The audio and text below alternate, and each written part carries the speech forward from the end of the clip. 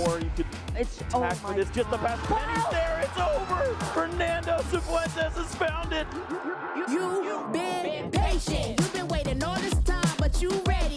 You've been putting in that grind, so let's go. Champions are hard to find, but you know the goal when you're ready to shine. Haven't heard of you, then they know. You got your sights set on that road. If it's time to battle them, then let's go. Cause you'll never stop. Show them what you got.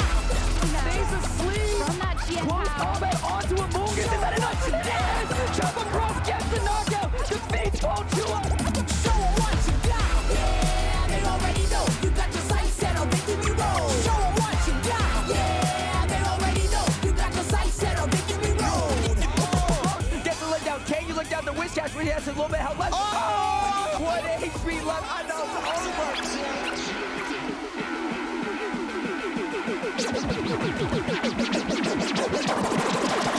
Show them what you got. Yeah, they already know. You got your sights set on victory road. Show them what you got. Yeah, they already know. You got your sights set on victory road. Put your hands Hello, Pokemon fans, and welcome back to the Sacramento Regional Championships. We're here in day 2, where the sun is shining brightly on all our Pokemon competitors here today. It's been an absolutely amazing day 1, and day 2 is starting up just as fierce. My name is Juancho Saldan, and I'm joined by the amazing Rusted Caribou. Boo, how are you doing today? I'm doing great. I was so happy to see it was sunshine this morning. It's been raining here in Sacramento, so that was a good twist, and I'm sure that sun's going to be shining on a lot of our players because they're running hot out there in the field right now. 100%. They're running absolutely hot. And let's go ahead and take a look at some of the top players right now in day 2. Oh, yeah, there are a lot here. I mean, we have a lot of 9-1-0s, 27 points that we're seeing out. We're going into our round 11 right now here in our day 2. So we're about to get a featured stream match for you all very soon. But right now, this is our Swiss rankings for our players sitting at the top here. As you can see, Ryan Antonucci right at the top. But I mean, he's followed by John Ang, Landon Caitler, who we got to see yesterday on our stream with that incredible Miraidon deck. And not to mention, there's a lot of Drago on this list as well, Juancho. Oh no, trust me, you throw a stone at the top tables, you're most likely hitting a Regidrago player. But you know what, we were talking about how it's shining brightly right now in Sacramento, but there are a couple of players here in this top 16 who wouldn't mind making it rain with the Goldango. Oh yeah, absolutely. I hope we get to see one of those decks because they are pretty cool. Yeah, 100%. And you know what? Just like we said, the action's already starting here. But before that, let's go ahead and recap the format of this tournament. Let's check it out. This weekend, the 2025 Regional Championships are bringing the electrifying action of the Pokémon trading card game to the global stage. Top trainers from across the world have gathered to compete for a share of over $125,000 in cash prizes, travel awards, and the all-important championship points that could secure their spot at Worlds 2025 in Anaheim, California. It's a 2-day battle for glory. Trainers kick off the weekend in Swiss rounds, with each match being a best-of-3 showdown. To advance to day 2, trainers need to rack up total match points to exceed the threshold for their division. On day 2, the pressure intensifies as the remaining trainers face off in more Swiss rounds to determine who advances to the top cut. After all Swiss rounds are completed, the top 8 competitors, plus all competitors with the same number of match points as 8th place, will advance into an asymmetrical top cut single elimination bracket. Win and you move on. Lose and your journey ends. Only one trainer will rise above the rest to claim the title of regional champion. Who will etch their name into the history books this weekend? And who will punch their ticket to Worlds 2025 in Anaheim? Don't miss a minute of the action. Stay tuned all weekend long to watch the battles unfold live. To stay up to date on future Play Pokemon events, visit pokemon.com/play. This is the prize pool that our players are going to be going for today. This entire weekend, this entire season. My name is Adam Watson, joined on the deck by Pablo Meza, and we're going to be breaking down round one for you. Yeah, we have a lot to play for. Those amazing prizes, $10,000 for the winner, but all the way down to top 32. There's so much to play for, Adam, and we're heading into round 11, right? Things are closing in, a lot of pressure to our competitors, and I'm excited for the round we're about to head into. Yeah, a lot of players made day two, but they still want to have a lot of wins, as many wins as possible, certainly to lock up their spots in top 8 and hopefully take this whole thing home. If you can directly qualify to the World Championships, that's going to be a huge load off of your shoulders, not needing to jockey for position in the top 125 rankings. Yeah, with the new system we have, you have to be on top of your game the whole season, right? Before you could get 500 and chill, Latin America 350 and chill, right? But now you have to keep up with your competition, right? And if they're doing well, you need to be on their level as well. And that's what we're seeing. We're seeing a lot of competitors, even those who have already qualified for Worlds, they're still continuing to play Travel the World in order to keep up with that prize race, to earn those travel awards as well for the World Championships. Yeah, some would say that they're in it for the love of the game. They love competition, but they have to make sure that they're staying clean and practiced for the entire season, as you mentioned, Pablo. Speaking of which, we're going to head right down to the table. Our next stream match is getting underway, so we're going to head over there right now. Have our players. We have John against Victor, Charizard against Goldengo. I know a fan favorite. To have a lot of people out there who are Goldengo believers, and we have Victor representing them all, combined with Togekiss out of all Pokemon. This deck, we've kind of been whispering about the idea of this new deck with Togekiss taking some additional prizes here and there with, of course, that new A-Spec Energy Surge Pro. Really has a lot of Goldengo players reinvigorated on the deck. They really think that this was the missing piece. We saw that it could take big knockouts, but would always run out of fuel, sometimes in the mid game, sometimes in the late game, to take those final prizes. Yeah, but that Energy Surge Pro does exactly that. It powers up Goldengo for that big first hit, gets to thin the deck by like 6 to 8 cards sometimes, which is huge, and gives you enough firepower to get that big first 1 KO, and now all your energy are ready to be recovered for superior energy retrieval for the next few turns. So Energy Surge Pro definitely gave the deck new life. And now with Togekiss, sometimes you can end the game with just 2 big knockouts instead of 3 or 4. The idea that players would send up single prizes, try to frustrate you and throw you off that map is maybe out the window. Sitting across from this deck, however, is going to be John Bielik on a pretty standard Charizard list. This is a deck that everybody agrees is strong, but it's just a matter of, is it the right tournament for it? And Charizard did pretty well in the lower age divisions in LAIC, and it's still going strong here for Sacramento. Now we are seeing some pretty key prizes, especially that Radiant Charizard for John. Has that fire typing that the Terra Charizard doesn't have, right? And Goldengo is weak to fire, so having that locked up in the prizes could prove to be a detriment for John. However, Victor can definitely cope with that thanks to the Togekiss, but overall, that Radiant Charizard could prove key in this matchup, along with the Thorntons for both players. That means there's going to be less utility with what you're going to be able to swing with. If a Pidgey gets knocked out early, there's going to be no chance to Thornton back into it to get Pidgeot EX. So the prize cards here seem decent for both players, but could result in some very volatile gameplay and some swings later on. Would certainly be influential as we see both players get started. And fun fact for both of these players, they play at locals together, so I'm sure they're both familiar with each other's decks, each other's strategies, and we see no Charmander bench by John after a underwhelming turn 1. Just a Duskull. I couldn't even get a shot of the hand there, Pablo. A Fire Energy, finally a couple Night Stretchers. And Victor, meanwhile, starting off Gimmighoul and opens with Hisuian Heavy Ball to take a look at what's in the prizes for him. I'm gonna find those key resources, that copy of Rare Candy, which he does play too often in order to get that Togekiss out. So pretty good preparation right there. The chance of pricing both is pretty low. So if you price one, you still have the other resource, not being greedy at all. Fortunately for John, you know, Golden Go EX is still an evolution deck, so you have a little bit of leeway here before the floodgates open and the rain comes pouring in, certainly. Yeah, all these coins about to get dropped on this poor Pidgey next turn. And unfortunately for John, like, I'm pretty sure he doesn't have much to do next turn. I didn't see an Arven or anything like that to, like, really push through.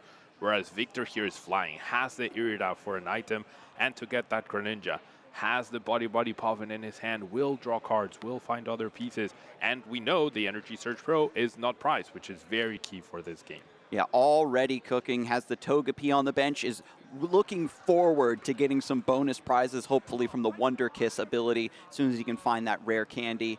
And now with the Earthen Vessel, is going to be combining this with Radiant Greninja to draw some more cards this turn. It's going to be up to John's next draw to really keep him in this game, it looks like. Concealed cards finally used, and just another energy and Pokestop. I don't think Victor's even going to want to play the Pokestop.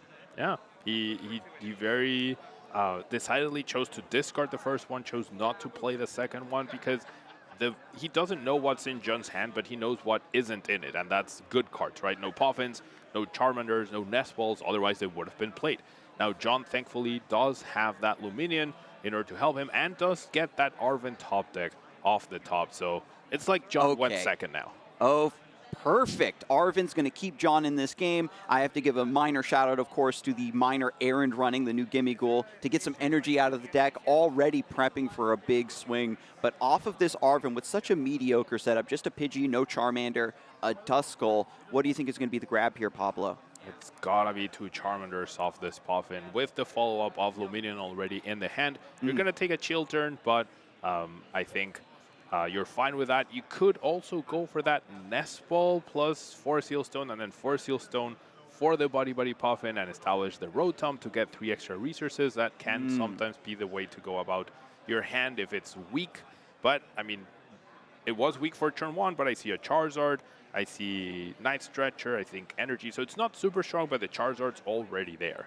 I think it just certainly comes down to how much pressure John is feeling. Like, what's he sensing from his opponent? Is there going to be a Golden Go EX? We see right now there's none in the hand. We have one Ultra Ball, and coin bonus could really shake that up. All right, I actually like this. We have the Luminion, so we're going to Force Seal Stone for Pidgeot, and then the Pidgeot will quick search for that Body Puffin. So establishing your Pidgeot, obviously pretty good.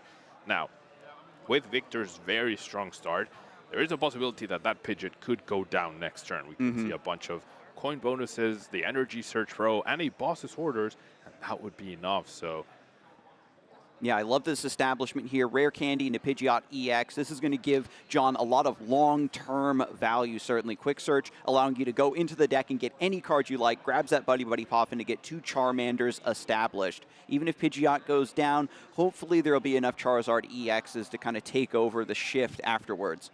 Yeah, and that's pretty great. You transform your Forest Seal Stone into a Pidgeot, right? Which is, Forest Seal Stone gets you any card once. Pidgeot gets you any card once each turn. So definitely a worthy trade-off. Knowing when to use your Forest Seal Stone or for what resource can be very key to play these Pidgeot resource-intense decks. And John playing it perfectly, and it's no wonder why he's at 802 in round 11. And furthermore, John has that Professor Turos scenario in the hand, if I recall, so he's going to want to scoop up that Luminion down the road, really force difficult knockouts from Victor. We talked so much about how Golden Go has the ability to get a lot more energy than it could previously, but still, hitting that 330 HP is going to be a tall order regardless. Very tall order, a lot of energy is required. Charmander just goes into the active after Pidgeot retreats. And a pass. It's back over to Victor. Right, so definitely Victor has a big advantage here. However, I think his hand is a little underwhelming. Finally has to go for Pokestop, and 3 Pokemon discarded off the top. That Togekiss, the Goldango, and now it comes down to his Greninja. I see an Ultra Ball in his hand, but it's not ideal.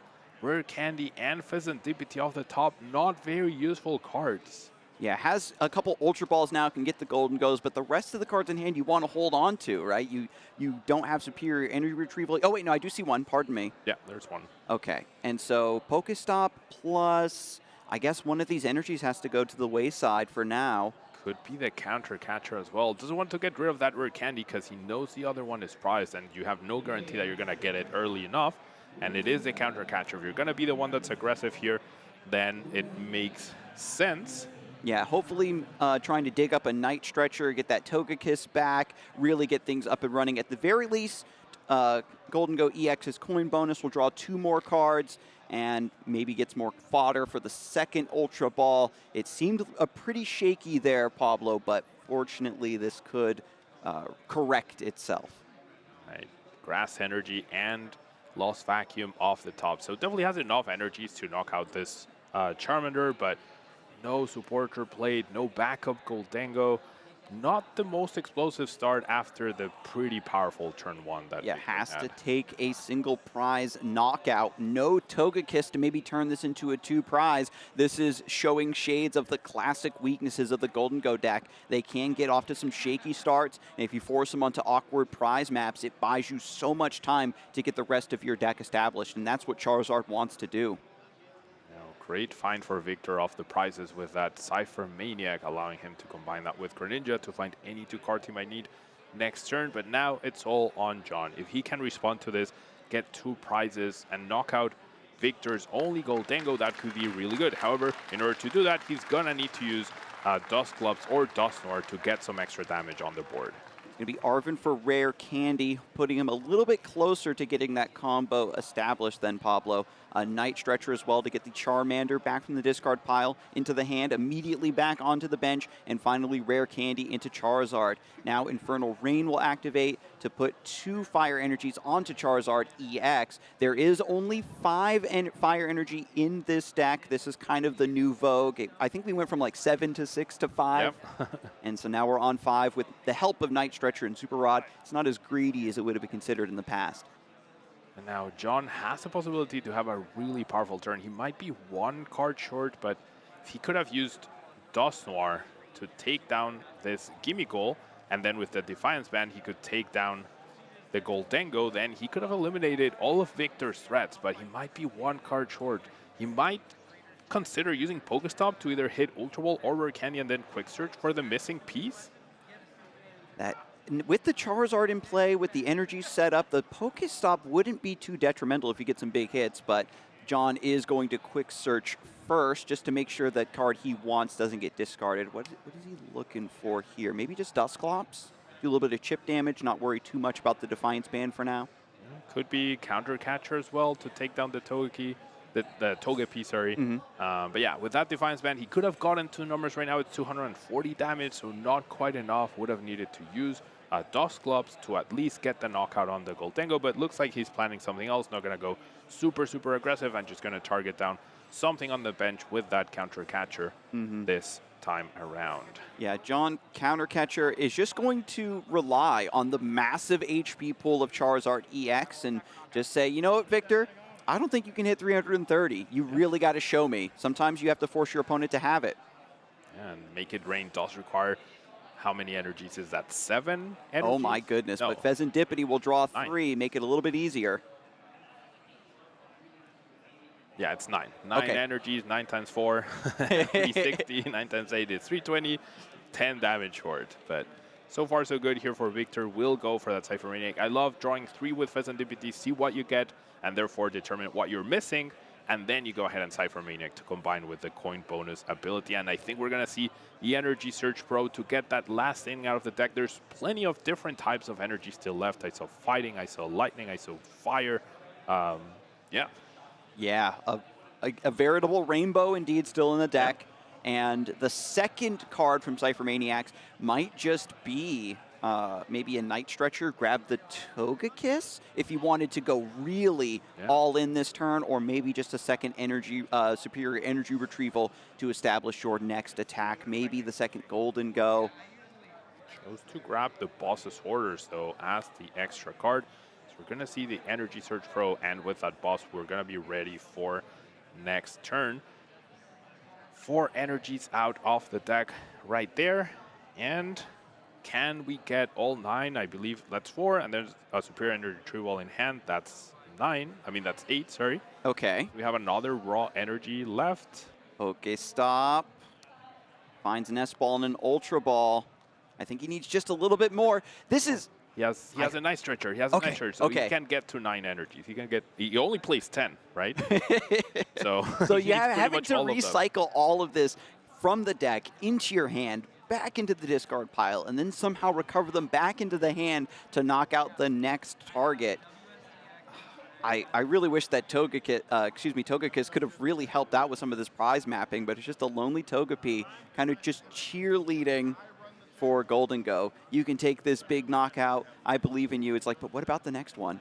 All right. I mean, I must be seeing something wrong in the Ultra hand. Ball. There's the Togekiss hitting the board, though, so if we get this knockout, we can flip to get an extra prize card.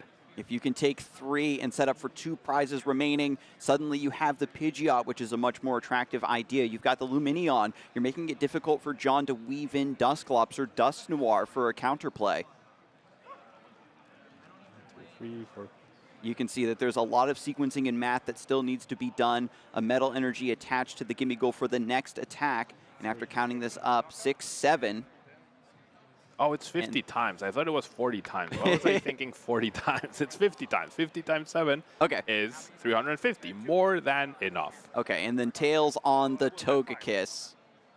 He's still sitting pretty, folks. 3 prize cards remaining. Really unfortunate having to knock out Charmander first and foremost, but all it's going to take is one more Wonder Kiss to close out game 1. On average, you get 2 coin flips. One of them is tails, one of them is heads. Seems like a pretty good game plan here for Victor, so you don't mind that single prize knockout in the beginning too much. And John still has that Radiant Charizard prize, so can't even try to disrupt this by taking a knockout on this Goldengo with the Radiant Charizard in order to disrupt Victor's prize map. Has to commit to another Charizard EX. There's no Hisuian and Heavy Ball to unlock that Radiant Charizard from the prize cards. These Charizard decks are now fully focusing on consistency with 4 Nestle, 4 Body Puffin, 4 Ultra Ball, 4 Arven. Very little room for utility cards like that one. And with Golden Ghost 260 HP in the active, still needs that extra help from the Dusclops or Defiance Band. Finally finds it here, has Quick Search, Charmanders are ready to go. Now, has already committed the Quick Search and doesn't have either Rare Candy or Charizard, so now needs to find those 2 cards raw off of this on first stamp that's about to happen. I would have loved to see an attachment of the energy there just to put 1 less card back in your deck. If you don't get exactly Rare Candy Charizard here, you are in a world of trouble. Yeah, and you know that you're going to be swinging with the Charmander with the Defiance Band on it, so you can confidently just use your attach for turn there. Furthermore, didn't play any Professor Turo scenario, so the Luminion is going to stay in play as a target. Still looking for another supporter of some kind off of this draw. Big 5 cards. I see the Charizard, no Rare Candy, but we do have Pheasantipity in the hand as well, and there's a possibility of spinning the Pokestop as well. So we can see potentially 6 more cards looking for that Rare Candy. Big 3 cards here on them. Show me Rare Candy. Nothing yet. All right, Pokestop, let's go. If you miss a beat here as John, you can retreat the Pidgeot into a Charmander, try to buy yourself another turn, but it's going to come down to Victor having the tempo or a window of opportunity to grab Pheasantipity or Luminion and get a clutch knockout with Wonder Kiss. And Ultra Ball to thin the deck further by 1 card, and if he had spun Pokestop, he wouldn't have found the Rare Candy. So there are only 2 left, right? 2 have been used on the first Charizard and the Pidgeot. So we're going to have to see, can this Pokestop find exactly Rare Candy? Charmeleon grabbed off of Ultra Ball. Take that out of the deck, certainly. And at the end of the day, after the unfair stamp, I haven't seen what 2 cards Victor got. Oof, and no Rare Candy. So there's not going to be an attack here for John, almost sentencing this game. I mean, if he pushes a single prize Pokemon, should be fine for him. But if Victor just finds boss and enough energy, that Luminion requires only 4 energy. It's going to be a counter catcher to bring up Pheasantipity. So now Victor has to get the Golden Go back into the active. Notably, coin bonus draws 2 when Golden Go is in the active spot. When on the bench, it only draws 1. Only 1 extra card. Does have another Goldengo. Starts with the Pokestop. Manaphy gone, that's fine. The Cypher Maniac, I mean, you want boss this turn, so it's fine that you lose that for now. I don't think there's any energy left in the deck right now, so has to dedicate Night Stretcher to retreat potentially, and finds the Cypher Maniac, but that's not an out. Now that because you'd have to play the Cypher Maniacs to get the boss and then just draw it from the second Golden Go EX. Victor might be willing to give up on his potential win this turn and just establish the resources he's going to need to get this energy back from the discard pile. Now, we saw this last turn, we're going to see it again. Does go for that boss's orders, just keep it in hand, have it ready to go to make sure you have the guaranteed win next turn. And with 2 gold Dengos now established, whichever one goes down, the other one can just take down that Luminion for a single superior energy retrieval. So I think Victor's lining up perfectly to secure the end game right now. The prize lead is more substantial in Victor's favor, and just the constant threat of Wonderkiss taking an extra prize when you can't really count on it makes it frustrating for John to navigate this, because he's still got to take 5 prizes somehow, and he's sort of living on borrowed time at this point, especially because of no Radiant Charizard. Actually swinging back on the Golden Go EX is pretty difficult. Was a few cards short there. Didn't want to get rid of too many resources off of that superior energy retrieval, so dedicated the Night Stretcher to draw 2 more cards instead, and now keeps the boss in hand. Needs to recover some energies to get the KO on this Charmander. The coin flip now will matter way less for Togekiss, but you would definitely welcome a heads flip to get that extra prize card and extra resource out of the prize card, especially with a superior energy retrieval locked in there still. And just by setting yourself down to 1 prize card remaining, you're taking the Dusclops, the Dusknoir off the table, which I think by this point, the, Burning Darkness is still going to be hitting for 1-shots. And there is indeed the heads. Wonderkiss finally coming through. Wonderkiss for an extra prize card. It is indeed that superior energy retrieval. Otherwise, it would have been just a Buddy Puffin. So Victor has game in hand. Can John disrupt Victor enough, establish that Charizard, and run away with this game? It's not looking great, Adam. Yeah, the unfair stamp has already been used. Couple Ionos available. That's going to be the best bet then off of Quick Search. Has to Super Rod first, of course, to put the fire energy back into the deck. Evolves the Charmeleon into Charizard EX to attach those energies immediately, and finally goes for Quick Search. 1 Iono here to set Victor down to 1 prize card remaining, but coin bonus still going to be coming through potentially with at least 1 prize drawn, and maybe even Fezidipity drawing a few more cards from the deck. Now, the issue for Victor is going to be that the boss's orders will be at the bottom of the deck, because he did search for it right now. So he will need to find a way to shuffle the deck off of the Iono, and this is where maybe that extra prize card ends up being hindering a bit, because you're drawing 1 less card after taking the prize from Wonderkiss. Very true. Gets 1 card. We don't see what it is yet.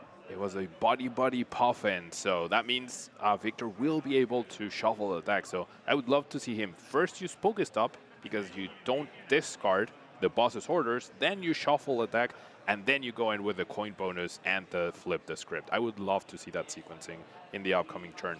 But John definitely in this game, for sure, still needs to attack 3 more times in order to win, but if he can deny the resources for Victor, that Charizard is a tough wall to take down right now. Has kind of already expended all of the opportunities of just promoting a single prizer, trying to stall and buy turns. Now it's going to come down to, okay, now Charizard EX is in the active. Do you have boss? Do you have the means to recover energy with only 1 card drawn off of Iono plus a bit more? Collapse Stadium finally coming through to kick Luminion to the discard pile.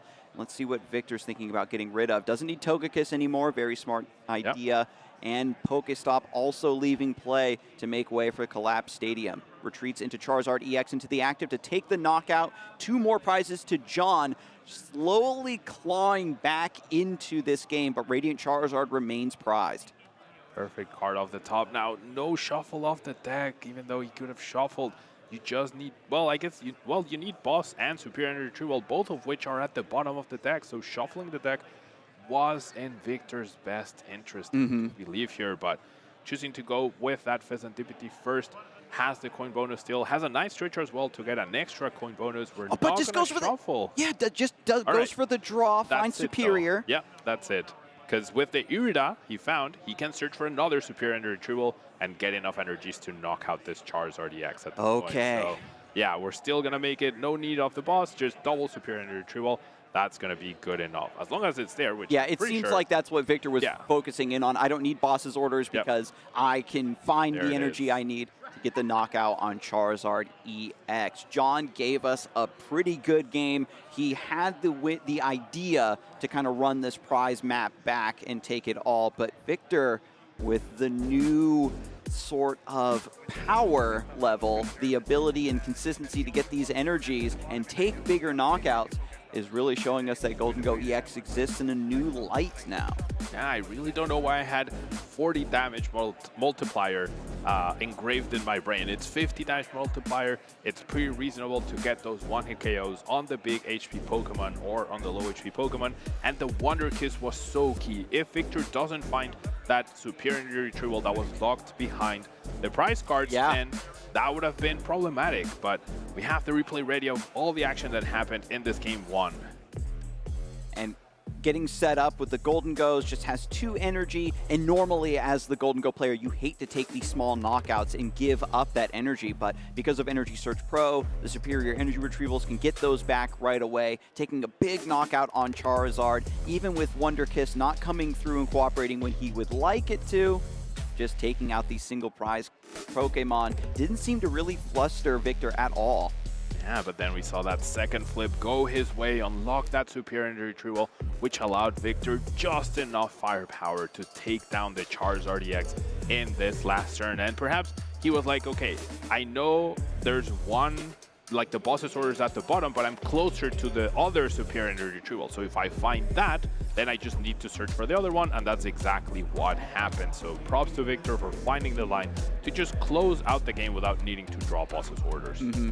And I do have to remind our audience, right? John had Radiant Charizard in the prizes, which really helps out with this matchup to take these return KOs. Whereas Victor, you know, going into game 2, potentially game 3, if Energy Search Pro ends up in the prizes, then he is going to struggle to take knockouts, especially in the mid game where it's most important. And I think Goldango right now is the best example of what Surging Sparks is doing to the metagame. It brought new tools for decks to really upgrade them, right? Goldango had gotten some pretty decent results, got top 4 at LAIC just last weekend, but now this version seems more streamlined. You have the Energy Search Pro Search, and you also have the Togekiss for extra prizes. But wow, was that a draw pass by John once again? Another slow start. Has Radiant Charizard, but you really don't want to see it in the active, especially this early in the game. Victor's going to just chill out with the Gimme Goal start in the active, has access to minor errand running. If we look at the prizes now, Thornton still off the table for Victor, losing out on a couple Pokestops as well. That could be pretty detrimental later on. And 2 energies locked for John out of the 5 he plays. It's could be tough, especially because they're at the very top. And this deck doesn't play any way to shuffle the prize card. So playing with only 3 energy for the whole game when Charizard needs exactly 2. And if you want to use an early Radiant Charizard, you probably need to dedicate 2 or 3 to it. It's going to be very difficult for John here. And I also want to give a quick shout out to the Clap Stadium being prized. That was so key to remove the Luminion from play and maybe throw off Victor's bench a little bit. Hopefully it won't come into too much of play, but with the Nest Ball, Victor does grab Radiant Greninja and then Concealed Cards to draw 2 and picks up Irida. Very beautifully done. And just going to grab an item card, of course, Buddy Poffin, get a couple more Gimme Goals, or maybe that Togepi. I believe it was in the hand. Just figuring out where he wants to go with this bench. Double Gimme Goal. The more Goldangos, the better. Exactly. If you can get all 3 in play, you're drawing so many cards, makes it difficult for your opponent to disrupt. And finally, an attach return onto the active Gimme Goal and minor errand running to search the deck for 2 energy cards and add them to the hand. Winning the coin flip right now is so key at Adam, and it feels like both times that John is going first, it has been to his detriment, and now it's Victor just flying through, not having any sort of disadvantage, right? Not being threatened by anything from John, and now John needs to slowly but surely establish his bench, the Charmander, the Pidgey, and now because Victor had a whole turn and can evolve and threaten, he might not even be able to bench a Charmander and Pidgey. Might need to go for double Charmander just in case one of them does get KO'd. And this is on top of needing to expend the Luminion and the Forest Seal Stones so early in the game just to get a foothold. You would love to save these resources to react to what your opponent is doing. That is when Charizard is at its strongest, when that and Pidgeot allow you to react. But now with Forest Seal Stone being used, Star Alchemy to search through, indeed, is still thinking about going for a second Charmander here. Has Pidgey, Charmander, Forest Seal for another Buddy Poffin, and I don't even know if John wants to stick to the Duskull plan for this game. Yeah, the Togekiss really puts a big dent on any Dusknoir plans, right? Any bonus prize you give your opponent with Curse Blast can be to your detriment because Wonderkiss is so strong, right? Any heads flip just completely throws a wrench to your prize mapping, as you mentioned earlier. And it's just going to try to play even more straight up and straightforward with the Pidgeys and the Charmanders to get this, game plan established. Get the Charizard EXs in play. Hopefully get this Radiant Charizard out of the active spot soon, and then come swinging right back in later on when he's most needed. Just another pass. It's back over to Victor. Golden Go EX evolves immediately in the active spot and coin bonus to draw 2 cards. Already have their Rare Candy and Togekiss in hand, so this Radiant Charizard could end up being worth 2 prizes at him. That would be so huge. That's extreme. A second Golden Go found, another coin bonus for another card. This deck loves to draw, loves to have so many resources, so many options, and it's only a matter of time before Energy Search Pro is found. Rare Candy for Togekiss, Wonderkiss online. Hopefully 2 prizes for Victor off of knocking out Radiant Charizard. 160 HP means it's going to be a 4 energy swing. He might be able to pull it off, Pablo. Now, I think he might be 1 energy short, though. Oh, no, he has 2 energies in the discard pile, 1 in hand. That's 150 damage, not enough to knock out the Radiant Charizard. So, does have the Iron Bundle, which I would imagine if he plays that down and uses it, John might have to promote any of the single prize Pokemon, not wanting to potentially give a Luminion for 3 prizes.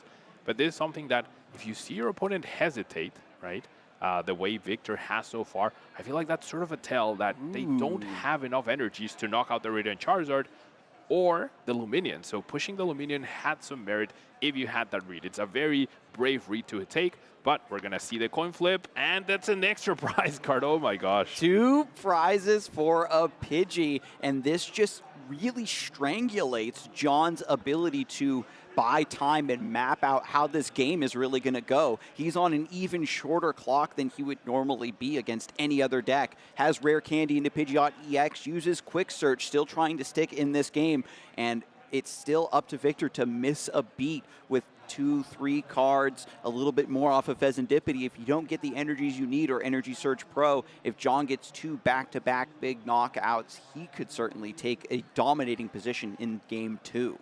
Now, the downside to taking that extra prize card for Victor is the fact that Defiance Band is live and Rare Candy Charizard is now doing 240 plus the 30 from Defiance Band from being behind. That's enough to return KO the Goldengo and really put a lot of pressure onto Victor thanks to that bonus damage. So we're going to see a back and forth, but definitely the Victor has the initiative here, and as long as he can keep up the KOs, he should have a big advantage.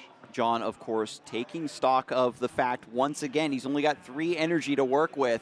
So this Charizard, if it goes down, it's going to be really awkward to force that scramble of finding a Super Rod and getting those back into the deck. Even preemptively attaches that 3rd energy to the Radiant Charizard, knows it's a much bigger part of this matchup, and then finishes it all off with an unfair stamp. All of those superior energy retrievals that were in Victor's hand waiting to go are now shuffled back into the deck, and he's going to draw 2. As well as the Pheasantipity, no more Pheasantipity, which Victor was very cautious at not benching to not be a target, but now could be punished for that because it's not in play to get extra damage on the board, so, or extra cards rather. Yeah.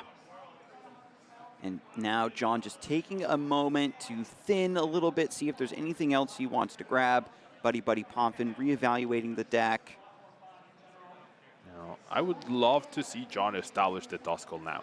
Because Victor has this current setup, if Victor ends up taking a knockout next turn on the Charizard and flips Tails on Wonderkiss, then that could set up game for John by playing Briar plus Rare Candy Dusknoir into a knockout on any of the bench Pokemon and taking 3 prizes off the Goldengo. So I love this establishment. really playing into the late game instead of going for the very obvious, oh, I'll get Serendipity down and draw 3 extra cards. Sure, you can do that, but this is saying I want to win this game as opposed to I'm just drawing more cards, see what happens after. Having Radiant Charizard certainly opens up so much flexibility with John to use Quick Search for other cards and not needing to find rare candies and Ultra Balls and Super Rods to keep the knockouts coming. But it's just right back over to Victor, has the Golden Go now in active spot for coin bonus to draw 2, coin bonus on the bench to draw 1 more, concealed card to discard the found energy to draw 2 more. We have Ultra Ball maybe for Serendipity to dig even deeper, Pablo. Yep, gonna establish that. Has the Cypher Maniac as well to combine to get extra resources and can go for that Energy Search Pro to get a full burst of energies. Look at all those different types available, Adam. That already lining it up. Yeah, that plus a superior energy retrieval could allow Victor to get a return KO right here. This is important to note that Victor does still need to find a Metal Energy on top of this to attach for turn. Cypher Maniac's code breaking for Energy Search Pro and Superior Energy Retrieval, just as you predicted, Pablo. And this is a little unfortunate, has to shuffle up and is going to immediately go right back in to grab those energies out because he is technically going to be drawing here with Serendipity. It's because of that third card, right? Otherwise, it's those 2 cards. Does find an energy, which is not ideal because that's one of the cards you were going to thin out of the deck anyways. Literally anything else would have been useful, but, I mean, obviously it's still part of the plan and should get Victor the knockout here. And now with the Serendipity protection, with the bonus, with the extra Goldengo rather, will potentially have a follow-up next turn. The big thing here is that Wonder Kiss ability. If it's heads, I would put John against the ropes. Just evaluating now the energy, seeing what I want to discard for Superior Energy Retrieval. Victor has Night Stretcher in hand, is going to use that to get the Metal Energy back potentially. No, just going to discard it for Superior. And that gets Metal, Grass, Fire, whatever you like. Yeah, you just need a Metal, and I think he's going to have just enough. 1 energy to attach, 7 energies to get the knockout because I can finally multiply by 5. And that's perfectly fine, Pablo, because not only are we doing some multiplication, we also have to do some probability calculation to see if Victor is going to be able to get an extra prize. Big coin flip here, big coin flip, and it's tails. All right, so Victor has had pretty even 50-50 coin flips, but now if John can piece all of this together and does have a pretty big hand, we could see Briar get played, Dusknoir KO, the Greninja that's right here, and then it has to be Charizard EX. Yes. Knockout the Goldengo for 3 prize cards. So step 1 is getting Serendipity out, draw 3 extra cards, see what other resources you can find to see if Pidgeot can find you the missing piece. But with the energies prized, does need to find Super Rod, double Rare Candy, Charizard, and Dusknoir. That's a lot, Adam. And John had pre-committed a Fire Energy already to this Radiant Charizard, thinking he would need to weave this in at some point. But now, with the Briar play looming, and this is the only time he'll be able to do it, you have to abandon the Radiant Charizard and go for the win to take this to a Game 3. We see John eyeing up the play, does have the Briar. Super Rod is there. Super Rod is there, but I don't see any rare candies. And so, like, you need 2 rare candies. Dusknoir, Charizard, and Briar. That's 5 cards. Even if Serendipity gets you exactly 3 of those 5, you quick search for the 4th, you still need the 5th, right? Unless there's a Charizard in the hand, then okay, sure. But like, it's so many cards, so many pieces. This Serendipity has to be the best Serendipity in the history of Serendipities. Let's go. Flip the script. Change your fate, John. 3 cards off the top. Give me the combo pieces. Boss's orders, 1 rare candy. Not what we were looking for. So it's going to be, I'm pretty sure, impossible to pull off at this point in time. Could still Briar for 3 prize cards. I don't think there's any other way to get more out of this hand. And the issue is, like, even if you give up on this, you Iono your opponent, knock out the Goldengo, they still have Serendipity, and they still have coin bonus, and the 2 cards they're getting. That's at least 7 cards on their top deck. That's 8 cards, right? Iono is a lie. Yeah, exactly. This is the kind of game state that really frustrated players dealing with Raging Bolt.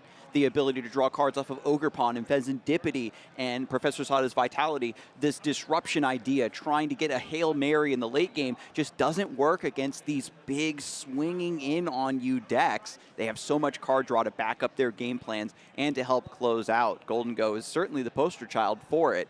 And furthermore, you know, Victor had a couple Pokestops in the prizes. There's no Pokestop to help John Bielik out of this situation either. And I mean, the Raging Bolt comparison that you were making is very on point, but I have to wonder, yeah, like looking at this live, is Togekiss what could bring Goldengo to a power level above Raging Bolt? Because you don't need to flip heads every single time. Even a single coin flip out of 3 tries that you get could be enough to turn games around. So I think even though we have a lower damage multiplier, we're an evolution deck, Togekiss could really bring Goldengo to a whole new power level. When it comes to dealing with decks like this that just want to swing in and take prizes, being able to promote single prize Pokemon has been the most consistent and natural way to extend the length of the game. And so Togekiss turning off that capability and keeping the game within the pace that it most excels at, I think you have a very strong read on the future of our metagame, Pablo. And Victor de Velasco, the player that you had picked out to watch, is showing us here live. Well, I think John's just going to commit to a boss KO on something. Could also just be counter catcher.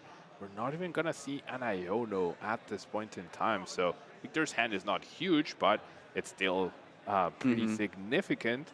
But like, as John, you can't not attack, right? You have to, and then you have to ask Victor, can you get 7 energies out of your deck right now, out of your discard pile? Right? It's going to be a repeat of what we saw last turn, right? Needs the metal energy to attach to the Goldengo, and then the rest of the energies to come through. Energy Search Pro's already been used. It was only 1 superior energy retrieval used so far. Yeah, so need to find 2, right? 2 superior energy retrievals is the goal. That can be achieved by Cypher Maniac, that can be achieved by just all this draw power that the deck has. A single Night Stretcher becomes 2 cards, and you already have 2 immediate cards with Goldengo and 3 immediate cards with Pheasantipity. You can even see Victor checking how many Night Stretchers do I have left. Already licking his lips, ready to take this win, take this 2-0 victory. And when it comes to Victor as well, this is the perfect moment where you can just put the Pokestop in play.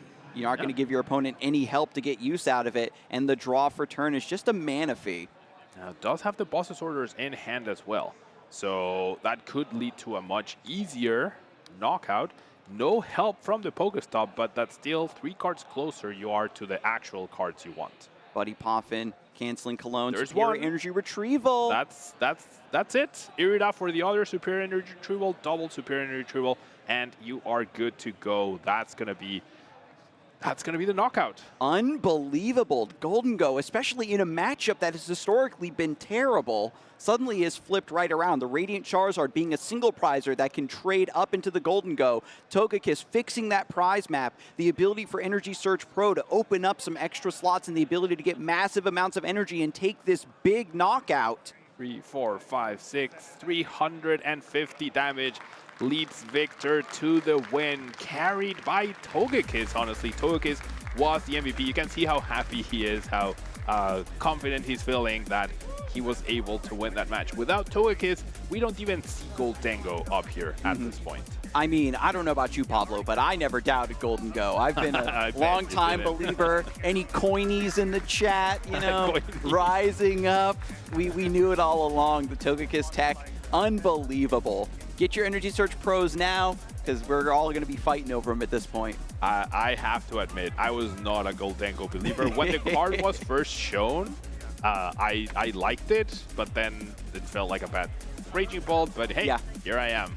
And now let's take a look at the replay of the match. What went down, which felt pretty one-sided towards Victor. Yeah, it was mostly that in both games, John got up to such a slow start. Had to go for Lumion and for a Sealstone just to get Pidgeot EX and get some sort of foothold. And once the prize race begins and players are swinging back and forth, Victor's just naturally going to be favored because of Togekiss. Getting these extra cards here and there, not afraid to expend a couple energy just to take single prize knockouts, and still turning single prize knockouts into 2 prize knockouts. Yeah, that extra prize in game 1, it didn't help in the prize map, but it helped in unlocking the resource that Victor needed to close out the game. And then in game 2, that extra prize card made it for a simple 2-2-2, even though you didn't take a 2 prize knockout on your opponent's Pokemon in the first turn. That bonus prize was so huge and allowed Victor to move on to 9-0-2. Yeah, John Bielik just ended up in a situation, right, where Radiant Charizard was MIA game 1. It showed up game 2, but just the way the game started to fall into place, Radiant Charizard was never in a great position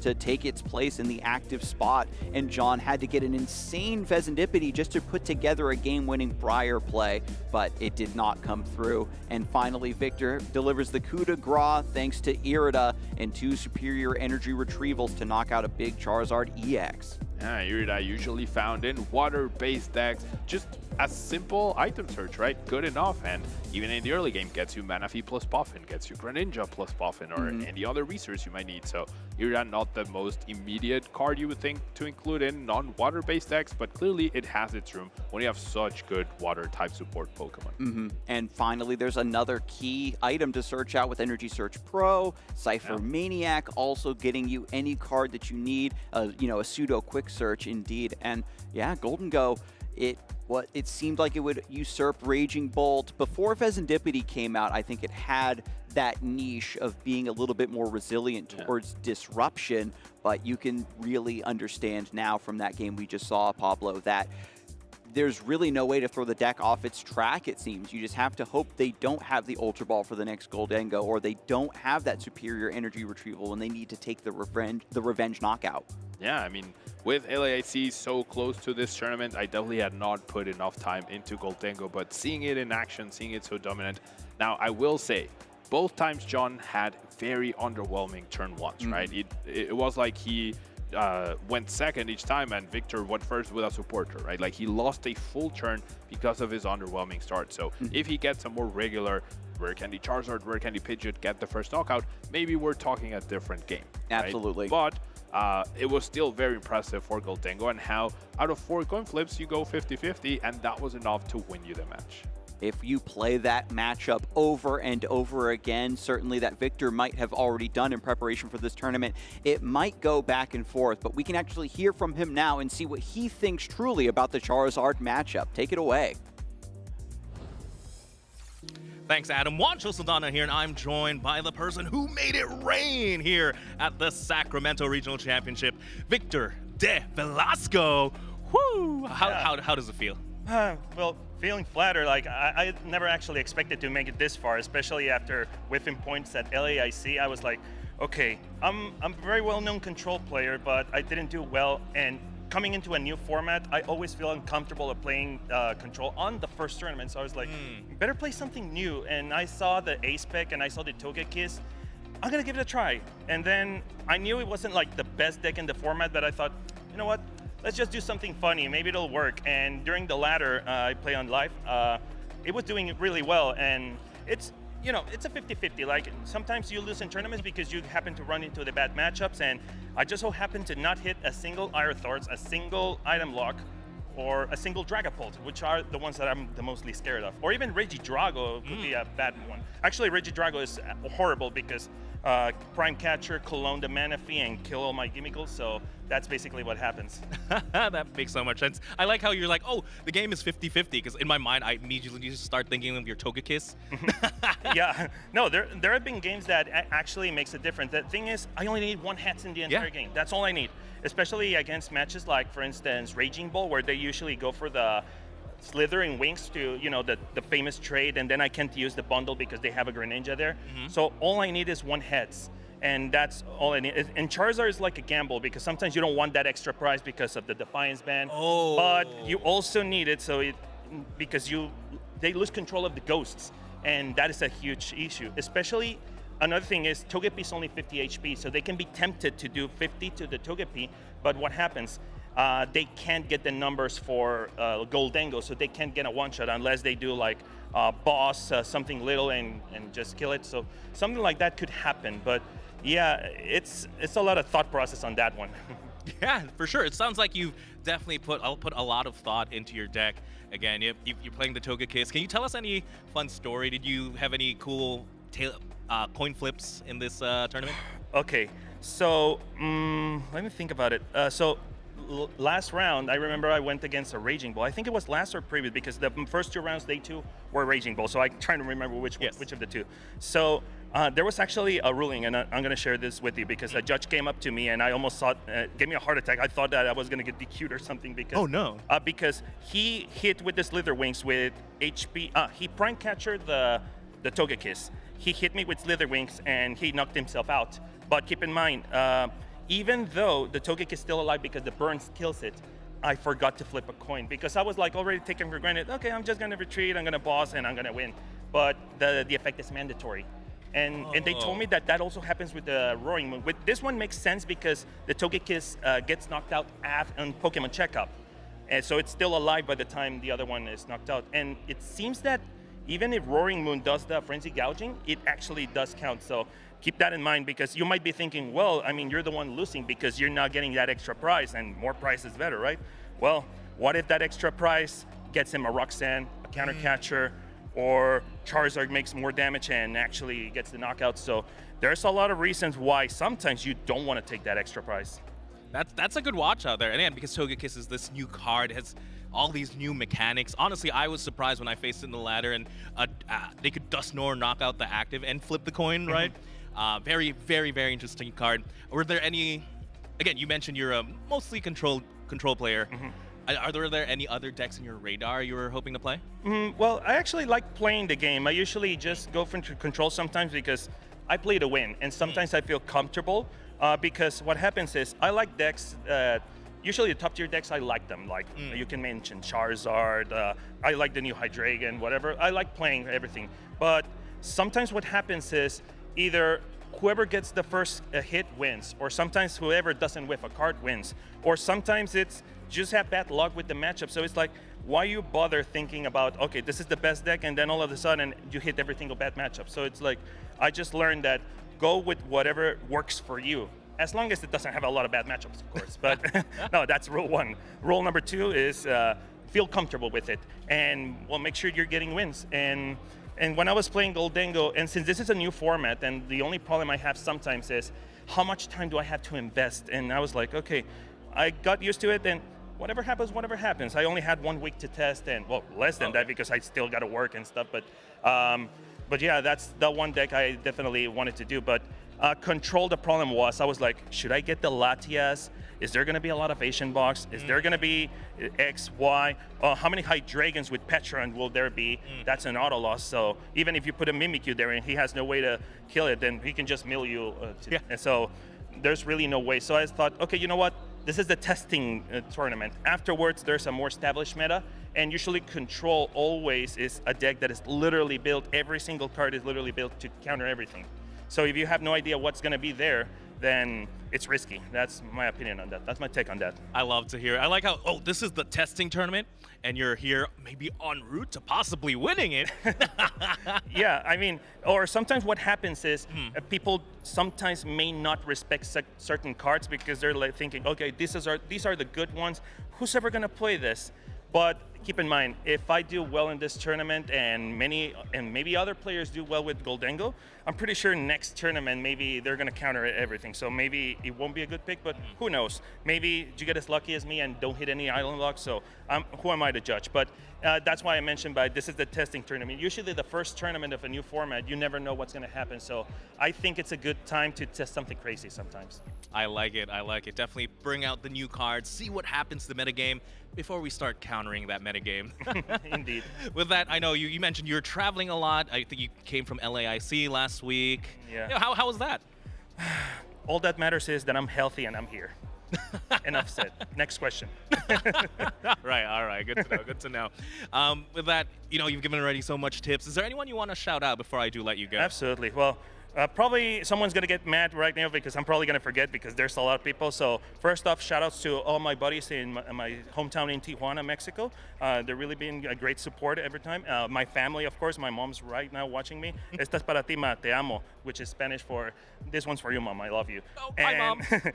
Also shout outs to the people from San Diego and the LA area because they're very close friends of mine as well. Shout outs to my current team, Shiny Secrets. Thanks to you for the support. And also shout outs to my former team, Brave Birds. I know I decided to leave, but you guys are always in my heart, and I will always be appreciative of what you've done for me. So thank you, all of you guys. I love to hear it. It sounds like you have so much to support.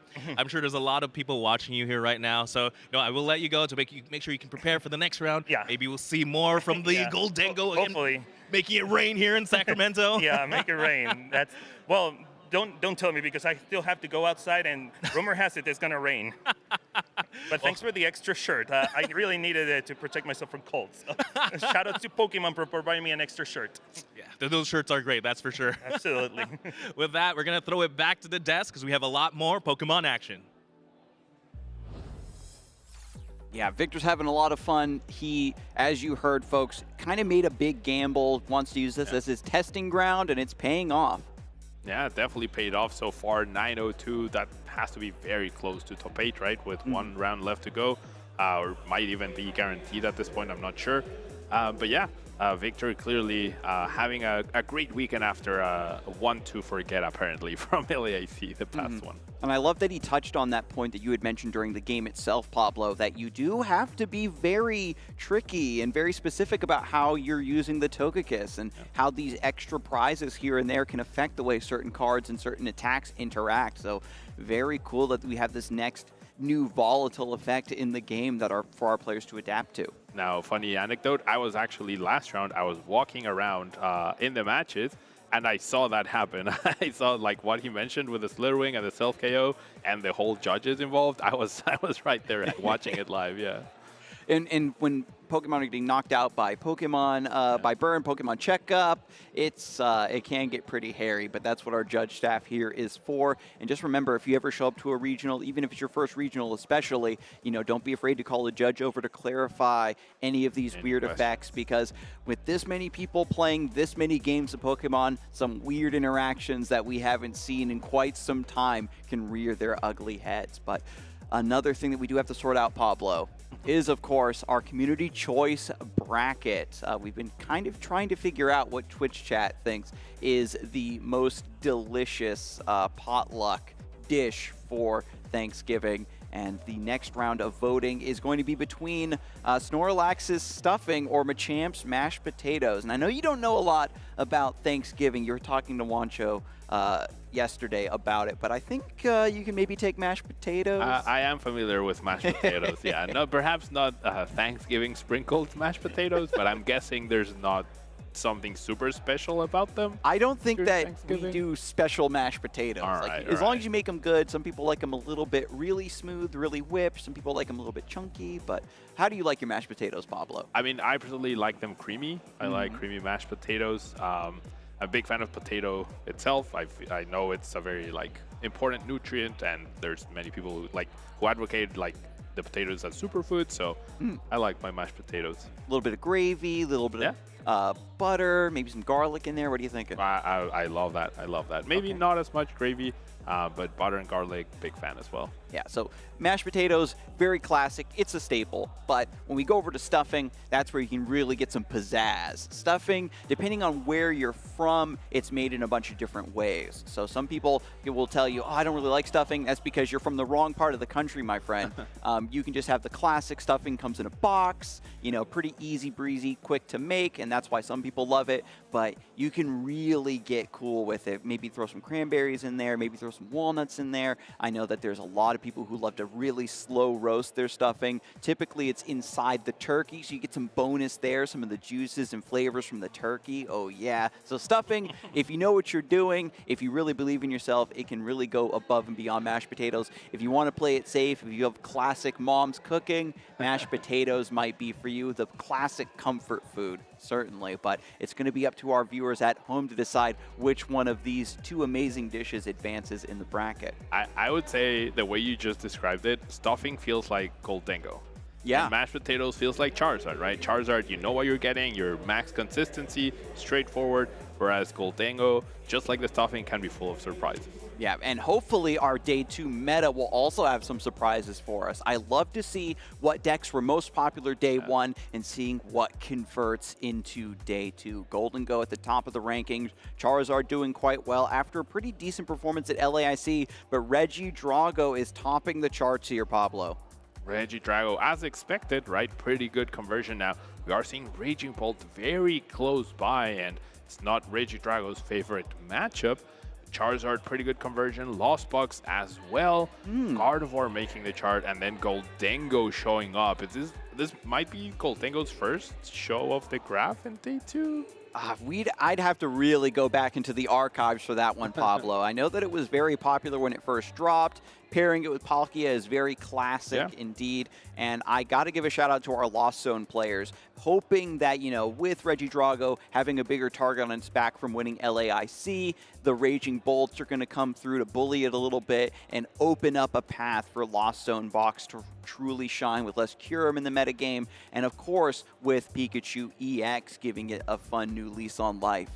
You have a sort of like interesting triangle where Regidrago beats Lost Box beats Raging Bolt beats Regidrago, right? So then whichever you pick, you're hoping to dodge one and hit the other. And Charizard sort of fits that bill as well. Charizard beats Lost Box, beats Raging Bolt beats Regidrago beats Charizard. So we have that interesting dynamic within the top 4 decks right here. And long gone are the days where Lost Zone was running Iron Leaves and stuff, trying to also beat up Charizard. The deck has been so underrepresented lately that Lost Zone players haven't really been accounting for it.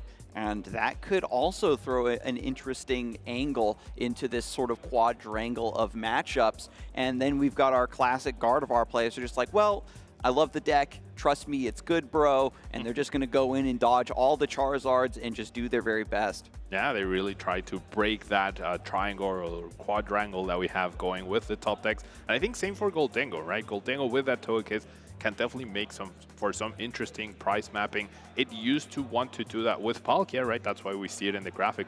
Palkia was a great partner to Goldengo. You only needed to play a bunch of extra energies in the deck to power up your attack. And they don't need to be specifically metal energies, therefore you can run some water energies and make Greninja a threat, so you have a different attacking option to get extra prices. But now, Togekiss does just that.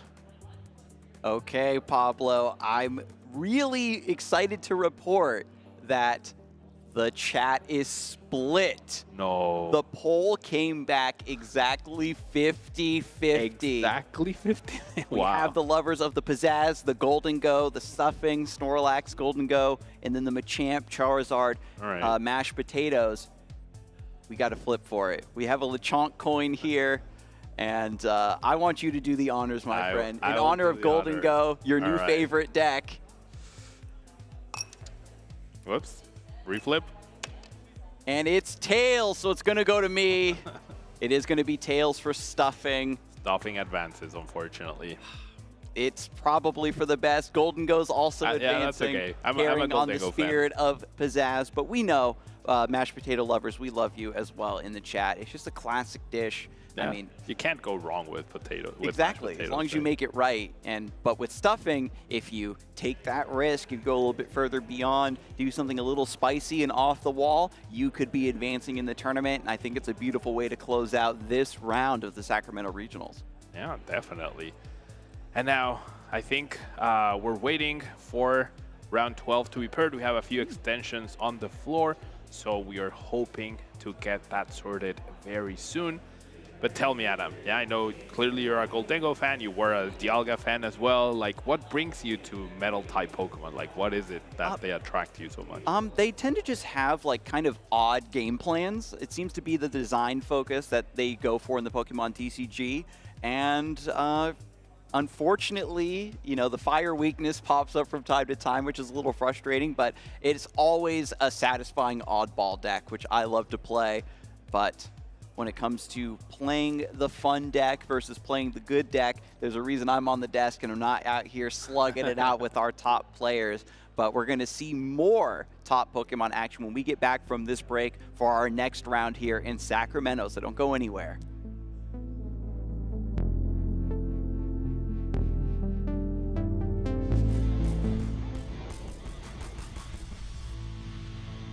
All right, I am here with Heidonis, Actual, and Elite, and I've got some awesome questions to get to know them just a little bit better. Heidonis, we'll start with you. Question number 1, what are you most excited for this weekend? I would say I'm most excited for hanging out with my chill friends this week, so it's going to be a really, really great weekend. Elite? Hayden kind of stole my line. I was going to say I'm excited to hang out with my friends. Yeah, I'm ready to have fun this weekend. Well, we know you're both just a couple of really chill guys, so that's going to go really, really well. If you could be a Pokemon, which one would you be, Heidonis, and why? If I could be a Pokemon, I would be a Charizard because I could fly. Yeah. If I could be a Pokemon, it'd have to be Darumaka. It's just the way it jumps. It really, show us. yeah. Yeah, I'll show you. Look. All right. All right, both fire types. I can dig it, though. I can dig it. Question. All right, next question. What is your favorite competitive format of all time? That could be Go Battle League. It could be Play Pokemon. Your favorite meta, if you could call it that. Heidonis, you're up. I would say Open Great League. So, yeah, play Pokemon. I'm the exact same. Open Great League, play Pokemon. Awesome. Next question. What is the coolest Pokemon you have ever caught? Probably Darumaka. Shadow? Shiny. Oh, wow. That's awesome. What about you? I'm going to go different here. I'm going to say it's Beware. Beware is definitely the coolest Pokemon that I've ever caught. Beware is super cool. Does have superpower, stomp, and a bunch of other awesome moves. So this is a question for each of you. Heidonis, I know that Elite already gave his answer, but if he was a Pokemon, which one would he be? I mean, Darumaka fits him perfectly. He did the dance pretty well. He did the dance pretty well, I would say. We're one and the same. Yeah. How you do it? Wait, what would I be then? After doing that dance, I got to say you're going to be a Darumaka, too. All right. Oh, Galarian. Yeah, you could be the Galarian. Because I'm a chill dude, ice. Yeah. Very good, very good. Okay, Sacramento is the city of trees. So what's your favorite grass-type Pokemon? Elite, we'll start with you. First one that comes to mind is Rowlet. I think it's just a cute Pokemon. Maybe like a little bit industrial vibes too, so I would say Ferrothorn. Ferrothorn, nice. I like the grass and steel typing. Does not like Talonflame, though. Next question is, what would you say to your future self if you win this weekend? Heidonis. I'd finally beat Elite. California King. Yeah. I would just say good job. Good job, me. I did it, me. Yeah, short and sweet. Wow. Okay, fair enough. All right, next question. Would you rather A, win one regional per season but never hit Legend in Go Battle League, or hit Legend every season in Go Battle League but never win a regional? I'm going to have to go with option 1. I mean, big prizes, so yeah. I personally care much more about regionals than I do about Go Battle League, so I'm going to say win a regional every season. Awesome. Good answers. We are in agreement. If you could only attend one international championship per season, which one would it be? I've only been to NAIC, but I'm going to say EUIC. So I was going to say the exact same. I've been to NAIC as well, but I have a lot of friends in EU, and I love to meet them. What about you? It would be LAIC, for sure. Oh, wow. The crowd is insane. If you haven't been, you really should go. We filmed a whole segment on it. NAIC is getting neglected here. It is, it is. But LAIC is the first one and also the most hype, so Yeah, that's true. That's just my opinion. Okay, final question. Who is the best player in the Pokemon Go Championship Series? I'm going to say Elite. Should I say myself? No, I'm going to go with my good friend, Lyle Jeffs III. So I'm Felipe Mazo, mostly known as Baby Mazo, and I'm from Brazil itself. Oh, it's a lot of fun because finally, after 3 years competing, I get to compete in Brazil and get to know a lot of the Brazilian crowd, which is probably, as many people have seen who have come to the LAIC, the loudest by far in like every region. My first Pokemon game was Pokemon Stadium, but as main series go, my first game was Pokemon Diamond. My favorite Pokemon is Annihilate. I always liked Primeape. Now he gets a third evolution. He's like this brute, ghost, angry, fighter. So awesome. I always liked fighting types. I'm one of those guys.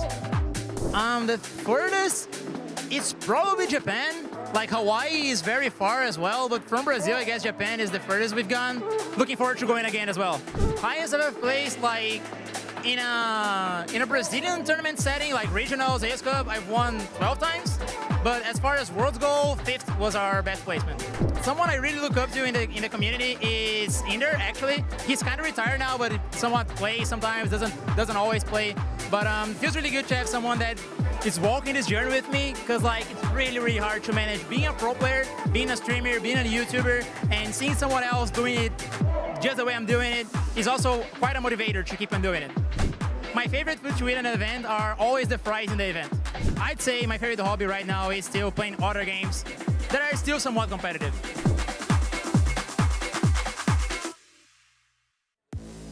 Welcome back in, Pokemon fans. We are here in Sacramento for Championship Sunday. We still have a lot of Swiss rounds to work through, but we are getting the next one underway for you beautiful people at home. My name is Adam Skarzik Watson on the casting desk with Pablo Tablemon Meza.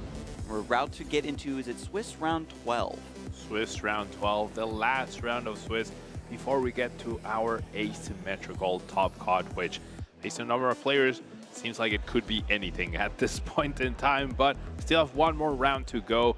Lots of win-and-ins gonna be played. Lots of people figuring out if they want to intentionally draw with their opponents or if they want to play it out to get a higher seed to potentially avoid playing the asymmetrical top card that we might have.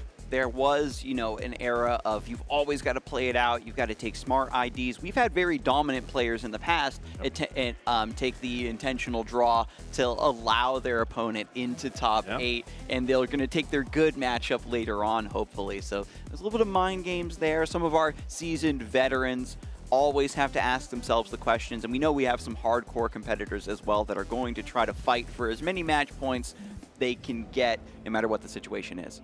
Yeah, and I do believe we have our standings to take a look at, right? See how our players are looking, see where they're at, and how they're faring in the tournament. Yeah, with the Swiss rounds almost concluded, these are the big names that are most likely going to be in top 8, or at the very least, the asymmetrical cut. Anyone jumping out at you specifically, Pablo?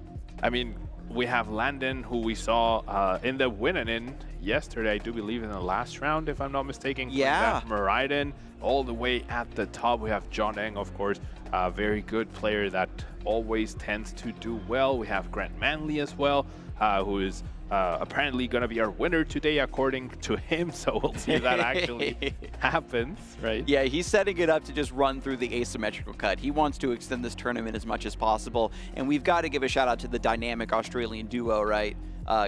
Wait, where is he? Where is he? I see Brent Tonneson. Yeah. Wait, Henry Brent, I kind of assumed he was going to be on here. Yeah, my bad. He might be in 17th place, right? Some we friendly don't know fire for sure. going on. But Brent Tonneson holding strong at 9-1. But Andrew Hedrick also at 28 match points, another heavy hitter you got to watch out for, Pablo. He's very flexible, knows what he wants to play for any given tournament, and always plays it to perfection. Ryan Antonucci, a name we see constantly on these graphics as a player to watch, is always going to be hooking us up with the sauce too. I can't wait to see him perform. Yeah, and I think we have a very nice mix of like well-known players who we know are consistent performers, and perhaps a lot of breakout names, right? Michael Casil has, Samuel, Kenneth Gilman, James Sims, Felipe Garibay. I don't personally know them. They might have had good results before, but it's always nice to see unfamiliar with familiar names mixed in at the very top. That's what we always hope for here at the regional championships. Even though the competition is fierce, you're only one breakout performance from really putting your name out there and getting yourself on the radar of our competitive community so they can start looking to you for some tips and tricks and maybe some deck choices. As we continue on past these rankings and maybe get into some other notable matches that are going on this round, I think that we can really see, as we close out the Swiss rounds, this type of matches, the really big names going toe-to-toe. Yeah, I think we're seeing 4 big names here: Grant Manley, Isaiah Williams, Ryan Antonucci, and Grant Shen. I'm pretty sure they all work together, and therefore that might be the same 60-card Reggie Drago V-Star deck list facing off against each other in a mirror match with Isaiah and Ryan, and then Grant and the double Grant team pushing it all the way to the top. But of course, we have our featured match for today. For this last round will be Kenneth against Michael. Kenneth versus Michael. This is going to be great. You know, just some names that I'm not personally familiar with, but they're playing some interesting decks. We're still getting them tracked down, getting them in position, getting them prepared to play on stream for our audience at home. But I'm so excited for them to get down to business. We aren't going to talk specifically about the deck lists, but we can see on our side kind of what the archetype is going to be. Once we get the players sat down with their headsets, we're really going to head off to the races, Pablo. I can't wait to see what we've got in store. I am very excited, but now we're going to see a little bit of the crowd. I walked a little bit out there. This place is packed still. We had so many players make day 2. We also have so many players playing those side events as well. And it's really cool to see all sorts of friendly matches out there. The way that the rankings and the points requirements have shifted for this tournament based on how many entrants we had, etc. We've got a lot of players who made day 2, and you know that incentivizes their friends to come into the venue on Sunday, hang out a little bit more, play in some of our side events, play in the free play lounge, maybe get in on some old school Pokemon games. They always have the Nintendo 64s set up with, you know, Pokemon Puzzle League, Pokemon Stadium, and it's always a blast to see, especially a lot of the juniors and stuff. Like, you know, just kind of playing and practicing or showing off their binders, and you can see it's still very lively, even to the point where I couldn't even get an interview. The crowd was swarming in. It's really overwhelming sometimes, but if you are intimidated by big crowds, you don't have to worry. We have some quiet corners for you as well, where you can sit and relax and just chill with your friends. Yeah, there's a quiet room available for anyone that needs it. And as you mentioned, the kids getting excited about their retro gaming area is always really cool to see, because those games are probably older than the kids playing. Oh, I know, right? I'm so old, Pablo. I know. But yeah, the prize wall as well. I don't know if you got to see what they had out there. Like, they have plushies I had never seen before, looking really, really cool. Yeah, the prize walls, they kind of get, you know, pick of the litter. They can really dig deep for some exclusive items. And if you've never taken the time to play in these side events or see what the prizes are on offer, definitely have a look over there. Just playing in the side event itself is pretty fun. Some of them will even kind of provide you with the cards or resources, whatever you need to participate, as long as you're ready and willing. And so that's always a blast, especially if you want to maybe try a different game. Like if you're in TCG and you want to give a VG side event a try, they'll have an extra, potentially a Nintendo Switch for you to use, and vice versa. Yeah, there's plenty of, like, we want you to play more Pokemon, right? So we make it easy for you. So if you ever want to get, like, if you haven't never made it out to a regional before, I definitely recommend you do it. You're in for a very good time. Yeah, you never know, like, if a game is really going to capture you until you try it. I remember actually one of my first VG matches. I was playing in the Pokemon Play Lab, right? So I had the professors there. They were able to break it down, had the whole setup with the rental teams. I was ready to go. My opponent clicked Blizzard, and both my Pokemon got frozen. Oh, my. And so I knew that VG wasn't for me. It's like how you have to be chosen by Lugia sometimes to play that deck. I know that VG was not going to be the game for me after I got that double freeze. I took it as a sign. I could take a hint. Was there at least hail set up for that Blizzard? No, it was just raw. I got double frozen, and I think I used like a fire move or something to get out of the freeze. I don't know if I naturally unfroze after one turn, but it was rough. It was rough. I got cooked. I can't sugarcoat it, Pablo. Getting double frozen that way, Adam, is like the equivalent to pricing like 4 Kirlia, your Gardevoir deck. Like, not even 3. You priced all 4 in that game. Is the VG equivalent to getting double frozen off of Blizzard with no hail setup. And of course, our audience at home can share their stories and chat about how you got massively unlucky. You know, oh, I prized this, I top decked that. My opponent happened to have the perfect card they needed at just the right time. Iono to 1. You said it earlier, Pablo. Iono's a lie. We all know it. Yeah, I mean, you Iono your opponent, that they go coin bonus, flip the script, and all of a sudden they have an 8-card hand. They have more cards than they would have normally. So, yeah, Iono definitely, when it came out, it was a super powerful card. But I feel like the newer cards, especially Fezandipity, it really like neutralized Iono's strength in a way. Like Fezandipity is not perfect, right? It's 3 random cards, but by the time you're using it in the late game, your deck's probably pretty thin. So 1 card when you have 12 left, that's a pretty significant percentage of your deck left. And this is not even saying that you can draw into cards to get you other cards, and that chain reaction of cards in the Pokemon TCG is what really keeps players in the game. You think you might be down and out, and the game can completely, indeed, the script can be flipped with just 1, 2, 3 draws. Yeah, so many of these games are like about tempo, right? And whoever goes first has a big advantage, but then games are going by so fast and the format is so aggressive that if you don't have extremely powerful and broken turns every single time, you can tend to fall behind, right? You miss one beat and that's all it takes for a game that you were in the driver's seat to be completely shifted. And it's really the best players, I think, that can adapt in that situation. Not only are they sequencing and minimizing the chances of that occurring, they also know that, okay, I can promote a single prizer here, I can try to remove a 2-prize threat from the board with Professor Turos, etc., to make it difficult for my opponent to do their game plan. And you know, even with all this top decking and the Pheasantipity and stuff, sometimes you just get unlucky with the prizes. So it still makes it so that games don't always end up the way that we expect them to, especially when you consider the matchup spreads of a lot of these decks when you're evaluating the metagame. If you go in and you play your heart out, you can make miracles happen. Yeah, for sure. And there's this is something we've talked about a lot, that you can learn the lines of your deck and you can have a game plan against something every matchup. But if something goes off plan, right, then you need to adapt and improvise on the spot. And if you're not practicing that just as much, if not more, than the usual lines of I want to turn 1 do this, turn 2 do this other thing, something doesn't happen that allows you to do that, then you need to adapt and improvise, and that's what the pro players excel at. I know that you are a huge advocate for that, Pablo. The improvisation, it's sort of a lost art, right? It's an unsung attribute for our top players, and maybe we'll see a little bit of that this weekend. I'm happy to report, certainly, that the stage is now ready. Our match that we're featuring for the final round of Swiss is ready to get underway. We've got our players down there, so we're going to head over there right now, Pablo. We've got Kenneth Gilman on Miraidon versus Michael Calillas on Raging Bolt EX. This is a matchup we saw yesterday, and the Raging Bolt really didn't perform. It has a reputation for sometimes having these really bricky starts, and I would love to see the run back and see Raging Bolt really go toe-to-toe with Miraidon, the original big basic KO deck.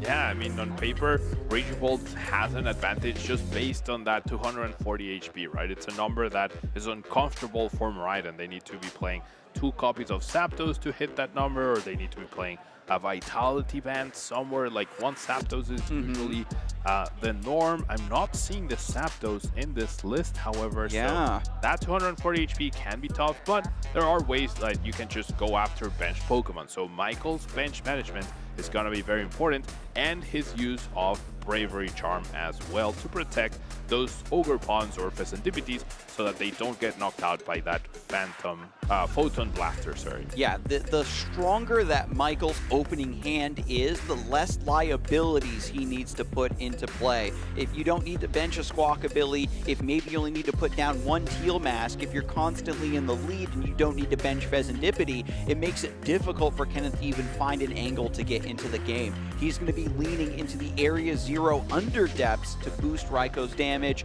There's only a 1/1 Magneton line in here to help with Pikachu to maybe get some knockouts too. Hang on a second, let me look. No, there's no energies to help out with the Pikachu. He's running Pure Lightning, Pablo. Yeah, that Pure Lightning approach. So the Magneton will be utilized to get that extra burst of energy, right? That way you're not riding the roller coaster that is Electric Generator for the whole game. You actually get to have some reliability. And since you don't play any other single prize Pokemon, then that means even if you use its ability, give your opponent a prize card, there's no hindrance to that because they still need to knock out 3 of your rule box Pokemon. So that's the main use for Magneton, which is pretty good. And it's a big upgrade for Miraidon. Same as we saw for Goldengo with Togekiss and Energy Surge Pro. Miraidon is here at the top, and it's relevant once again thanks to Magneton. And with the multitude of attackers that this deck is known for, with some extra utility, thanks to the Raikou V, of course, this deck is running 2 copies of it and a Forest Sealstone. You can find those cards when you need to, because when you're playing a matchup like this, as you said, Pablo, whoever misses that beat first can fall so far behind. Finally, we're getting prize cards down. Michael with no prime catcher, a Professor Sada's in the prizes, and Ken only with boss's orders, Raichu, and a couple lightning energies missing out here. Raichu is one key Pokemon to be able to hit those big numbers against a Bravery Charm. Raging Bolt or just 4 energy discard to get that potential last KO, so that could be a little problematic, and then any amount of lightning energies and prizes reduce the chances of Electric Generator hitting successfully, so that could be something interesting we see. Finally jumping down to the stage after a couple mulligans, the players are ready to go. Kenneth is starting us off with Latias EX, that beautiful illustration rare in the, man, he's flexing, Pablo. That's the intimidation factor you need. Opens with Nest Ball. He's going to look through the deck and evaluate the situation. Now, Latias EX's Skyliner ability means that your basic Pokemon don't have retreat costs, so it's going to be much easier to pivot around these Miraidons and get the attacker you need into the active spot. Yeah, that ability is pretty fantastic. Another upgrade this deck got, right? Usually it struggled with, like, I need to play rescue board, and then who do I promote, because Electric Generator only powers up to the bench, and you always needed a pivot available to you, and that usually was Mew EX, which is a frail Pokemon, and Latias is not super sturdier or much sturdier than Mew, but it provides retreat to every single one of your Pokemon except Magneton in this case. And with the first Miraidon hitting the bench with Tandem Unit, finds Raikou and Magnemite, and then another bench of Rotom V. Kenneth, running Rotom in Miraidon, a deck that we know likes to be pretty aggressive, but if you get off to a slower start, or if you're playing against a slower deck, the instant charge giving you some extra cards could be coming in handy. Big whiff there on the first Electric Generator off the series with 3 energy in hand and 2 in prizes. That means there were only 10 left in the deck, which is still a pretty good amount, right? But Electric Generator is not perfect, and we see the retreat into the Magnemite. Kenneth recognizing the fact that Raging Bolt is a super, super aggressive deck, and if they only take 1 prize card, that's fine, right? They still need to take 2 more, but you will not get the benefit of Magneton's ability. So Michael already, depending on what he's able to do, could have a slight advantage by denying the Magneton resource, even if they don't take a 2-prize knockout this turn. Yeah, just a lot of respect there. Not going to promote the Raikou just to get 1 extra card off of Fleet-Footed and, you know, give them an easier knockout. Michael with Raging Bolt in the active makes things easier to take this swing. Earthen Vessel discarding a Fighting Energy to get a Fighting and a Lightning. You need to get energy in the discard pile for your Professor Sada's Vitality. This is going to be a second Earthen Vessel, just thinning all of this energy out of the deck. Get it into the discard pile for your Professor Sada's, and hopefully some grass energy can be found here, and maybe a way to grab Ogre Pawn. I haven't been able to take a look at Michael's hand, but all this deck thinning, as you mentioned, very, very key. We could be seeing some tracking shoes or something along those lines. We do see a Pokegear, so thinning for that Pokegear to maximize the chances of hitting Professor Sada. There is 1 prize, right? And we do have a Nest Ball hitting the board as well. Now, this Nest Ball could find Squawkabilly, could find Ogre Pawn. So you are increasing your chances of finding the Sada off of playing this Nest Ball. But I kind of would have liked to see you hold on to that Nest Ball, because if you whiff, right, then sure, you go for Squawk and you draw 6 new cards. But if you hit the Sada, you might end up drawing into too many useful resources that you might not end up using Squawk and Seize first, but not even going to try the Pokegear here. All right. Big Squawk and Seize gets rid of the grass energy as well, so if the Ogre Pawn is found here, it could be a little bit detrimental. I think Michael recognizes I'm just filling all of my energy into the discard pile, thinning it all out. I want to get a big Professor Sada's here and just start taking knockouts. He recognizes that it is a little bit awkward for Kenneth's setup, and now is my time to begin swinging. Pokestop now enters play, sets up another Nest Ball. Could be for a Raging Bolt, get the double attach with Professor Sada to keep the momentum going. I remember back in the day, right, Pablo, where if you only attached 1 energy with Professor Sada, it was considered a mortal sin. Oh, you're so far behind. But now a lot of Raging Bolt players don't mind, because they want the 3 cards more than the energy attachment sometimes. Yeah, it's all about taking knockouts, right? And doing whatever it takes. If you can only afford one energy, but that gets you a knockout and advances your win condition, that's going to be good enough. Now, we do see the Greninja drawing a couple more cards. Finding a Pokemon Catcher, not super useful. Finding Trekking Shoes, so taking a look at 2 more cards. Keeping that, was that a Professor Sada? No, it was a Bravery Charm. There's 1 Bravery Charm in the list, I think. How many Bravery Charm is he on? 3 Bravery Charm. It's 1 Bravery Charm in Kenneth's list, I Yeah. see. So 3 Bravery Charm. Again, just recognizing that it is difficult for a Miraidon to swing up into these bigger HP numbers, and keeping the Bravery Charm is great here. Still has access to the Pokestop. Looking to see a little bit more in the deck. Still no energy in play. Raging Bolt down, switch card, and a 3rd Raging Bolt down. 3rd Raging Bolt down. That could be rough, right? We do have some nice stretchers, but they're not infinite. And you do need at least 2 to go with your ideal field to maximize the Professor Sada you talked about. Now, Slitherwing is very key in this matchup. All of the Kenneth's relevant attackers are weak to fighting, and so Slitherwing can be that perfect 2-for-1 price trade-off. But looks like a very underwhelming turn. We're just going to see the Burst Roar at this point in time.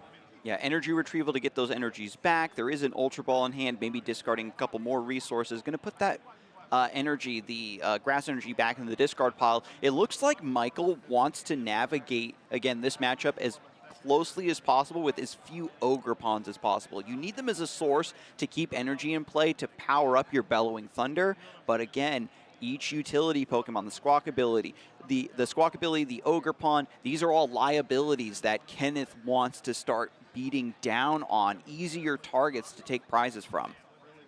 And you can't protect all of them. You can't protect all of them, rather, right? And this Squawk ability being weak to lightning, like you can already know that one's going to go down, but the others you definitely want to be careful with. Now, I'm not a big fan of this Bravery Charm onto the Raging Bolt. Like, yeah, and because he had discarded the grass energy to the Ultra Ball instead of using it to also attach in Teal Dance, missing a little bit of draw there.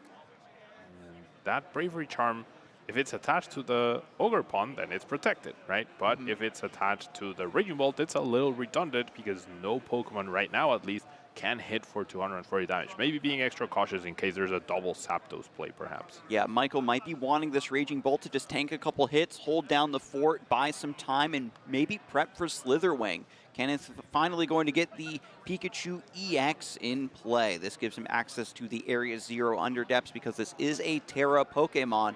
And we'll see how, and because, again, only running Lightning energy in this deck. This isn't the sort of hybrid list where some players want to try to use Topaz Bolt. It's just using this purely for the extra bench to boost Raiko's damage, to give you tons of utility with Tandem Unit. And there's the Area 0, which will make Raikou V a much more bigger threat. I guess the Bravery Charm does put the Raging Bolt out of range of that Lightning Rondo, so now it's making a lot more sense. Clearly, Michael, a lot more versed in this matchup than I am. When you see the Raikou V with 1 energy attached, Michael probably just recognizes that if Raikou is forced to swing in and doesn't take the knockout, it doesn't matter if my Pokemon is damaged, because if I swing right back in and I take the knockout, the game is still going to be in my favor. Michael does have that Boss's Orders, doing the counts just to make sure he has knockout, probably on this Ogre Pawn right here. And now Kenneth, if I'm recalling correctly, had 1 Boss's Orders in the prizes and is running 3 copies in this Miraidon deck. Yep, 1 boss prize and the Luminion, so no easy access to that boss either. We're going to see that Lightning Rondo. We're going to see the Fleet-Footed first for that extra draw. Another energy, not something you want to see when you still have 3 electric generators yet to play. And a beautiful knockout going over to Kenneth. First 2 prize cards of the game taken. Michael now has to bench another Ogre Pawn. You would love to not put these low HP Pokemon in play, but they are required to draw cards and keep additional energy that you can discard for the Bellowing Thunder. And now you can expect your opponent to, they whiffed the Sada last turn, right? But now they have a fresh new hand of 6 cards. You have to assume they're going to be able to return KO the Raikou. And Kenneth has no energy in play and does have that Forest Seal Stone in hand, which could have been used to get the Magneton and guarantee that no matter what gets KO'd, you have a way to re-power up and continue applying pressure. But if the Raikou goes down, there's no Force Seal Stone target available. Oh no, never mind. The Rotom is available. Never mind. And there we go, because you don't want to get tunnel vision about just taking these knockouts. You have to also prep your board for your subsequent turns. Michael uses the Night Stretcher to get Raging Bolt back, benches Pheasantipity, uses Flip the Script to draw 3 cards. This is also important to note, right? Because those Raging Bolts were sent to the discard pile of Pokestop, Michael has to use Night Stretchers to get attackers back rather than using it for energy. Another Trekking Shoes comes through, has to keep his second Night Stretcher. Especially if he intends to use Slitherwing multiple times, that Night Stretcher, the last Night Stretcher, could be important. Now, a cool thing to note is that Michael does get the benefit of the Area Zero right now, thanks to that Ogre Pawn, as we see the Nest Ball be played to extend that bench. And then if he removes the Area Zero, he would be forced to discard Pokemon, and that could mean the Squawkabilly is no longer a liability on the bench. But choosing to fail the Nest Ball, is the Slitherwing already in hand? Goes for Professor Sada's Vitality. Maybe just not recognizing that the Ogre Pawn does give Michael access to the Area Zero's increased bench. It's going to be 1 attached to the active Raging Bolt and 1 onto the bench, and drawing 3 more. Professor Sada's for next turn, plus a Trekking Shoes to thin and look a little bit deeper. Get a few extra cards with Steel Lens, and now Raging Bolt running on all engines, right? Pretty good to see here. We're going to see another Sada for next turn, and it's pretty good to have all these cards in hand because Miraidon is definitely not known for its hand disruption. So there's the attach for turn onto the bench Raging Bolt. We've got both attackers ready to go. Just a matter of deciding which energies are going to be discarded to knock out this Raikou. It's going to be 3 energies, of course, at 210 to take that knockout. And it's important to note that Kenneth has to scale the mountain of Bravery Charm Raging Bolt, 290 HP with Raichu V in the prizes, his next big hitter. Now I love that this Fighting Energy is heading into a discard pile instead of the Lightning. That opens up the possibility to use Slitherwing next turn off of the Professor Sada. But all the initiative is on Kenneth. If Kenneth can just get 2 more KOs on all of these fragile 2-price Pokemon, then he's going to be in for a good time, right? And can win in 2 turns. But it's all about that Magneton powering up and then the follow-up electric generators. Yeah, and remember, folks, 1 boss's orders was already used. There's Luminion V and the second boss in the prizes, so getting the final knockout could be pretty tricky for Kenneth. Once he gets this next 2-turn knockout, we'll have Raichu V, and maybe that will deal the coup de grace. Yeah, and especially because the A-Spec is Secret Box in this case and not Prime Catcher, which has been the trend in Miraidon decks. Of course, there's so many good A-Specs that it's really hard to pick just one for your deck. Double Turbo Energy we see in the hand. Maybe he's thinking about Iron Hands to maybe knock out a Radiant Greninja. Could be an alternate line, but just going to get rid of that for now with Ultra Ball. Needs to find Magneton. Here comes the Magneton off of that. Ultra Ball will grant him extra energy onto board, which you really, really need. And can Force Seal Stone for the follow-up boss's orders to take down Ogre Pawn or take down something else. But the question is, how do you finish this game? And you do have Blood Moon Ursaluna to essentially attack for free, right? After your opponent has taken 5 prize cards. However, that Bravery Charm in the active, which I questioned in the beginning, could prove to be Michael's saving grace here.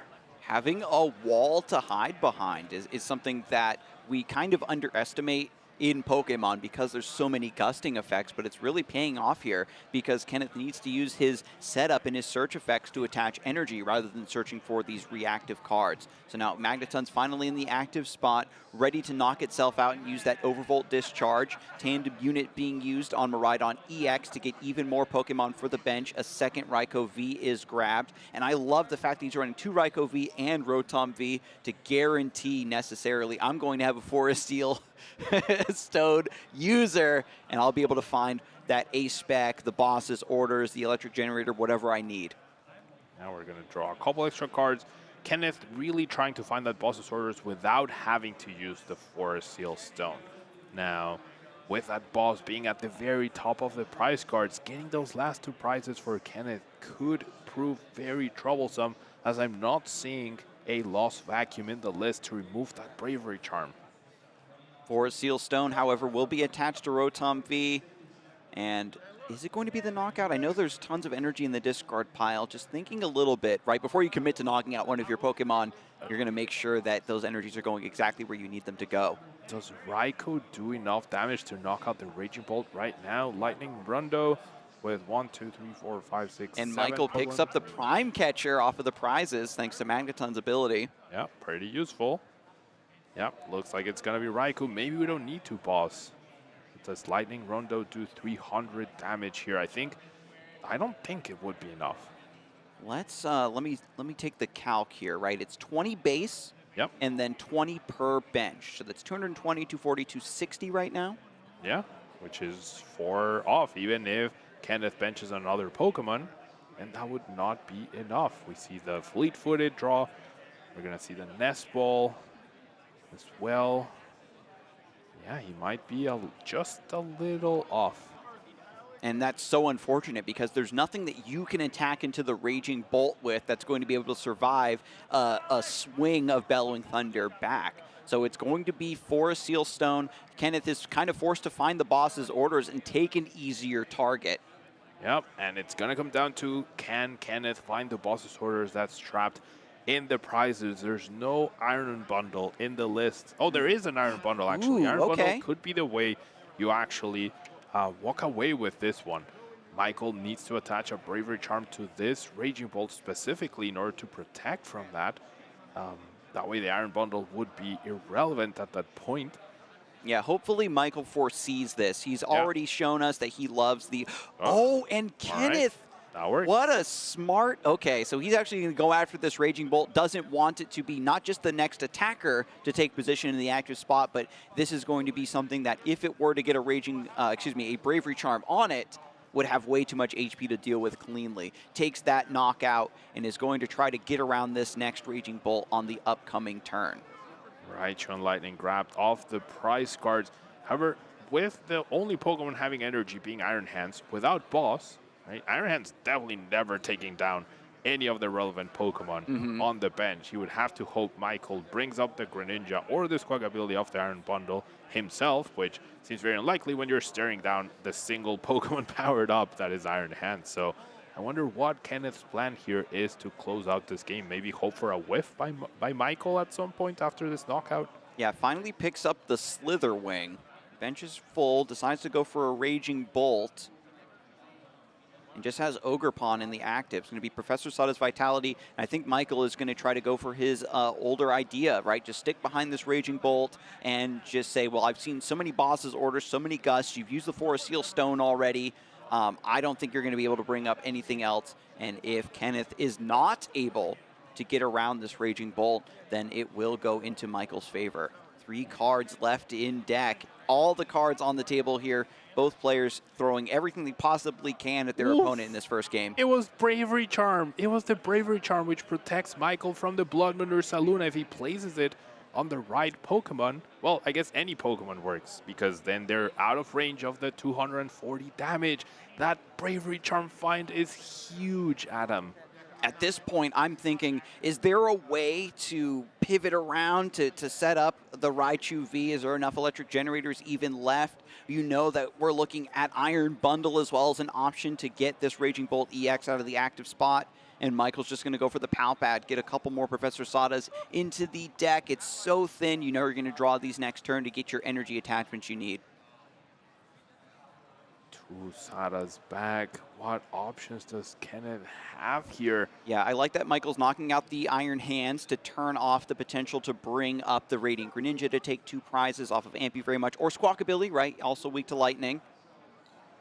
And even though this is kind of a slugfest, both players have to be very specific about manipulating HP, manipulating targets that are in play.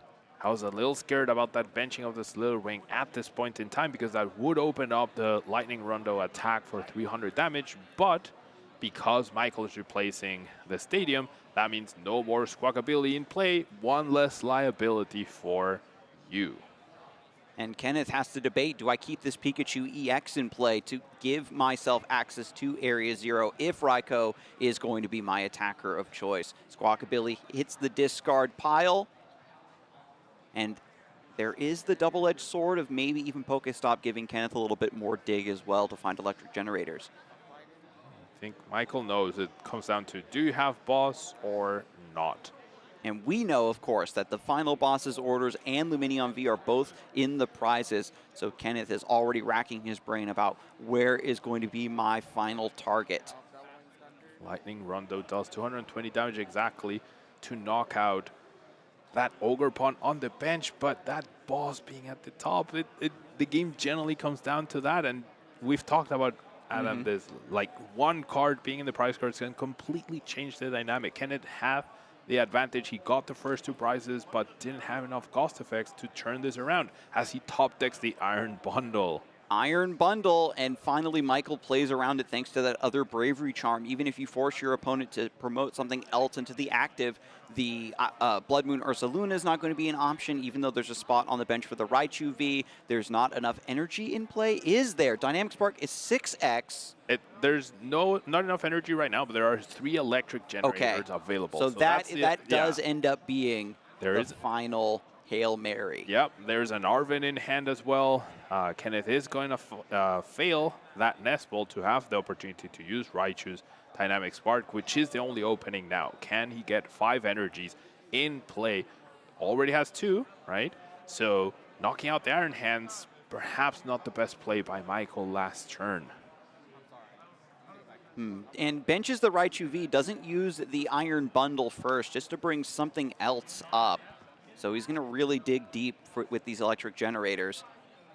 Now we're going to be using Secret Box in order to thin the deck further, right?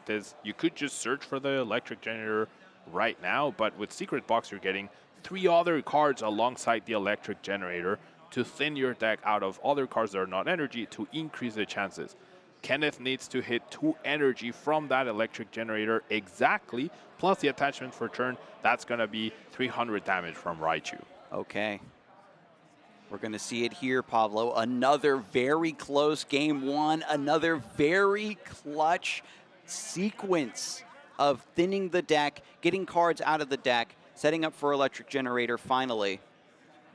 No. And I know our folks at home are trying to also crunch how many energy are left, how much is in the discard pile versus the deck. We've got a bunch in the hand. They've been grabbed out of the prizes as well. As Serendipity before the electric generator finds another electric generator though. Okay. 2 chances, now just needs 1 energy from each. Okay, plus fleet-footed. Oh, super out off the top that can put energies back in. I'm at the edge of my seat. Goes for concealed cards. He keeps drawing, Pablo. I'm worried he's going to keep drawing lightning energy. This is crazy. That super out is going to be so good. You can see Kenneth shaking his head at the boss's orders and the Luminion not being available and in his prize cards. Now he also has Area Zero. He can play down the Luminion, get another supporter out of the deck. This sequencing and this thinning is really good for Kenneth, and I have to imagine odds are now in his favor for him to pull this off. All right, yep, goes for Super Rod. Going to put the lightning energy in first, and hopefully he does go for that even more efficient play of the Luminion V to get another card out of there. I think there is an Area Zero in his hand. I could be mistaken, but it wasn't grabbed by the Secret Box, and it's not priced, and there are 2 copies of that in the list. So yeah, I think it was the far left of the hand. Yeah, exactly. It's a super golden one, so we still have a bit. Not going to do it. Come on, Kenneth. Oh, he's going for the electric generator. Maybe there's no supporters left in the deck. He's got the count, Pablo. Oh my gosh, 4 energies at the top. There's a hit, 2 energies off the generator onto Raichu, attached for turn, and that's 300 damage to finish off this Raging Bolt in the active spot. Beautifully done, and also shout out to Latias's Skyliner, keeping that energy in play. Raichu V scales Mount Raging Bolt to take the final knockout. Yeah, Latias was very key there. The whole game pretty much, right? You started, you have the free retreat to just go into any attacker. And you can see the slight improvements for Miraidon. Seems like they have put them on a whole new level. Magneton's ability replenishing when you whiffed your first electric generator, that's fine, doesn't matter. And that was just a great showcase of what Miraidon is truly capable of. Raging Bolt put up a much better fight than what we saw yesterday, and if Slitherwing kind of enters center stage a little bit earlier in the game, this matchup can really flip on its head. That's really what I want to see, Pablo. Now, that whiffed KO by the Raging Bolt player, right? I think the whole game came down to that whiff. The Pokegear wasn't played, which we could see in the replay that we have ready for everyone. That Pokegear wasn't played. The first attack was not dealt, and then Kenneth took the first 2 prizes and ran away with the game. Both decks are super aggressive. Both decks need to be attacking on turn 1, but even if you don't get the first 2 prizes, if Michael had knocked out that Magneton, we're talking about a completely different game where Kenneth is starved out of resources and energy.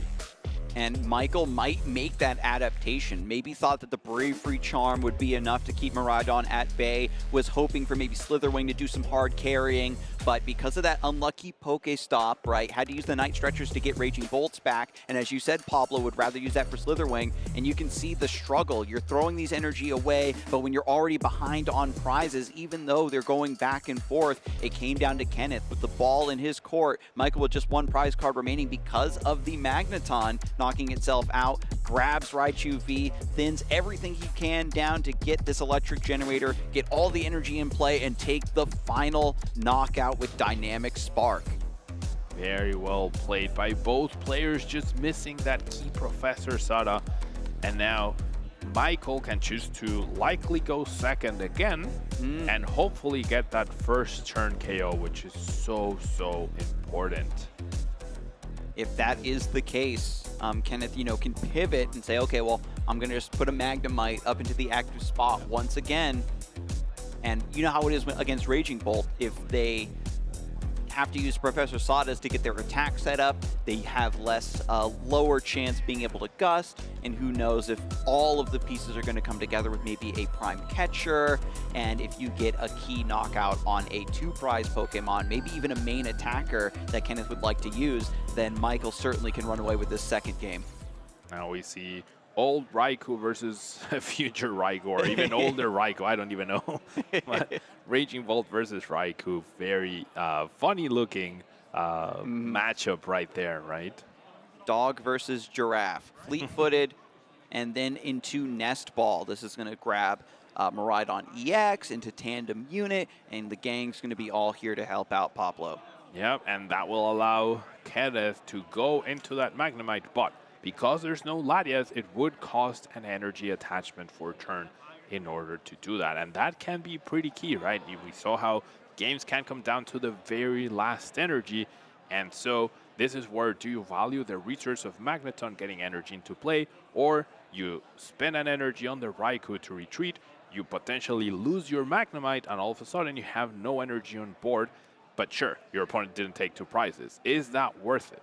Yeah, and Kenneth, we saw there in the prizes, just is losing out on an Arven. Luminion and Rotom V are both in the prizes as well. These are key basic Pokemon that Kenneth loves to use, and hopefully Heavy Ball can come through at some point to break those out of jail, so to speak.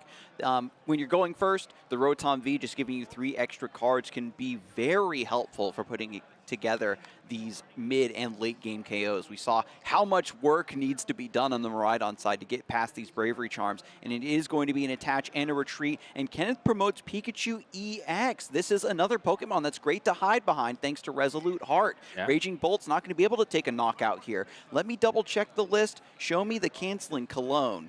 There's no canceling Cologne. The only way to bypass this ability would be Slitherwing, right? Slitherwing does hit for weakness and then burns the active Pokemon, and that's the only way Raging Bolt has in order to bypass the Resolute Heart. But this is a very good move by Kenneth. Retreating foregoes the energy, but values the Magneton, and Pikachu, of course, very hard to take down, right? Yeah. Treating the Raging Bolt, finding the 2 fighting energies can even be a struggle sometimes for Raging Bolt decks.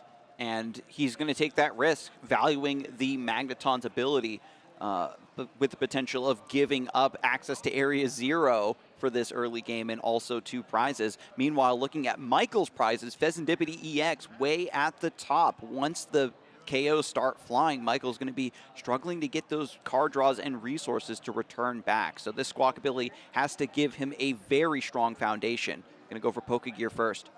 We do play the Pokegear before Squawk this time around, though it is a whiff. So Squawk and C is going to have to be really good here for Michael, and finding a knockout on this Pikachu looks less and less likely with that failed Pokegear.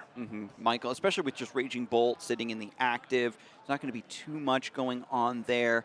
There is just 2 switch carts, maybe to pivot into the Slitherwing. But first and foremost, it's going to be Squawk and Seize. Discard your hand and draw 6. This ability can only be used on the first turn of the game. Your first turn. We need a lot of pieces. We need Sada, we need the Slitherwing, we need 2 Fighting Energies. I do see a bunch of Raging Bolts. I think I saw Sada at the very end of the hand, or it could be the Slitherwing. Yeah, I think that's the Slitherwing. Going to be Pokestop for Trekking Shoes, Nest Ball. It's a draw 3, and Trekking Shoes can dig just a little bit deeper. We need an Earthen Vessel. We need something to get Grass Energy for Teal Dance. Going to be a Nest Ball now to thin just a little bit more. We also need Earthen Vessel for that Fighting Energy, right? There isn't any Fighting Energy, and with 2 Earthen Vessels priced and the Fighting priced as well, could even be difficult to just piece any attack for Michael right here. And if you miss your opening knockout when you're going second is Raging Bolt, that is an absolutely cursed position, Pablo. Trekking Shoes, Prime Catcher. Everything is falling into place for a Slitherwing attack, but there's no energy. No energy, no Sada. Well, there's 1 Sada in the discard pile. All right.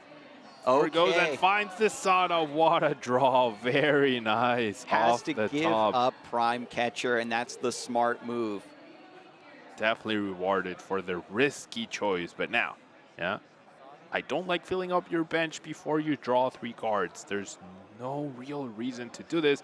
Can we find the Fighting Energy to at least put this Pikachu EX in range, do a little bit of damage? You don't even and doesn't bench the Slitherwing here either. Is hoping to somehow get around this Pikachu, maybe with the Pokemon Catcher. No Fighting Energy found. Yikes. No Earthen Vessel either, and a bunch of cards you probably don't want to Burst Roar away. Your 2 Night Stretchers, the Slitherwing, which you don't have space for. If you lose the Slitherwing and the 2 Night Stretchers right here, that's it, right? There's no way to get it back. Your answer to Pikachu, it's all going to be gone. Instead, uses 1 Night Stretcher to get a Grass Energy back to draw 1 more off of Ogerpon. Professor Sada will set up for next turn, but there's nothing else going on this turn, Pablo. Just passes it back over, and Kenneth's Gambit pays off. Pikachu EX survives in the active spot, and if he can get Latios, it'll just retreat for free, and then hide on the bench and prepare for Area 0. As Irida for Greninja plus perhaps Electric Generator, perhaps Nest Ball in order to get Latias. I know Kenneth is holding the 4 Seal Stones, so with that, could just find the Magneton and establish the threat. Does choose to go for a Secret Box and the Iron Bundle, which I also like. Makes for a more manageable potential KO. You have to imagine it's going to be the Radiant Greninja that gets promoted to force Kenneth to at least invest a lot of resources into an Iron Hands EX, which is very demanding. Yeah, I do like that. Going for the Iron Bundle very early in your turn, seeing what your opponent promotes, and then sculpting the rest of your sequence around taking that knockout or finding something different. Discards Raichu V. It's going to bring that back later on. I love just safely putting this in the discard pile. You know it's going to be there and safe. Meanwhile, Kenneth searching out, getting this other Bravery Charm. There is just 1 in the list. You might as well have another tool card in there alongside your secret box after you've used your 4 Seal Stone. Now Magneton already in the hand, so Kenneth poised for a really powerful turn here. Will go for the follow-up Irida, the Electric Generator, probably the Area 0. And then what I would love to see, because Kenneth did choose to keep the Iron Bundle, I would love to see him use the Iron Bundle, see what Michael chooses to promote. Although you could, I guess you could also choose to bench the Iron Hands first before using it. That way your opponent sees it and maybe they promote something that is a 2-pricer that they think is out of range, such as the other Raging Bolt perhaps, though it is in range with the Raikou. So there's definitely a lot of mind games. Yeah. Oh, I love it. There's a lot of mind games here. We see the Iron Bundle being used though. First, early bundle. The less information you give your opponent on what you are planning to do, the better. I would have even loved to see him do it before committing to a secret box, but there's a Greninja promotion, so now it's going to be Iron Hands, and Magneton is what allows this play to work really, really well. Beautifully done. And of course, there are some Miraidon players that are like, okay, well, you can bench the Iron Hands, like Pablo said, show it off, force your opponent to promote something else, and then you have Iron Hands in the back as this omnipresent threat.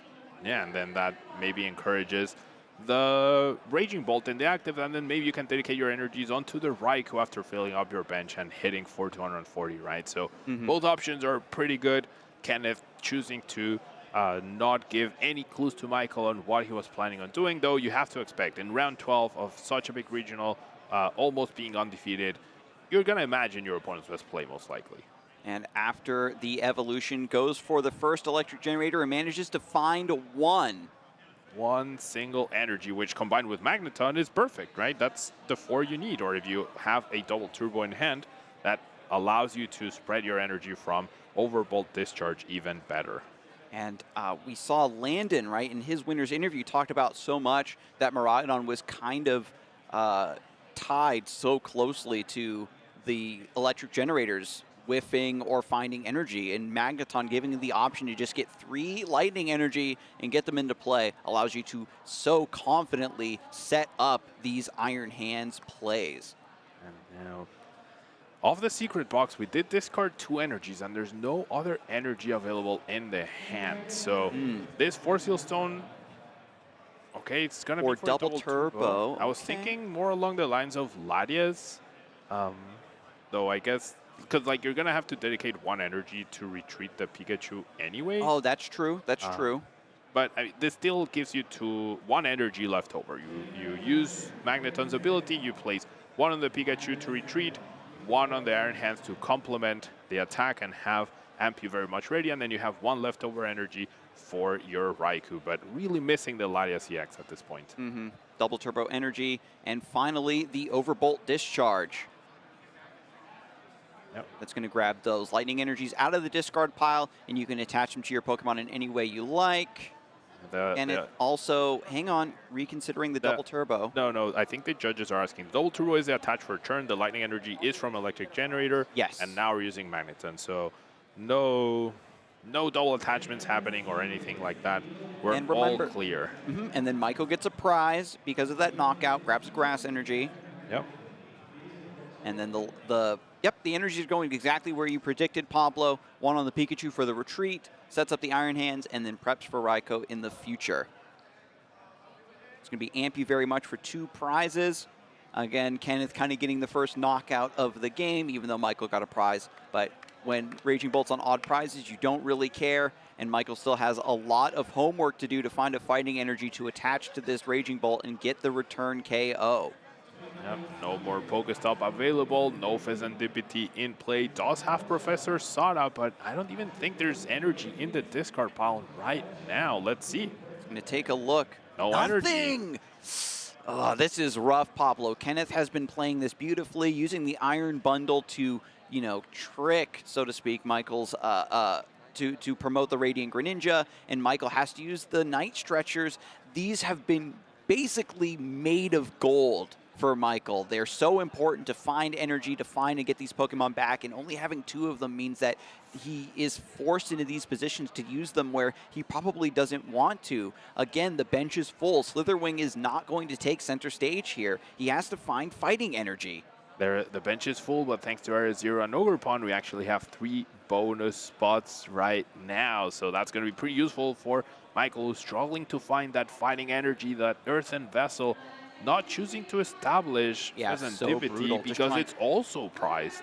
Yeah, he's trying to just draw into this energy raw with the Earthen Vessels and the fighting energy prized. At the very least, Slitherwing could enter the bench, as you mentioned, Pablo, but now Michael's also wary of overbenching because of Raikou V. Yeah, Lightning Rondo, a very powerful threat, and even though Kenneth doesn't have a full bench right now, could fill it up with Tandem Unit, and big 3 cards. There's the fighting, the last card off the top. At the very least, Michael will finally get an attack this turn, has now Teal Dance to draw 1 more, and gets to swing back into Iron Hands. We're basically in the same spot as the previous game. Kenneth took the first 2 prizes. Michael has that odd prize from the Magneton, but will not get any benefit from it. Bravery Charm placed onto the Ogerpon instead of the Raging Bolt. I would have really liked to see it on the Raging Bolt, or perhaps on the Slitherwing. I guess there's likely not going to be another Iron Hands threat coming. I don't know. But so far, so good. Take the knockout, protect the energies on the active, your highest HP Pokemon. No overbenching, so 300 damage is off the table for Kenneth. So can Kenneth find Boss? That's what this game will come down to. And after the draw for turn is going to go for Tandem Unit now to try to thin the deck down a little bit more before going for Flip the Script to try to draw into that supporter. I want to say before, like when I saw that this was the matchup, I was generally thinking Raging Bolt usually walks away the winner, but I think we're seeing the big difference between, like, both decks have their the card they need, right? Raging Bolt needs Sada every turn. Miraidon needs those electric generators to hit, right? But Sada also requires more things beyond that, and Miraidon gets the benefit of Magneton. So can Miraidon now surpass Raging Bolt in consistency and firepower? Oh my god. Speaking of firepower, Kenneth is all set up. After a fleet-footed, after a Flip the Script, has 2 bosses orders in the hand. The rest of his prize map is ready to go. He has all 3, I believe, and already has the Blood Moon as well, which if all 3, my god. If Michael knocks out the Raikou, Blood Moon is ready. If Michael knocks out the Blood Moon, then their Raikou sticks around. So looking pretty good here for Kenneth. Basically has game in hand, keeps the Squawk in play to prevent or to keep that as a target for next turn.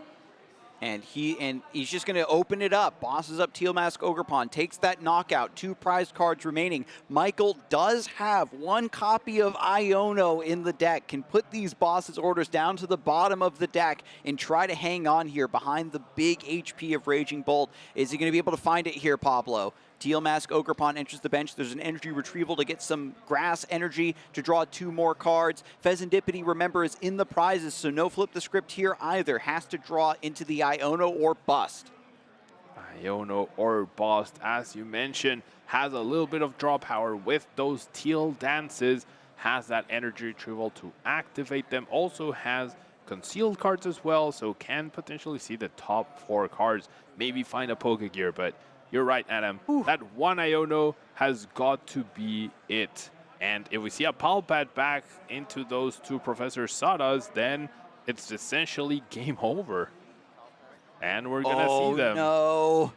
By Palpadding the Sada back into the deck before drawing, it means that Michael has a lower chance of getting the Iono. He doesn't know. We've got the bird's eye view. He doesn't know what's lurking in Kenneth's hand. He definitely doesn't know. However, with Pheasantipity in play, and like Kenneth has a huge hand, right? He must have at least 10 cards in there. You have to be aware that that's a possibility and try to reduce the chances of that happening as much as possible. An extra Sada when you have already enough energies to knock out is not really going to do anything for you at this point. Benches another Raging Bolt, has energy in the hand for concealed cards, and who knows? Maybe he just draws into Iono right now. Yeah. His fate has already been locked in where he is going to get Iono for this turn and give us an extended real game 2. But there's 7 minutes left on the clock. It is definitely important for Kenneth to close this one out, because even though these decks want to be aggressive, they want to take prizes quickly, there's a lot of actions that build up to taking these prizes, and you can see how long it takes for all of the sequencing to be navigated. 2 extra cards to thin in order to increase the chances, but Michael seems to be wanting to draw a Sada instead of that Iono. We'll see. This will remove the Squawk ability liability from play, which ideally would be pretty good.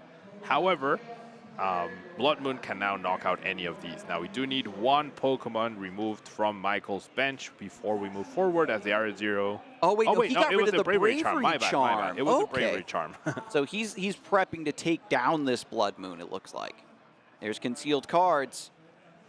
Iono.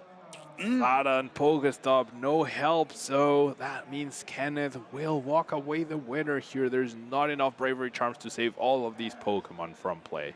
Yep, after the Pokestop enters play, Squawk ability leaves play, and it's just back down to normal bench.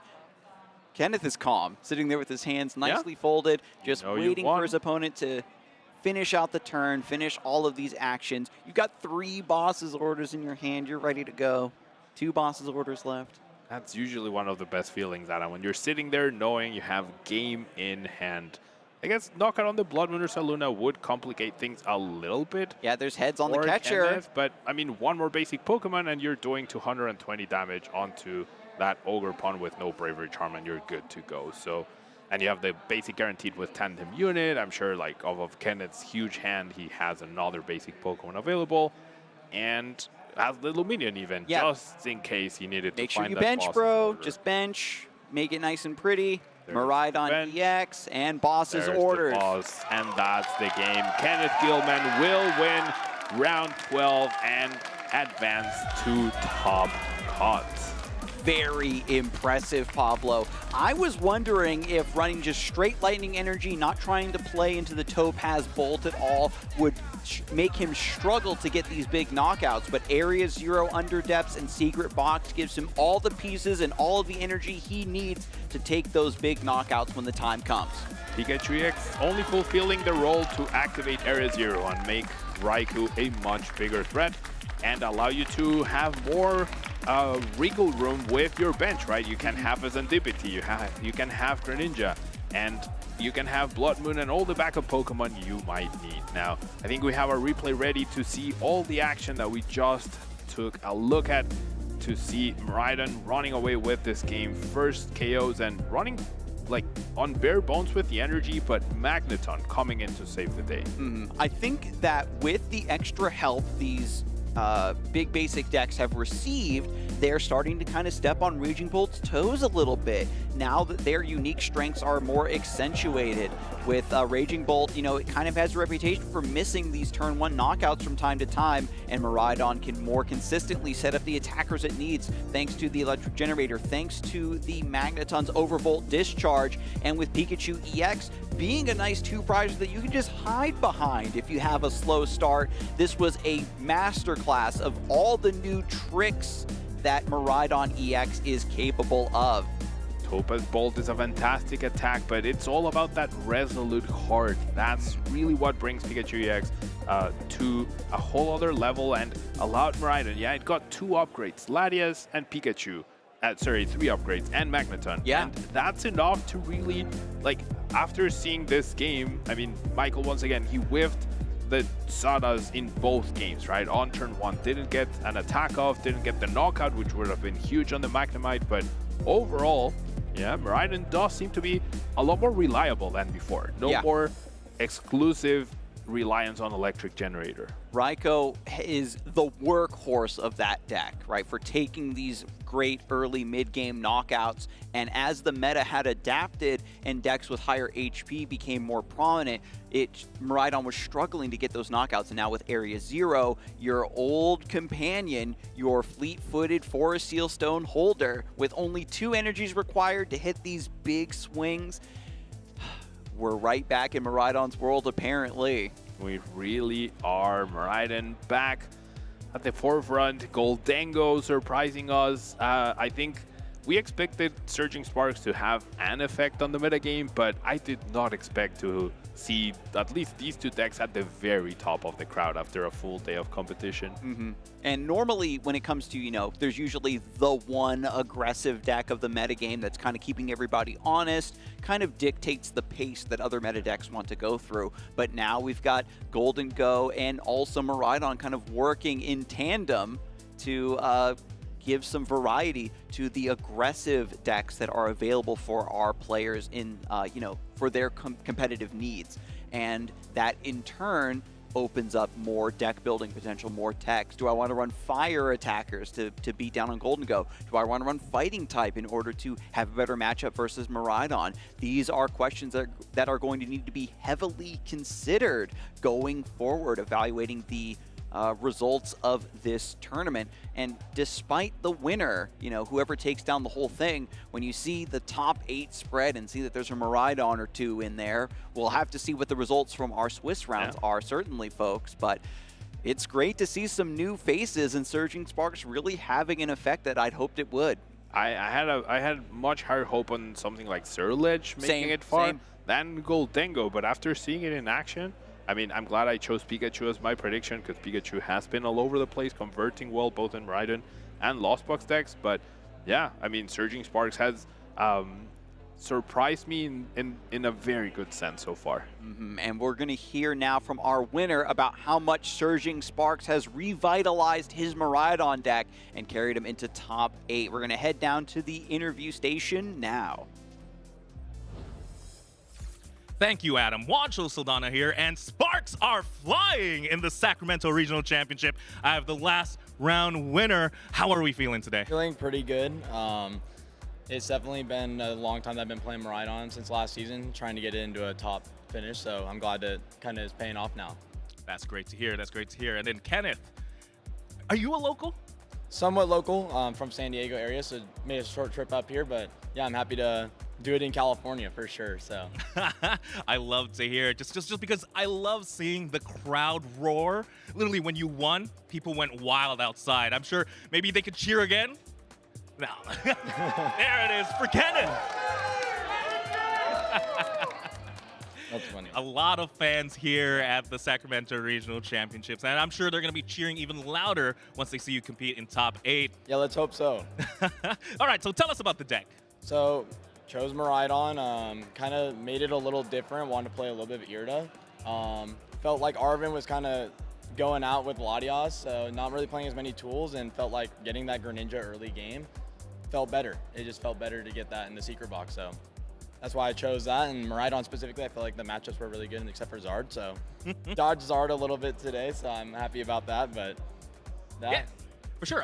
Tell us a little bit about the newer cards, though, newer additions to Miraidon. How has it given it new life? Yeah, I feel like Miraidon plays a lot different now. I feel like playing it with Latias and the Pikachu gives it a lot of synergy, kind of being able to utilize Raikou and not really get hindered by all those energies not hitting all the time off generators. You can still kind of make it work, so that's kind of the hope there. That's for sure. I like how Raikou's just one of the big attackers now. Draws you an extra card. You can put your Seal Stone on it, too. Exactly. Multi-purpose. Yeah, 100%. Great Pokemon. And then let's talk about that matchup, against Raging Bolt. In my mind, actually, I felt like that should be a tough matchup. 240 HP, it's a little bit hard to hit, even when it has the tool attached. Yeah. Even with a full bench, Raikou just doesn't do the job there. Yeah. Run us through it. I feel like, especially with Area Zero, kind of gives you a little bit of edge on that matchup because you can hit 240 if they bench a little bit more. You can also use Bear at the end of the game. You kind of utilize your bosses more than anything. Luckily, I was hitting my Gus, so I had that working out for me there. But yeah, I feel like against that matchup, it's definitely hard with that HP. You really got to work for it, and you got to hit everything you need. So I got a little lucky there. Miraidon's working out.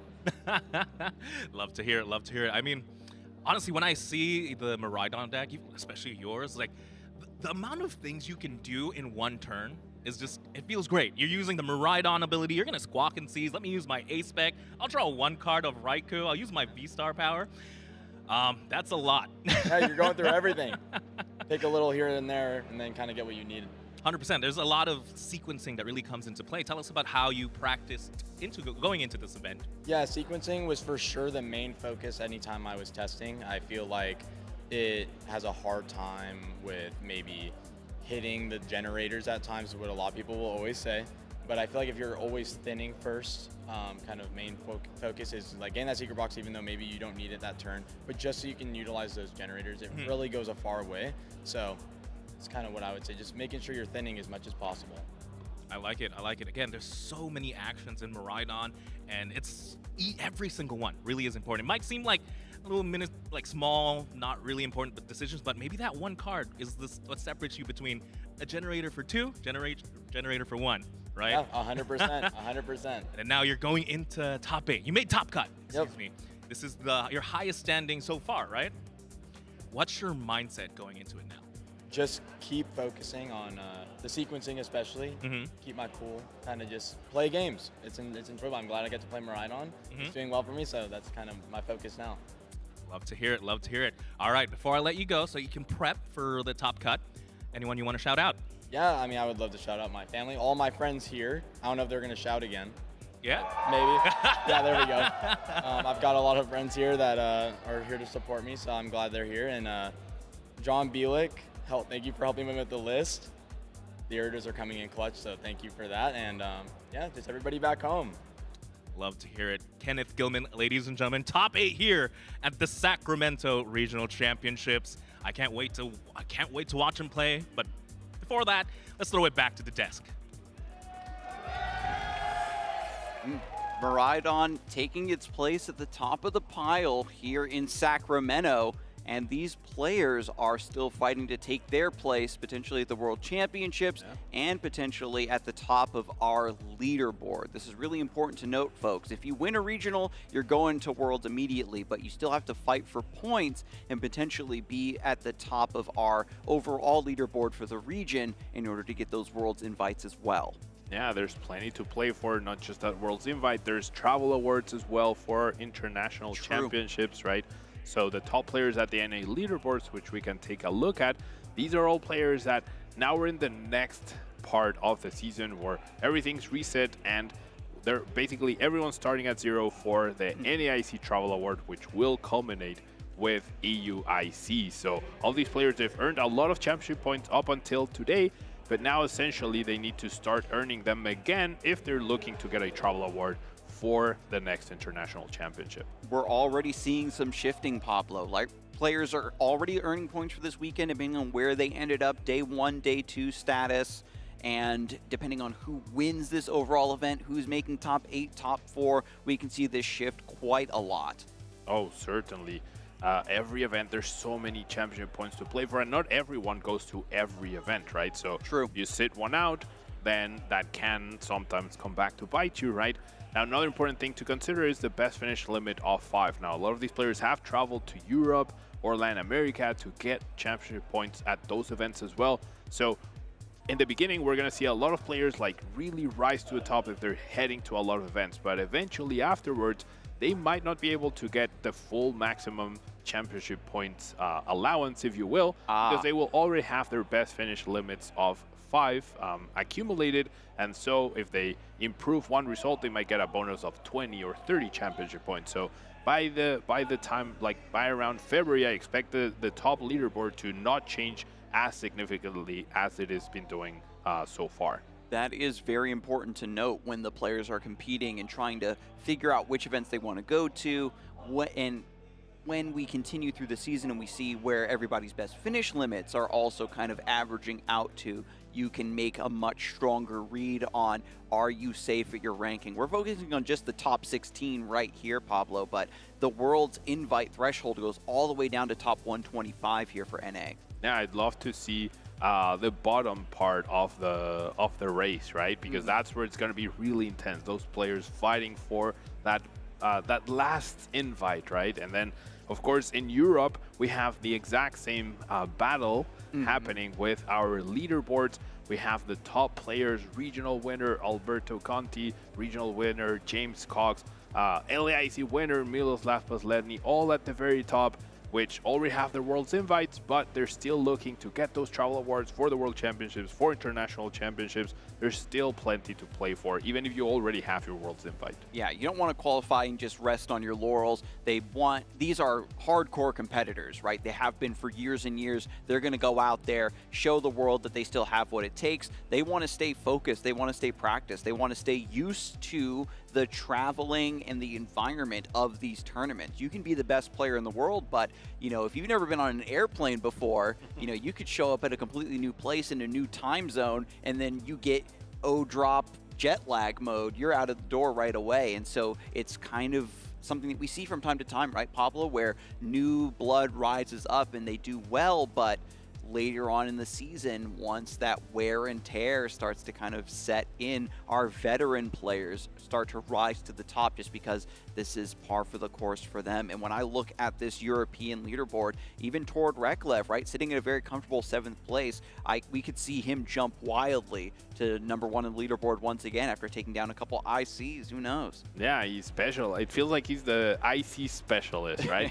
He didn't attend LAIC this time around, but I'm sure we can count on him being at EUIC and NAIC. I don't know what he drinks before those tournaments, but feels like he's the final boss of IC specifically. I've got my eyes on Stefan Ivanov, certainly. always cooking up some spicy brews and always, popping off with solid decks. I think is known recently for playing a lot of Gardevoir, but whatever else happens to catch their fancy, it's going to be a good time. It's going to be good, clean play. And that's mostly what I love from Europe, right? Not only do they innovate, they also play so clean. And these are the sorts of matches that our, soon-to-be competitors want to study to really get into the game and understand it at that next level. Yeah, man, as you mentioned, like right now the season really forces you to like stay on top the whole season, right? If you take a little bit of time off, like it's almost like you're gonna be out of form, right? Yeah. Even though obviously you know what the cards do, you can study as much as you want, but there's even something important about like the muscle memory of going through the motions, the thinning, the making sure you price check at a very reasonable pace, you're playing at a good pace, you're like used to all the shuffling and all the actions, you don't make any mistakes that could lead to a price penalty or something like that. And all of that comes with practice. The more you practice in person, the more you're gonna be used to that, and it just happens automatically in a very efficient manner. Focus is also like a muscle that you have to exercise. And if you lose focus in a game, you're going to forget your sequencing. You're going to forget to use your Pokestop, or you didn't nest ball to thin one more card out of the deck. And those little percentages are what makes a good player into a great player. I want to share an anecdote I had. We had a long pause, right, in tournaments a few years back. And I've been playing for a long time, and I got a double price penalty in a match, like in the first regional when we were back, because I took a knockout and I forgot to take my prize cards, because when you play online, right, that happens automatically. It pushes you to get the prizes automatically, or it just puts them in your hand if you've won the game. And I just forgot to grab the prize, and I've been grabbing prizes for 25 years at them. That's the one time I forgot, and it cost me that round and probably the whole tournament. And that is all it takes sometimes. I'm really sorry that happened to you, Pablo. Okay. But we did have a little bit of a fun time, though, yesterday, because you were talking to Wancho, and our audience at home who was watching found out that you were a fan of Pokemon Puzzle League. And for those of you who don't know, so am I. So we got a chance to do a little bit of show match over in the free play area where we have those Nintendo 64s set up, the systems that are almost as old as we are now. Yep, and it was great to jump in and definitely get some nostalgia. So we're going to check out and see how that match went.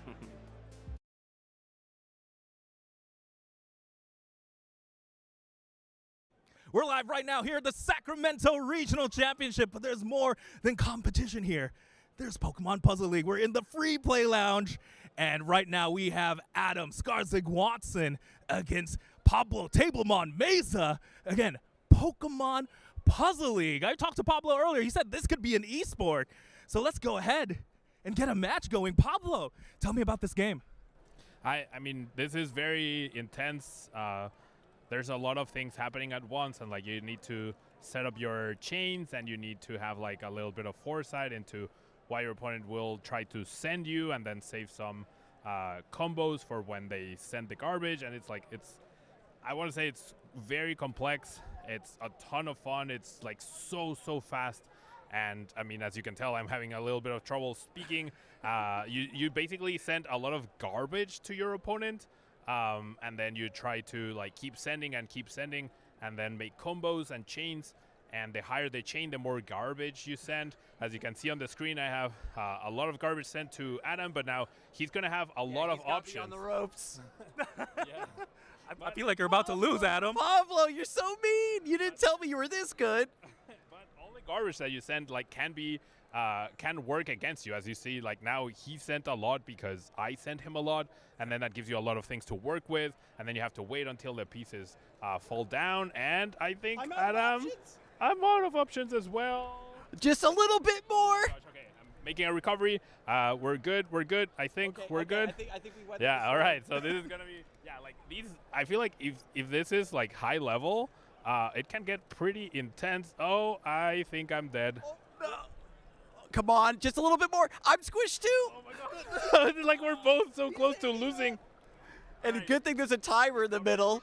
Recovery time for me. Uh-oh, I think he has me. I feel like you're in trouble, Pablo. I definitely am.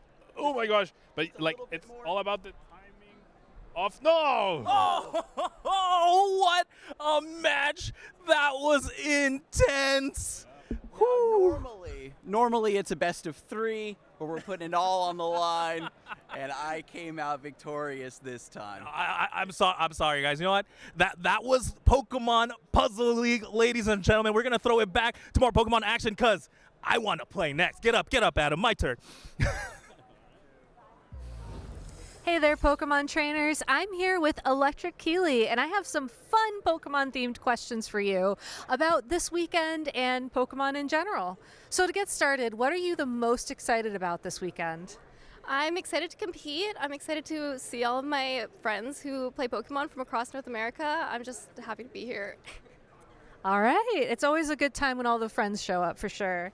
If you could be a Pokemon, which Pokemon would you be and why? Ooh, that's a good question. I feel like I'm gonna go with Meowscarada. I am a huge cat person. Anyone who knows me knows it's got to be cat. So I'm a big Meowscarada fan. That one. All right. I mean, it's probably the top cat in the VGC format. I can't think of any other cats that would be popular right now. So next question. What is the coolest Pokemon you've ever caught? The coolest Pokemon I've caught? That's a good question. Maybe just the situation. I feel like the most exciting Pokemon I caught was when I caught a shiny Buzzwole in Pokemon Go. I don't know. Catching shinies in Pokemon Go with friends is always fun. It's always really exciting when you finish the raid and then it shows up shiny and like everybody cheers, for sure. What is your favorite VGC format of all time? I think I'm a pretty new VGC player. I only started playing in Scarlet Violet, so I've only really played a few formats. I think my personal favorite that I've played was Regulation F. I had a lot of fun playing Gouging Fire and Chien-Pao and Dragonite. That was definitely my favorite format to play so far. Those were a lot of fun teams as well. If your best friend was a Pokemon, who would they be and why? Ooh, that's a good question. I don't know. I want to go with a different cat because I feel like we would just be best friends and like a Litten and Meowscarada. You know, I think that's cute. I think that covers all your bases as well. So you have a fire cat, a grass cat, and maybe someday a water cat. One can hope. So Sacramento is the city of trees. What's your favorite grass Pokemon that maybe isn't Meowscarada?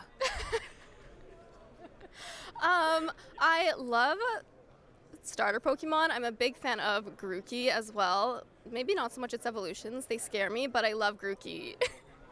Fair enough, fair enough. What would you say to your future self if you won the tournament this weekend? You did that. Wow, I would be very proud of myself. That's for sure. Would you rather win one regional a year but never get top 25 in the championship point rankings, or consistently get top 25 in the championship point rankings and never win a regional? I would want to win a regional. That's such a cool title to have.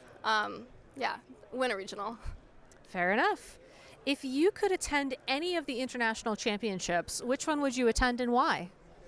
I would probably want to attend the LAIC, Latin American International Championships, just because I feel like it was just in Brazil, the amount of culture there that's so different from here in North America would be a lot of fun. They also have the best crowds, so. And our final question, would you rather start every game with a positive matchup, or would you rather win all of your speed ties? Win my speed ties. All right, well, you heard it here first. Thank you so much for your time, and we'll be back with more Pokemon action soon.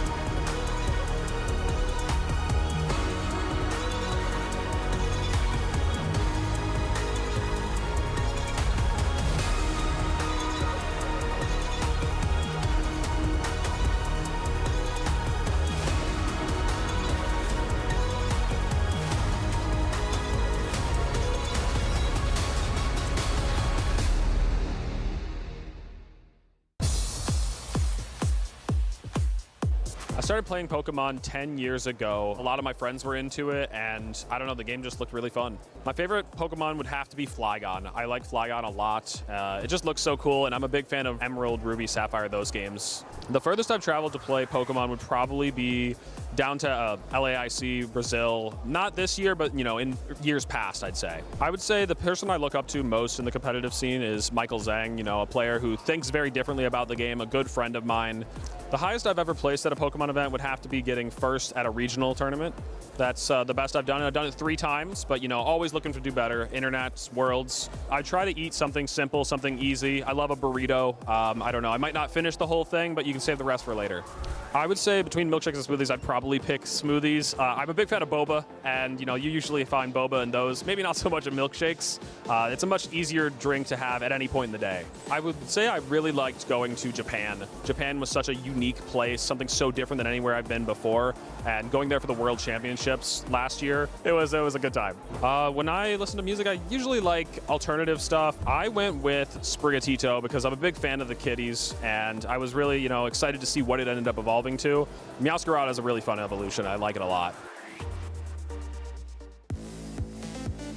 Sacramento, California, the beautiful location for the continuation of our 2025 season here at a regional championships. We're here on the Pokemon trading card game side, and you're welcome into our desk as well. I'm Shelby Vu here with Juancho Saldana, the primetime whiz himself. Juancho, how are you feeling? We were watching those matches starting out the day, and wow, they were pretty entertaining. Oh no, all the high caliber games here in day 2 have been absolutely amazing. I know the field is full of Regidrago, but I mean, after LAIC, I don't blame anyone for really bringing that deck here. They didn't have enough time to switch over, right? But there's so many new cards, and we've got to see them though. You know, That's like true. it was nice to see though the Pikachus or even the Togekiss and the Goldengo. That one I like very much. The new Ace specs. Ooh, the new Ace spec. Oh, so many new toys. Why is everyone still playing with the dragon? It's the year of the dragon launch, so you can't put it down. I mean, that deck is so powerful. So many of our pro players are still piloting it. I'm hoping maybe over time in the Surging Sparks format, we can start to develop some decks that will consistently beat the Drago. But for now, Regidrago is definitely reigning supreme here in Sacramento. But you know what else is reigning supreme, Juancho? What? Some of the picks that we've had so far. We've been doing a potluck here on the caster desk. Some of our casters have never really experienced a Thanksgiving celebration that so many, especially me, a lot of people watching celebrate Thanksgiving, and usually it involves a lot of very scrumptious food. Oh. So let's take a look how that's been going so far in our potluck. And Juancho, we're about to continue that right now. That means we need your help in the chat to decide. Here, we're in our semi-finals of the potluck. Top 4 here. Pretty serious. Honestly, talking about all of this while we're casting just makes me really hungry. You know, these are all foods, all staple foods, things I've seen in like movies and whatnot. That's my closest basis, really. And okay. I think we're arguing for Incineroar's roasted turkey and Fido's rolls and cranberry. Rolls and cranberry. I'm gonna beat you to it because I want the roasted turkey because I have go for it. no idea what rolls and cranberry are. You're gonna have to enlighten Stop me. it. Would you like to go first, Juancho, or shall I take it away? I'll go first. Before you tell me what roasted cranberry rolls are, whatever. No. All right. So You're the roasted one. Yeah, I know. I got it. Incineroar's roasted turkey. I have them right here. I'm just kidding. What? Go for it. Go. Okay. So all right. So Incineroar's roasted turkey. You can't have Thanksgiving without the big turkey, right? In all the movies and all the things, that's like the centerpiece. That's the one you start off carving in any meal. And honestly, who better to cook the turkey than the Fire Cat himself? And the Fire Cat's broken. You know, in VGC, he's like the best Pokemon ever. Have you ever roasted a turkey, Juancho?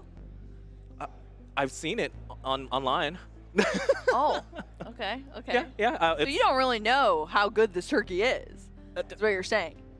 But it's the centerpiece. It looks amazing. It has to be A great. pretty scary, evil-looking cat. That makes it better? I mean, if you think about it, if you imagine, right? Imagine Michelin star chefs. Don't they all look really evil? The way you're imagining it right now. Yeah, right? They have to be. You know, do they? Yeah, the kitchen is very fierce. It's a very fierce workplace. You have to have that gumption in you. And I feel like Incineroar has his stuff. Okay, gotcha. So is he just like blowing the flames out to roast it? He Or could. what? He in a tight spot. You know, he's used to the heat in the kitchen. The oven? You know, maybe. Put it in a pan? I'm gonna lose, aren't I? Well, let's talk about Fido. What a cute little doggo. It's bringing you some nice, warm, scrumptious bread buttery rolls. We're talking croissants. We're talking like those really yummy flaky bread rolls that you just cut open, slap some butter on it. So delicious. And it's bringing its best, okay? Where does the bread come from? It comes from this little guy right here. From the Fido itself. He's well baked. He's a well-baked body.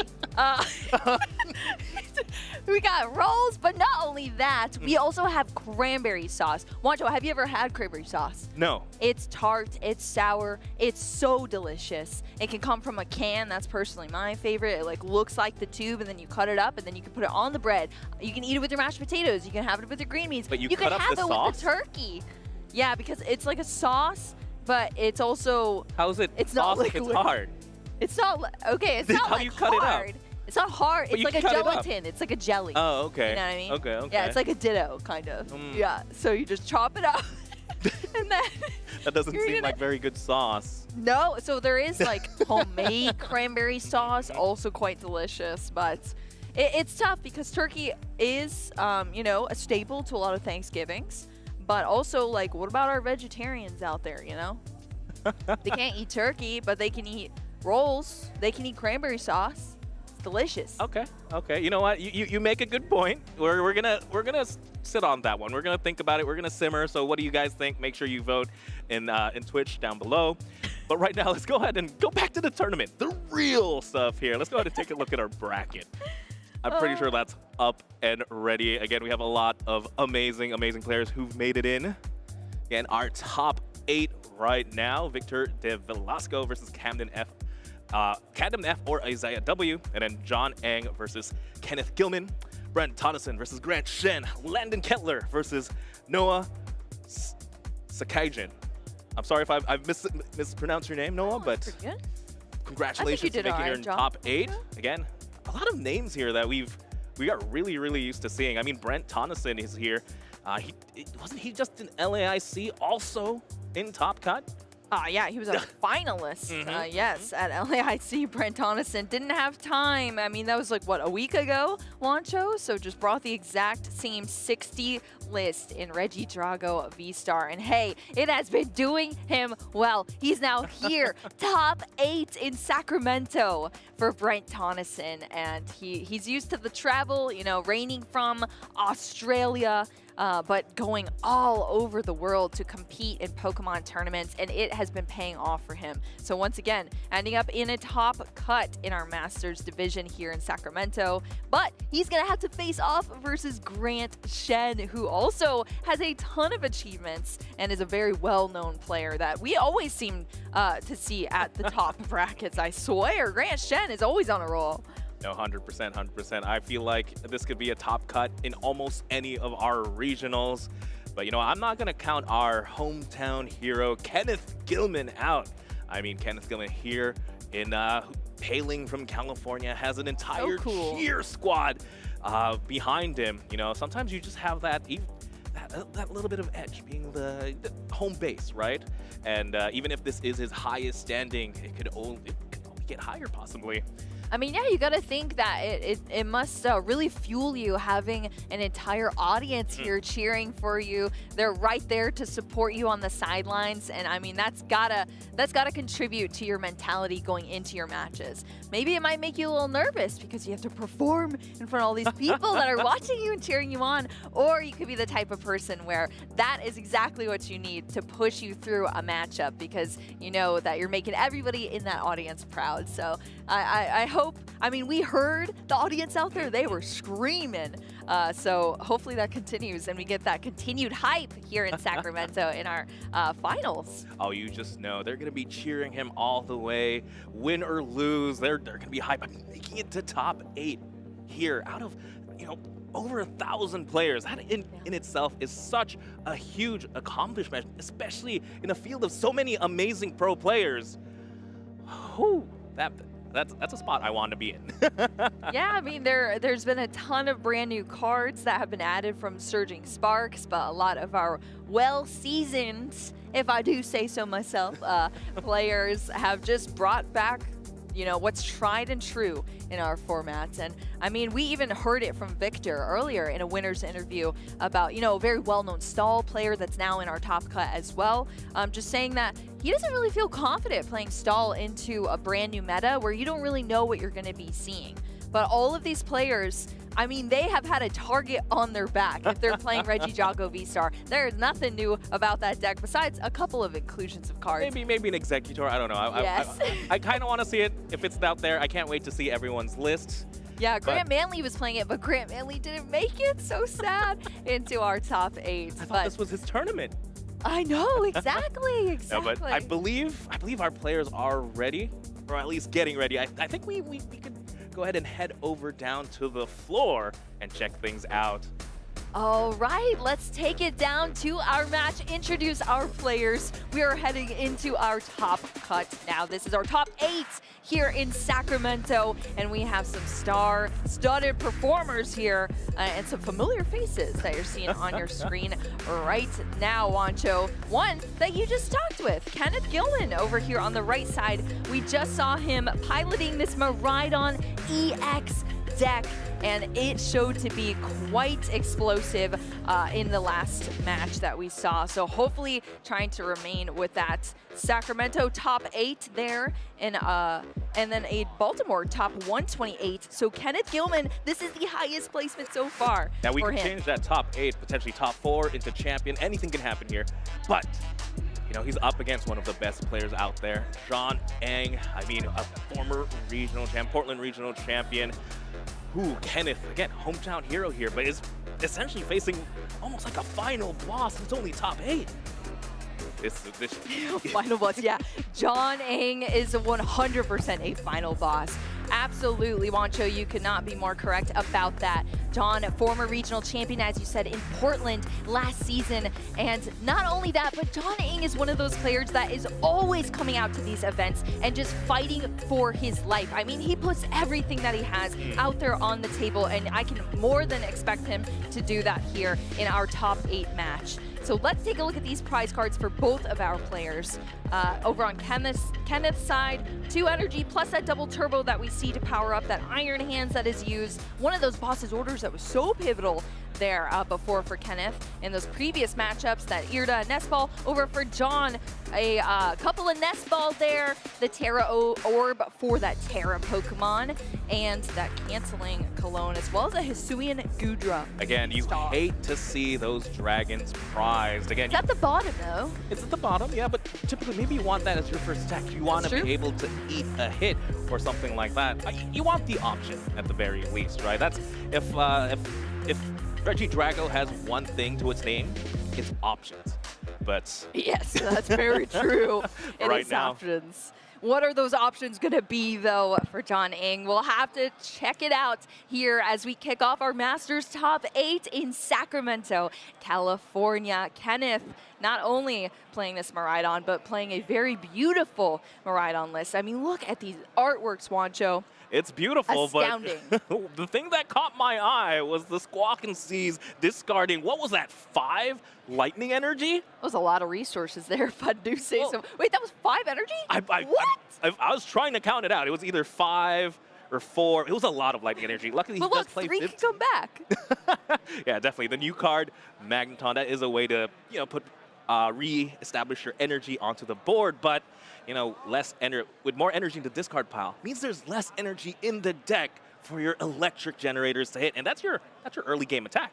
Yeah, and also 2 energy in the prize card as well. But I mean, Miraidon EX plays a ton of lightning energy, so there's still potential here for Kenneth. And I mean, this is why you do this, because you need to establish your board state here if you're Kenneth. If you have a dead hand, what are you going to do for the rest of the game? You can hold on to those cards, or you can just full send it and establish your board for the later game. Because when you're going up against Regidrago V-Star, I mean, that is an oppressive deck, to say the least. So you need all the help you can get as early as possible. Definitely. Kenneth here going first is actually a really, really big deal. I mean, typically, turbo basic EX decks like this, they do like to go second, but knowing that you're up against something like the Regidrago, which absolutely loves to go first, has to evolve to even start attacking, might as well take the first turn, maybe get 1 extra energy attachment, make use of that Rotom V, something I don't really get to see in these Miraidon decks, but that's great to have. Just 3 extra cards, why not? We got the attachment for turn. What more can we ask? Well, yeah, I mean, that is beautiful indeed. Wancho, that Rotom V with the instant charge here for Kenneth. So that is going to end the turn here, but it is going to end the turn with 3 additional cards, that extra support for Kenneth to carry into these later turns. John Ing, on the other hand, Earthen Vessel to start us off. We're going to trash one of these Pokemon into the discard pile in that Alolan Executor EX. So we were talking about Grant Manley playing this Alolan Executor. It is the hot topic here for our Regidrago V-Star players, and John Ing decided to add it into this deck. Is that going to help at all here in this specific matchup, Wancho, now that it's in the discard pile? To be honest, it's not a bad attacker to have, right? A Swinging Fiend, you're able to flip a coin. If heads, you knock out the active. If tails, you knock out something on the bench. Typically, you do see an energy attachment there onto something like the Miraidon, and Miraidon can't attack back-to-back. If you get tails, you could maybe try and snipe something in the back, knock out something like a Pheasantipity. It's just a nice attack that basically costs nothing. You don't have to discard energy. Chilling. Yeah, you don't have to send energy to Lost Zone to use something like Lost Impact. But, I mean, it's a great attack to have, great option to have in the discard pile. But I'm sure maybe there are different attackers he'd like to use. Maybe even Dragapult EX, start spreading damage onto the board too. Or even Hisuian Gudra. But, hey, again, new card. We wanted to see it.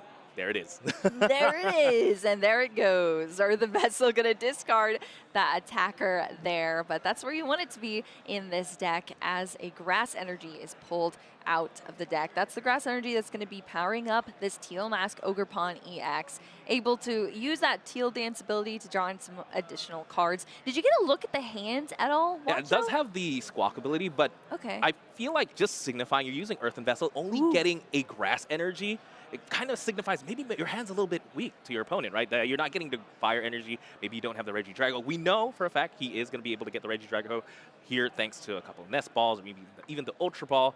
So things are A-okay here. As John Eng, again, you don't have the capability really to attack turn 1. So what you want to establish is multiple Regidragos, multiple attacking threats for the future, because you just have to assume the worst. This is Miraidon. They're going to have the Gust. They're going to have the generators for 2.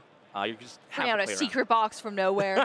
Yeah, absolutely. Regidrago V stabilizing his board a little bit. That was the draw off of the Teal Dance as well. So super clutch there in that Nest Ball, being able to bring out this Regidrago V and set it up. There's a Fire Energy in hand as well for John. Ultra Ball going to go back into the deck as well for this Cleffa. This is a Pokemon that we see in a lot of these Regidrago V-Star lists now because of that grasping draw to just get all of these resources that you need when you're taking these turns to slowly set up. Yeah, 100%. Honestly, there's so many things going on for Cleffa. It's such a great card. Woo! That's a fresh hand with the Squawk and Seize. Not a single card discarded there. All gains here for John. I love to see the Ultra Ball as well, to be able to discard another Dragon, another option to discard pile. Again, would love to see a second Regidrago. And again, very important to see that Cleffa. Again, Cleffa, amazing Pokemon in this matchup because it only gives up one prize. We put it into the active, has free retreat as well. We've seen Miluslav, for example, utilize that fully in LAIC. Sometimes you just really do have to take those couple of turns to set up. And by just giving up one prize, that changes nothing. Force your opponent to go to the odd prize, force him to still take out 2/2/2 or big V or EX Pokemon. But yeah, no, Cleffa, great to have there. But Kenneth does have multiple options here to even take multiple prizes on that Cleffa. Something maybe with like the Iron Hands, or something as simple as just Gust, one of the many V Pokemon. I'm sure he'd love to get a Regidrago V before it evolves to the V-Star. 220. Yeah. Get the one with the energy as well. Oh, baby. I love when I get to do that to these Regidrago decks. And Kenneth definitely is going to have a lot of Pokemon right for the picking indeed. And we saw that a lot from Kenneth in previous matchups on the stream. Kenneth uses those gusting effects to bring up those Pokemon when needed to be able to kind of work around the prize mapping and debilitate your opponent as much as you possibly can. Looking at the record here for John so far in this tournament, actually took a tie, only faced off with one Miraidon and took a tie to it, Juancho.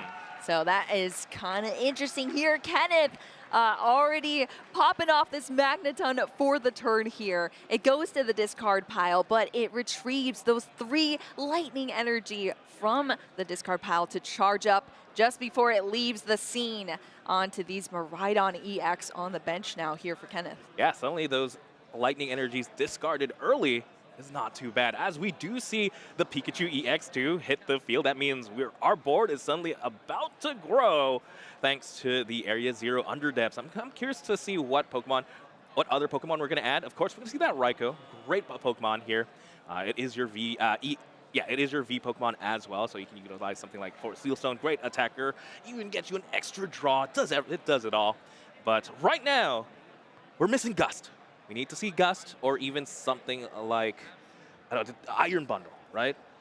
We need to get the Cleffa out of the way. We don't want to take this prize. Maybe if we had the Iron Hands, but again, the energy did go into the Miraidon, but okay, Oh, gosh, I just love to see this. The iteration of this deck now that expands its bench. I mean, you saw it on the screen. We have regular bench of 5, then we have extra bench. You can bench up to 8 Pokemon now in this Miraidon EX deck. It is one of these decks that benefits so much because it can play all of these supporter Pokemon. We saw the Squawk ability on the bench, the Rotom V to draw into extra cards, the concealed cards from the Radiant Greninja to draw into these extra cards for the turn for Kenneth as well. This is how this Miraidon EX deck works now. It's all electricity. We're plugging in and we're powering this house down, Juancho. 100%, Boo. I mean, there's only one thing better than having Pokemon on your bench. It's having more Pokemon.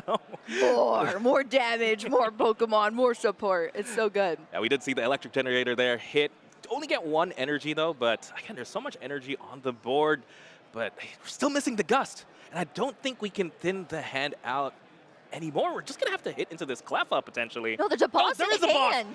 We had it the whole time, Juancho. Boss's orders. Maybe you missed it because it's that beautiful full art Boss's orders, but it's bringing up that Regidrago V, taking the first 2 prize cards down in this matchup in our Masters top 8. Kenneth is winning the prize race as of now. John still has that 1 prize card from the Magneton going down on Kenneth's turn here, but look at that board state for Kenneth. It is brutal looking, and John Eng is really going to have to work on the back foot now in this matchup. We have the Cleffa back in the active, as you said. Juancho, the free retreat on that little buddy there. So let's see if John can run away with this hand. We need to see some draw. We need to see something happen here for John Eng. Ooh, but yeah, it's looking really good here for Kenneth, Boo. Kenneth is looking to do 3 things. It's take 2 prizes, and then take the final 2 prizes. And right now... Take 6 prizes? Yeah. Is that how you play Pokemon? No, but specifically the 2-2-2 round. Yes, exactly. No, and right now, he's achieved his first task. He got his first 2 prizes on the juiciest target, Regidrago, with the energy. And, if you think about it, there's your other 2, and... Oh, yeah, there's your other 2, and then here's your next 2. Well, just the squawk, actually. Yeah. Not too bad. Let's see how it turns into a V-star. It's going to buff up the HP a little bit there, but yeah, you can still take a knockout on it, I suppose. We're going to see the attachments for the teal dances. Look at that. They're dancing the opposite directions there on John's board here. Someone play the mambo. We're teal dancing out here. Let's hope it actually netted John some good cards in the hand here. We still see just this Regidrago V. There's the 2 grass energy out there, and usually you see those energy switches to get it onto the Regidrago V-Star to power up to start utilizing these dragon Pokemon moves from the discard pile. So at least we have the Ultra Ball here, but we've had a lot of resources already down. And the thing about Regidrago V-Star is you actually do have to keep track of your resources. You have this epic V-Star power that allows you to discard the top 7 cards, 2 cards from the discard pile go back into your hand. So if you're using that later in the game, that's pretty sweet because you can line up some game-winning cards with that. But you still have to make sure that these resources you are using, you don't have to recycle back as your only thing that you can do for later in this game, because then it can get quite sticky. 100%. I love here John Ang just grabbing this Radiant Charizard. Again, it fills a similar role as this Cleffa. You know what? They're both single prize Pokemon, and this is what you need to present to your opponent. Get them to the odd prize. Maybe buy yourself an extra turn, as we are going to see the energy attachment there. You know, this is almost like a Regidrago, right?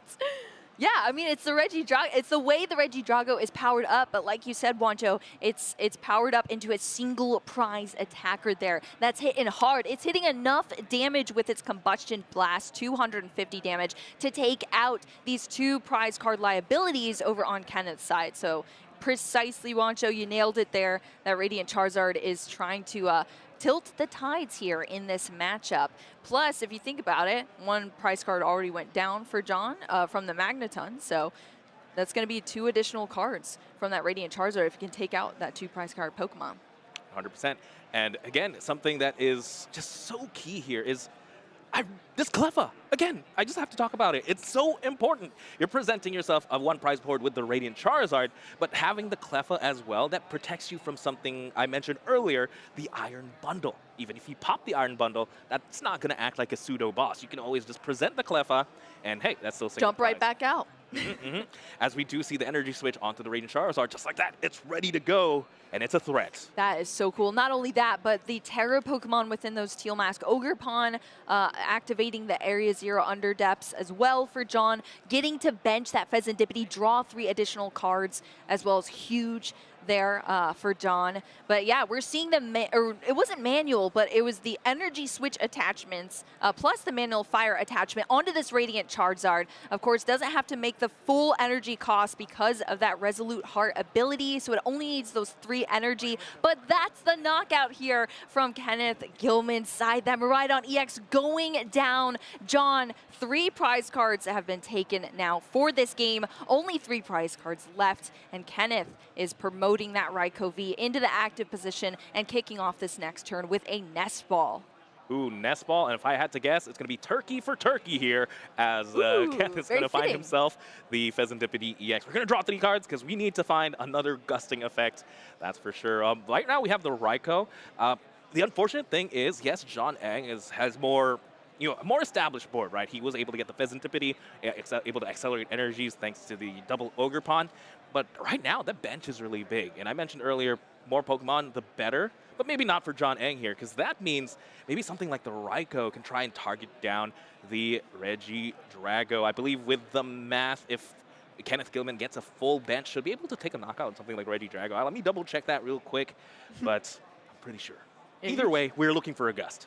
You're doing math now, Wancho. Welcome to the party here. Yeah, but that stadium helping so much with that. The more Pokemon you have, the more damage output you have. And John has a pretty darn full bench himself as well. So that is huge help, as we heard Kenneth talking about the beneficial aspect of the Area 0 build of the Miraidon EX now. But we're seeing the Hisuian Heavy Ball here for Kenneth. So mixing those prize cards right back up to put them back into the prize cards. But also, you saw the jotting down, because now Kenneth knows exactly what's in those prize cards within those that boss's orders, as well as a couple of energy there for Kenneth. So definitely taken note of what is missing as far as the resources. Look at this hand here. Right now, I see an Ultra Ball could still grab something like the Luminion here. That could guarantee you the boss's orders.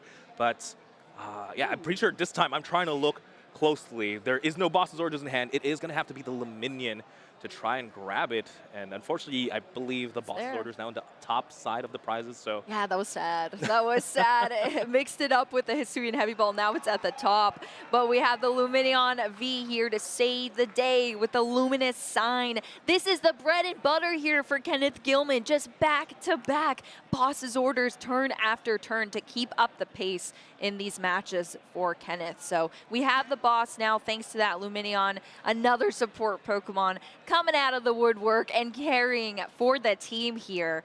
So we are accounting the math, making sure to verify this damage here from Kenneth's side of the field before we choose that boss's orders. But it's activated. The Regidrago V-Star's coming up. That's the brilliant V-Star with that amazing Legacy Star V-Star power that it has, and its primary attacker in this deck as well for John. And Kenneth puts it right back into the active on this side, and that's quite scary.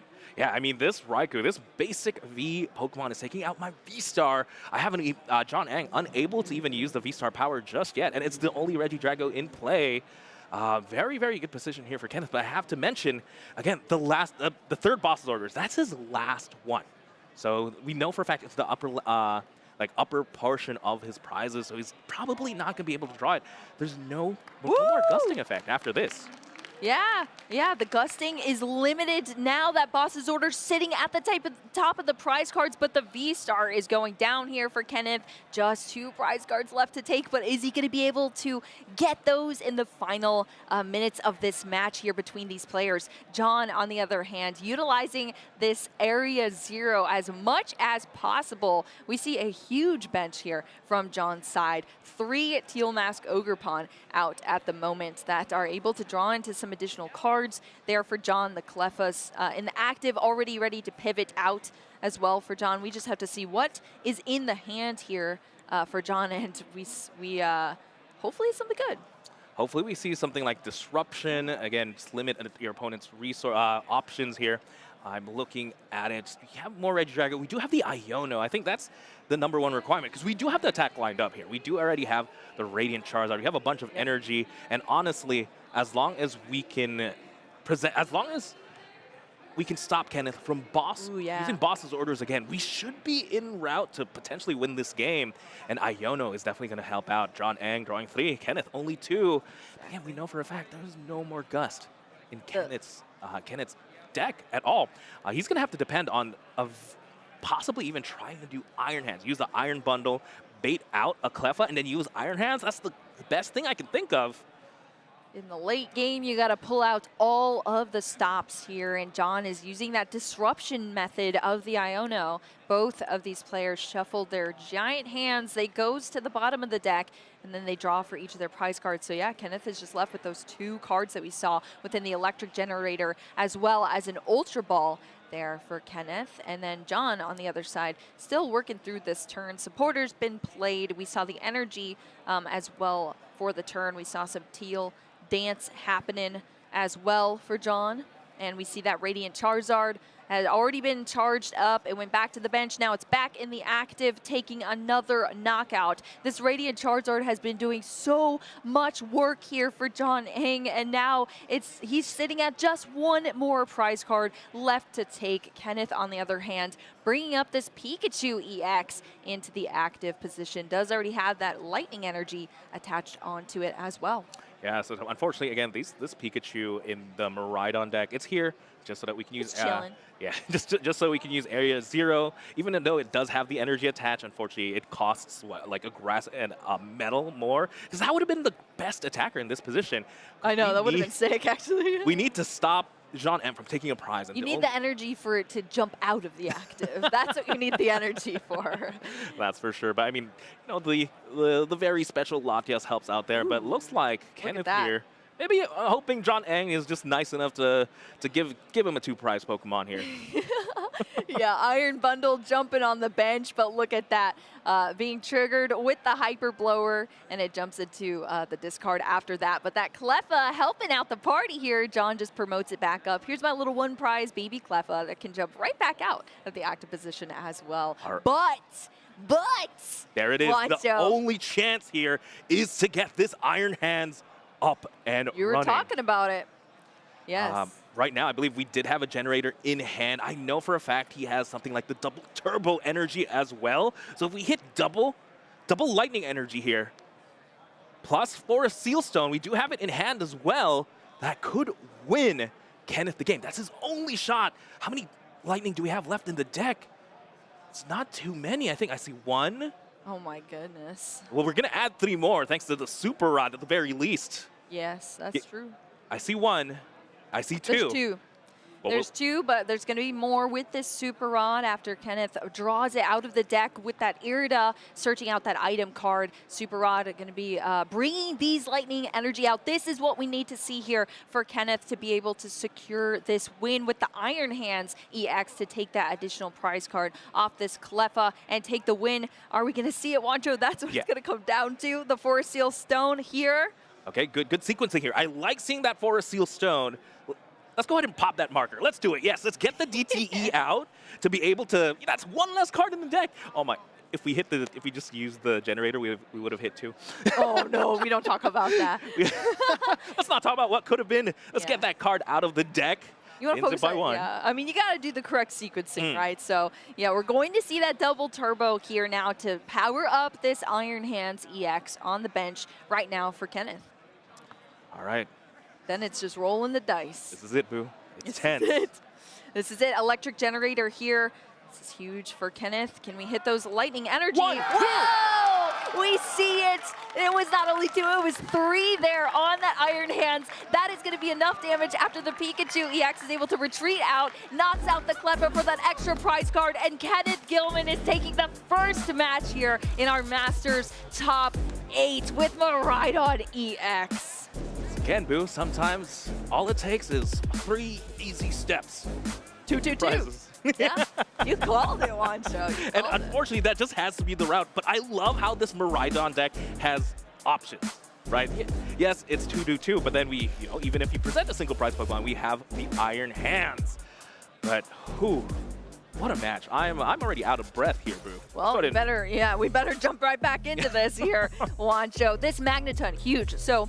We saw all those energy hit the discard early for Kenneth, but that's actually good for him to charge them back up onto the field, power up these Miraidon EX, start taking the prize cards early in this game. You want to start racing that prize cards. John Ang tried to do absolutely everything to put up a fight here, putting up those single prize attacker within that Radiant Charizard, energy switching to it, manually attaching to it, taking the prize cards in that knockout there as well to try to match the race, but Kenneth just had all the answers with the gusting abilities from the boss's orders back to back, straight into that Iron Hands to close things out. Yeah, again, absolutely amazing to see. And of course, this last play, and possibly the most important one, had to have so many pieces. Had to have the bundle, had to have the Iron Hands, had to have the DTE hit to generator. But Miraidon always has it. It just feels that consistent. And again, breathing new life, just that Pikachu EX. I just have to talk about that again. Just having the. It's on his arm right now, yo. It's on his arm.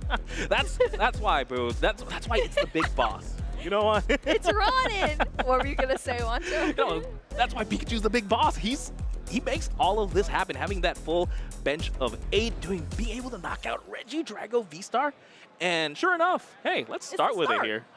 Oh no. That's just an attached pass here from John going first. But oh my gosh, look at that. Not only just an attached pass, the Radiant Charizard in the active position, like so bad to start with that. We have 2 Dragon Pokemon in the Alolan Executor as well as that Dragapult EX, 2 Grass Energy, and the Earthen Vessel in the prize cards as well. Best card you want to see in this position is going to be your pink card. Your Ace Spec. Give you as many options as you want. Let's get a tool. Let's get the Seal Stone. Let's get a Nest Ball. Let's get a supporter as well. Hey, let's add a stadium in. Ooh, blood in the water here. Oh my goodness. Gilman, he feels it. Okay, one thing that has just been the absolute story for this weekend, Wancho, has been our Miraidon players and Secret Box on game-winning turns. I mean, how many times we saw the Secret Box with a bunch of support Pokemon to knock out a Raging Bolt EX in the start, and that was the only Pokemon there. Took the win. We saw Secret Box into the win to, in the end game for Kenneth as well, and now we're seeing it again. Secret Box discarding those 3 cards, getting all of these cards back out of the deck for Kenneth. I feel like it's not that much of a secret now, actually. You open the secret box, you get a win. Yeah, that's true. The secret is you're winning. Yeah. If you're playing Secret Box, apparently. And look at this. This is how it all starts. And it's sometimes doomed when you're seeing this. Tandem unit on these Miraidon EX. Not 1, but 2. Bringing out these lightning Pokemon onto the bench here for Kenneth. And as you said, Wancho, Pikachu EX is already in the active position. That's going to unlock that stadium because it's a Terra Pokemon. If Kenneth is able to have it there as well. Yeah, again, the Pikachu EX, we're going to pair that up. Yeah, he just dropped it just in time, too. The Area 0 Underdepth, that's going to fill up our bench. We can go up to 8. And 8 times 2, 160, plus that 20 on the Raikou. That's going to be more than enough to knock out something like the Radiant Charizard. Suddenly, we only need to hit 1 energy off the generator. Oh, yeah. And that's not what you want to be seeing when you're John, as you can see. I'm sure he's quite frustrated here to be taken out by a Miraidon EX, but it's not over yet. Kenneth still has to make it through this turn, but look at this. We're hitting a generator, or not yet. We attach the Forest Seal Stone here for Kenneth. We're going to generator here. Gotta look 5 at cards. These top 5 cards. There's That 2. is- wow. Okay, where does it go, though? Do you commit it to the Raikou, or are we going into the Miraidon? Because then we still need more bench for the Raikou. True. Or Yeah, we just need 1 more energy. Well, yeah, 1 more energy on Miraidon plus another way to No, switch. he's Looks like going all Miraidon all day long. Miraidon EX powered up right now with 2 energy here. Photon Blaster requires that 3 and it hits for 220. And Kenneth, I mean, that is not a super tall order here, but that Pikachu EX is still in the active, but not for long. That Latias EX is going to allow for the free retreat of that Pikachu EX. Miraidon EX fully powered up thanks to that electric generator plus the manual attachment. Takes the knockout on the Radiant Charizard. And Kenneth Gilman is advancing into your top 4 here in Sacramento, California. Kenneth Gilman, hometown hero here. Again, he fought one of the best players in the world, John Eng. Yes. And able to make it. Hey, we can change that the highest accomplishment. Let's scratch out the top 8. Let's go into top 4. Yes, exactly. Top 4 this time around. You can tell John is just absolutely gutted by that, and I don't blame him.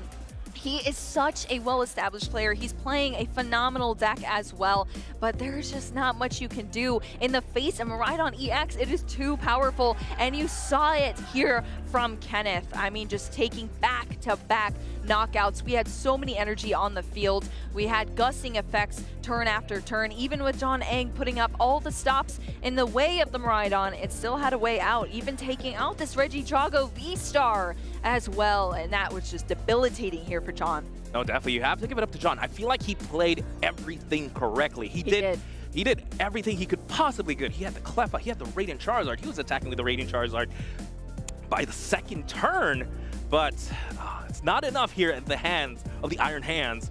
And then, of course, game 2. I mentioned earlier all Kenneth needs to do was 2-2-2.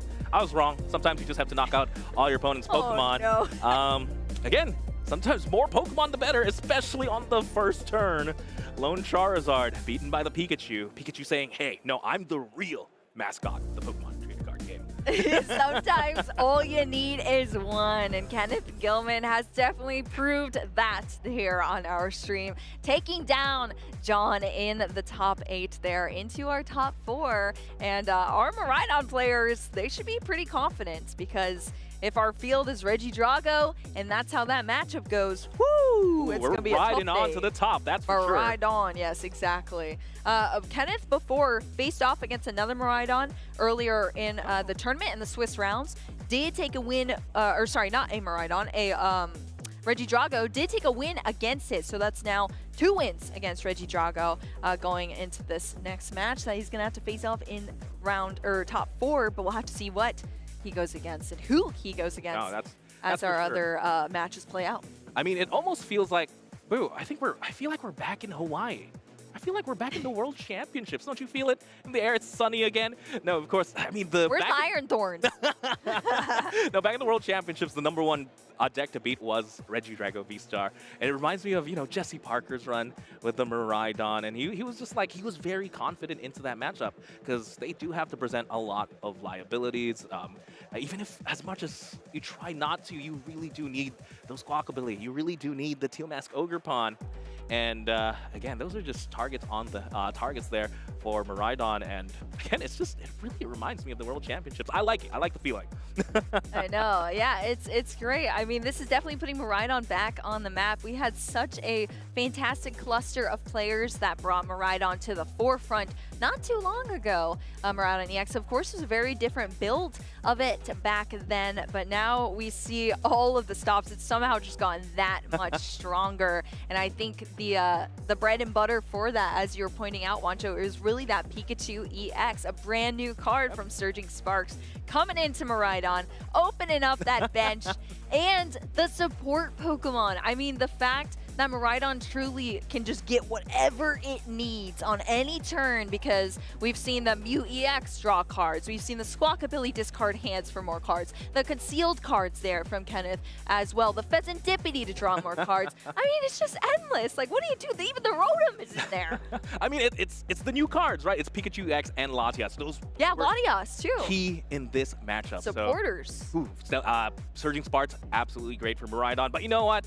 I know I just got to talk to him, but I'm very excited to see how he's feeling now that he's going into top 4. I believe we have an interview here with Kenneth, so let's check it out. Hello, everyone, and welcome back into the lounge. Adam Skarzig Watson here with our winner you just saw on stream again with the Miraidon making top 4. How you feeling, my friend? I'm feeling pretty good. I feel a lot better about that matchup specifically. Going into Drago, I feel a little bit like I've tested a little bit more maybe of it than Bolt, so I felt a little bit better going into that. It was nice playing against John, so yeah, very good player. Yeah, he's certainly a fantastic player. And if I'm remembering correctly, I feel like Miraidon was one of the early ideas the player base arrived at to counter Regidrago, having this early aggressive push against those smaller V Pokemon. You want to talk about that a little bit? Definitely. I think Jesse Parker did a really good job at Worlds of demonstrating how good it really was against Drago. Now, obviously, with Pikachu and Latias, it kind of changes the way Miraidon works. It's a little bit less favored, I would say, because it's not as straightforward. There's a little bit more pieces, but it's still very, very good for the matchup. So, yeah. And has this been the first Regidrago? Certainly not, that you've played against today, but has this been an easier or more difficult matchup, would you say? I would say this is one of, not easier for sure, because John pilots the deck very well. Obviously, the last matchup, unlucky for the start that he had, but in terms of the actual matchup itself, I mean, every single matchup, I think it depends on the player. I mean, if they're piloting the deck correctly, it's going to work the way it's supposed to. So I would say it was a little bit more complex, especially in game 1. I really was digging for my pieces. Yeah, that makes a lot of sense. Not to put too much stock in the matchup spreads. You have to recognize that, especially after such a grueling weekend of Pokemon, your opponent still has to be on the ball and force you to have it, so to speak. One thing, now that we've seen this Miraidon deck in action, have you been missing the Topaz Bolt at all, or are you really glad that you decided to go straight Lightning and go for it in that regard? I've heard that a lot about the Pikachu not being an attacker at all. I think it's a little bit more consistent, and I always, especially in a region where you're playing like 10 plus rounds potentially, consistency is going to kind of be the power, right? Okay. So I think Pikachu, obviously, if you have it with Magneton powered up, it does way more damage and you have a better attacker, but I don't think it's consistent enough. That's why I kind of left it behind. But yeah, I think it's a really good attacker. I saw it a lot in Lost Box yesterday. I was walking around, and I think that's probably its best home as an attacker. So. And you made a really smart call indeed to focus on consistency and to lean into your other attackers. Between Miraidon, Raikou, and Iron Hands, which one would you say has been doing the most work for you? Definitely Raikou. Raiku's definitely putting in the work. Being able to swing for that much damage with that few of energies, being able to Magneton late game instead of 2 of them with a turn attach, it's very strong, very consistent.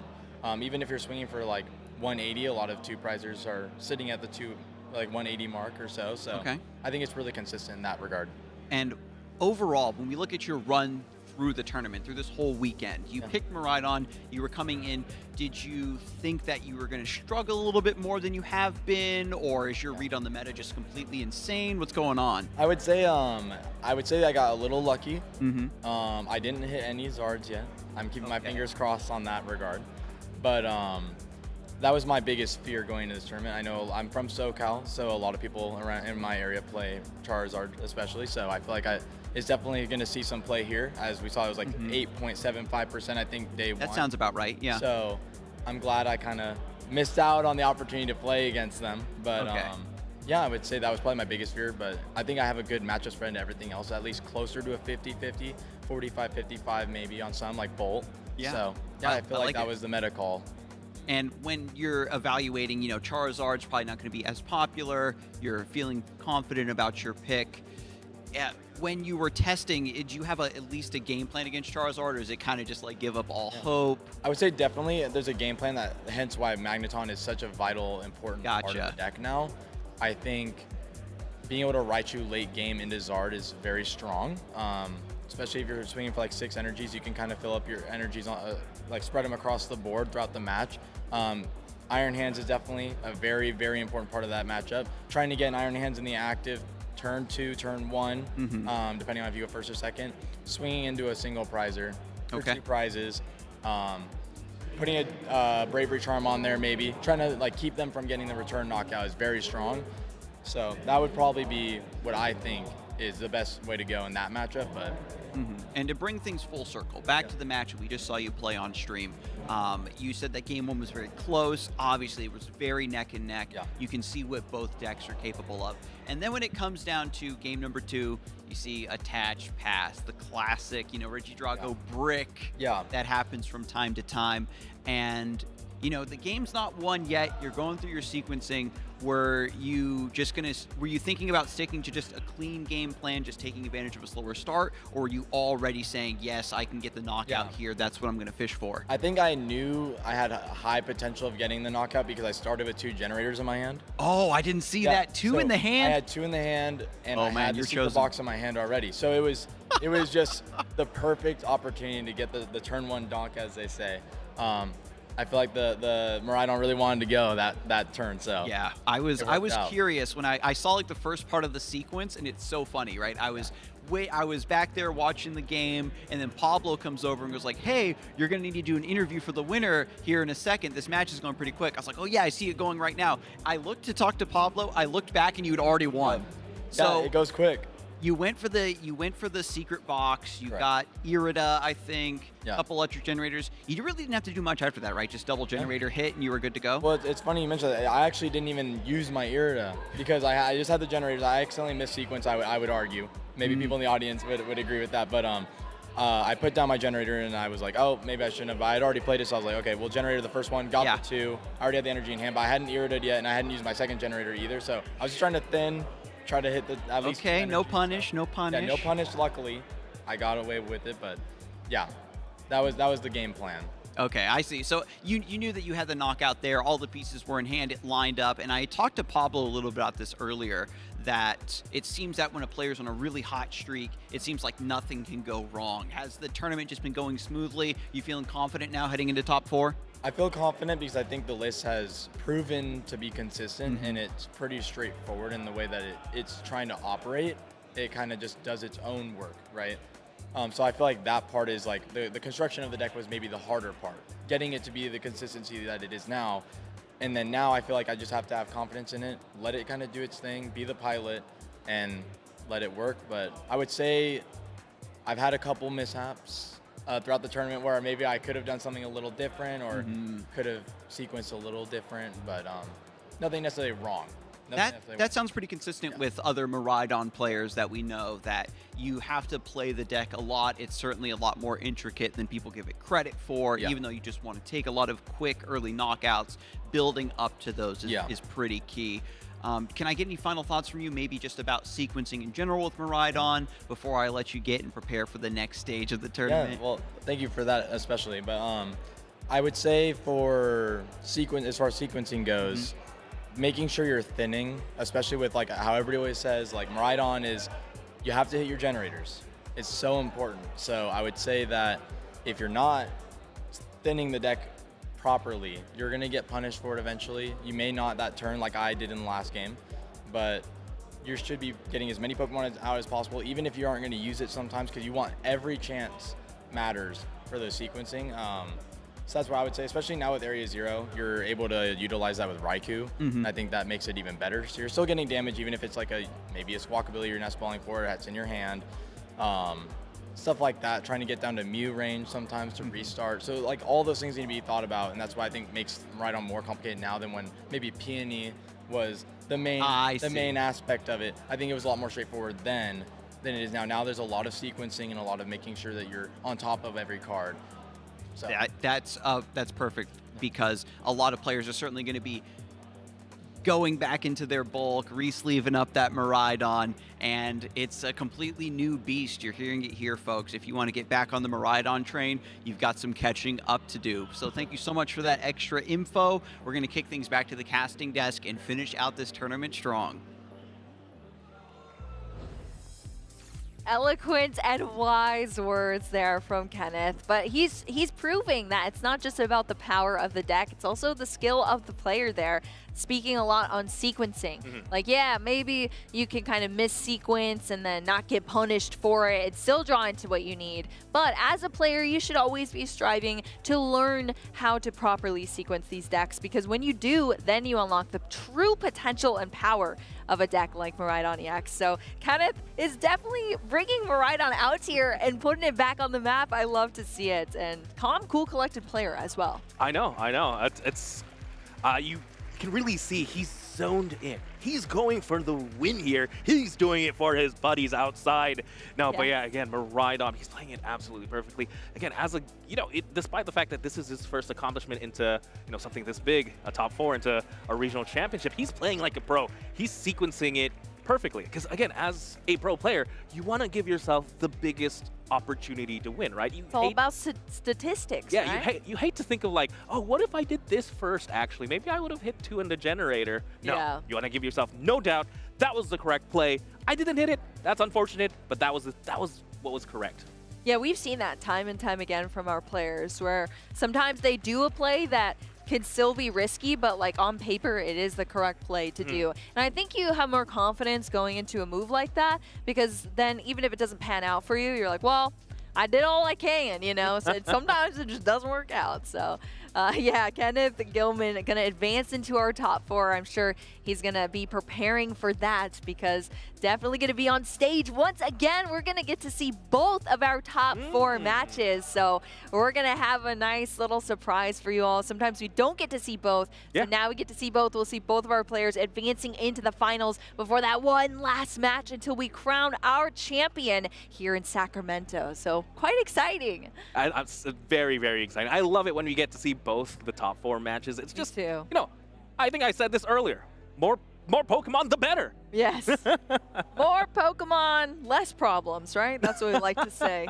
We're all having a good time out here in Sacramento. Of course, our matches are still going out there. That was one of our top 8 matches, but our others are going into game 3s. So we are having back-to-back wins from our players out there. They are fighting for their lives. There are so many Regidrago V-Star in our top 8, whereas the Miraidon from Kenneth, we also see a Miraidon from Landon, who we saw on stream earlier in our day 1. And then Victor was first seed going into our top 8 with Golden Go, which is pretty cool. So who could have predicted? Yeah, I wonder. So we're going to be getting the conclusions to those matches. We're going to see who we're going to feature first in our stream match for our first top 4 match. But we're doing a little semifinals of our own, Wancho. Probably a little bit more intense, a little bit more tasty. I was going to say, hope you're not as hungry as you were before, because I sure am. Let's take a look at our potluck. I don't think we got the result, did we? Oh, that's true. This is going to be the results of our last little debate. It was between Incineroar's roasted turkey or Fido's rolls and cranberry. And it's going to be the roasted turkey going into the finals here, Wancho. Incineroar's just busted. It You is. know, yeah, the It's best not just Pokemon in yeah. VGC. It's not just Incineroar, but I mean the turkey. Like, how do we give like one of the coolest Pokemon that's so powerful, the roasted turkey? I mean, that's the staple of Thanksgiving. Maybe we should have banned that. That's a little bit too good. a little bit. But hey, now it's all about the Pumpkaboo's pumpkin pie versus Snorlax stuffing. So I'm gonna let you choose which one you would like on this one, Wancho. Very, very kind, Boo. Are Again, you vibing Snorlax? I'm vibing Snorlax because I've never had pumpkin pie. I think I mentioned this. I don't think I've had pumpkin spice latte. That's close You've enough, had right? stuffing though? I've had stuffing. I've had stuffing. Ah, That's like the one Thanksgiving dish I've had. And the thing is, okay, well I'm gonna You've never take had it. a turkey? I've had a turkey. Okay. Was But the it's- stuffing in the turkey? The stuffing wasn't in the turkey. Okay. Oh, it was not. It wasn't. Okay. It was actually. I wasn't attending the thing. They just some leftover. Wait, what? You were attending? I wasn't at the Thanksgiving. Oh, they thing. brought They leftovers. brought- I yeah, thought they you were brought me saying you like leftovers. snuck into someone's Thanksgiving. I was like, what are you talking about? Watch They brought leftovers. Okay, that makes a lot more sense. Yeah, I didn't steal it off the trash, Boo. I did get to try it, and I thought it was pretty good. Anyway, I'm gonna take Snorlax stuffing. Okay. Okay, and I'm gonna go first because honestly, I have no idea what's in stuffing. Like all I know, it's great. Out of everything, it's like out of all the Thanksgiving dishes, like I've had turkey before, but like I feel like the stuffing blows it out of the water. Like Really? again, I think it's like bread and milk, and butter. Yeah, you're doing pretty well. Oh, okay, and mashed together. But I don't know what else is in there because it feels like there's more. There's like spices. Yeah, and that's the magic. That's the magic of it because I don't know what's in it, and it's amazing. You know, what's in this stuffing? There's stuff in here, and it's There's the stuff. best. It's stuff. And who better to cook that stuffing than the Snorlax? You know, if anyone knows That's about true. food, That's true. it's Snorlax, and you know, there's a reason why he's sleeping so soundly. Is he stuffed with that stuffing? Oh my gosh, ate a little too much stuffing, huh? Before even bringing it to the party. Now he's asleep? What happened there? No, that's exactly what happened. You know, he doesn't even get to go to the party. I No. mean, I was surprised that stuffing actually beat mashed potatoes because I love mashed potatoes. So Oh. yeah, I think you have a lot of stuffing lovers out in the chat. That is They for know their sure. stuff, you know. I can't. What the fuck? Okay, we're done. All right. Well, yes. Would you like to have some soggy bread or some delicious pumpkin pie that was made in the kitchen by a pumpkin itself, Pumpkaboo, putting it together, the pumpkin pie? Don't worry, it was just leftover pumpkins. The double XL. Is that why it's a ghost type? Pumpkaboo. Putting it together. We have the pumpkin pie. It's creamy. It's delicious. It's like the perfect texture. You put some whipped cream on the top. You have the crust as well that's nice and crispy. Oh, there's nothing better than top it off your Thanksgiving dinner with a beautiful dessert. I mean, we're going to be competing against the turkey itself. If pumpkin pie goes into the finals, we have to bring all that we have. And do you really think stuffing is gonna win it against the turkey? You need the pie. It's all about what's inside. We like Boo. desserts, And there's okay? nothing I more. eat dessert before I even eat dinner half the time. It's so I'm good. not gonna lie, you painted that really, really well. Production, can we get some pie? I would like some now. That I'm would be kind of hungry. delicious. That would actually Imagine we just delicious. had pie like right now. We started eating. You're like, Oh. listen, this pumpkin right here. Into top 4, and we're just eating. Oh no, I'm getting it. Oh no, we need the stuffing. You know. Well, it is going to be a tight race, that is for sure. Almost as tight as our top 8 matches out there for the stuffing versus pumpkin pie, but it's up to you. Would you rather have stuffing advance into our finals, or are you a fan of pumpkin pie Yeah, your made by Pumpkaboo itself? Your pumpkin pie is cooked by a ghost. I'm pretty sure it's cursed. Don't vote for that. Whatever. It's a Get ghost. out of here. The ghost of all the pumpkins that are in the pie. Don't let their sacrifices go in vain. You're eating his family. Stop. Oh my goodness. No, it was just leftover pumpkins, okay? Those are not Pumpkaboos. It's fine. It's okay. But yeah, Definitely. All right, I think we've argued enough. Now it's up to chat. Definitely get your votes in. It's very, very important. Whoever wins this gets to go into the finals. But right now, we're going to go ahead and take a quick break before we get into our top 4 matches. Don't go anywhere.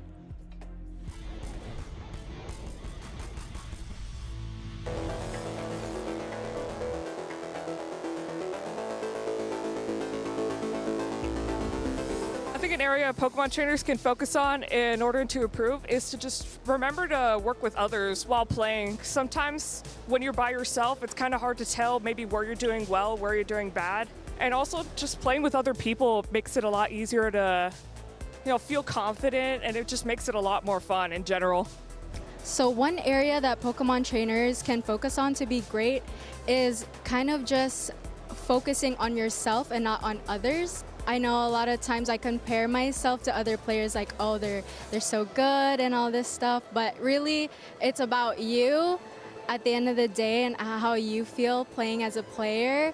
I think community building is probably one of the biggest things. You need a community, you need people to bounce ideas off of, bounce play styles off of, bounce all types of things off of just to have really a successful career as a Pokemon trainer. One area Pokemon trainers could focus on to be great would be kindness. This is my first time at regionals, and everyone here has just been so kind and helping me out, giving me tips on how to make my deck even better and how to just play differently. Even just like supplies, like card sleeves and other stuff to just be a better trainer. Focusing on yourself in Pokemon Go is so important.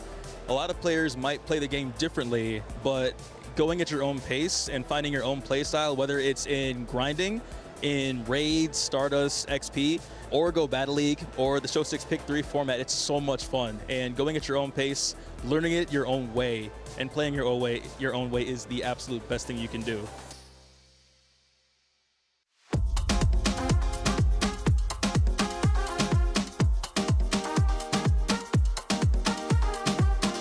I record my gameplay and watch it afterwards to see what I'm doing in the game and become more aware. I don't really think about it in the moment, I just perform. So I record it and then watch it afterwards to actually, have the practice mindset, see where I can improve. Bom, eu amo muito Pokémon e uma das coisas que eu mais gosto de fazer é dar bastante carinho pra eles. Por incrível que pareça, dar carinho pra eles faz com que, às vezes, ele consiga dar uma evasiva. Apesar de não funcionar isso tanto no campeonato oficial do VGC, é muito legal ver ele saindo da Pokébola com aqueles coraçõezinhos, porque ele ama muita gente. Para melhorar, eu sempre tento observar o estado do jogo, do oponente, sempre tento pensar à frente o que ele vai fazer.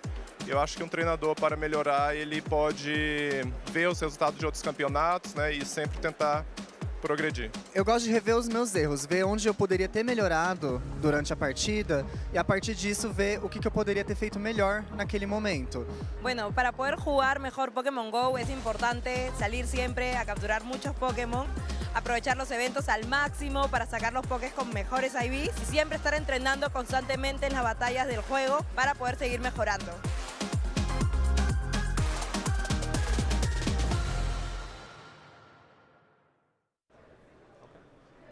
Hey everyone, Adam Watson here on the floor of Sacramento Regionals, and I am joined by some new faces. It's their first Regionals, Ramon and Star. How are you doing? Hey, how's it going? My name's Ramon. This is my friend Star. It's amazing. It's my first one. I love it. The community is just as great as it would be something in a smaller local area. Like, it just has that feeling to it. And just talking, playing with people, trading, it's really fun. And Star, what's been your initial impression of your first regional so far? So far, this is my first one, like he said, and I've enjoyed the community. I've seen people talking everywhere, and I enjoy just being a part of it. And now you told me a little bit earlier, Ramon, that you kind of recently got back into Pokemon. Can you talk a little bit about what that was like to pick the game back up? Picking the game back up, that's the first. I guess to clarify a little bit, it's more so I collected and I, gave cards away if the people liked them and all that. But I got back into it because of my friend Star here, because he played, and I was like, you know what, I'll play along. And just like other card games I played, I found myself liking Pokemon a lot more. It was easier to get into. It was just as complex if you wanted to build something like that. And stuff like GLC is something that has really attracted me because of other formats I've played. And as somebody who was a player, a big fan of the Pokemon TCG, getting a friend of yours into the game, what was that experience like? It was a lot of fun. I sometimes struggle to talk to people, and it's really easier to talk to people when we share a common interest. And I've always enjoyed sharing my hobbies with my friends and stuff like that, so it's always super great to be like, hey, you want to play a game? And immediately he's like, yeah. That's a fantastic way to put it. You can connect with other people, other fans of Pokemon, and that's what you've been doing so far. It's Friday right now when we're talking to you here, and there's been a lot of side events going on. What has been playing the side events and talking with other Pokemon players been like for you so far? It's like I said earlier, like right now, it's super friendly community. You're curious about something, you can go in and watch. You're seeing people play back and forth. People just going around being like, hey, you got trades? I'm like, you want to trade? I got trades. What you got going on? And then I got a couple of cards that I've been looking for. Tag Team Garachina Garchomp. That's the one I got. I got the Secret Art Rare for Airy, which I'm going to put into my GLC. And I found, and I actually want to show you this one. I haven't shown it you yet. I found a shiny Mega Gardevoir I've been looking for. I know I could just order it online, but... hold that right up to the camera there. Yeah, right here. So I know I could just order it online, but where's the adventure in that? The thrill of the hunt. I know that there's a lot of Pokemon collectors in the audience right now that are loving that you picked up that card. And when you're playing inside events, when you're collecting cards, what's a moment today that's really stuck out to you, Star? It's honestly, so I'm visiting from Colorado.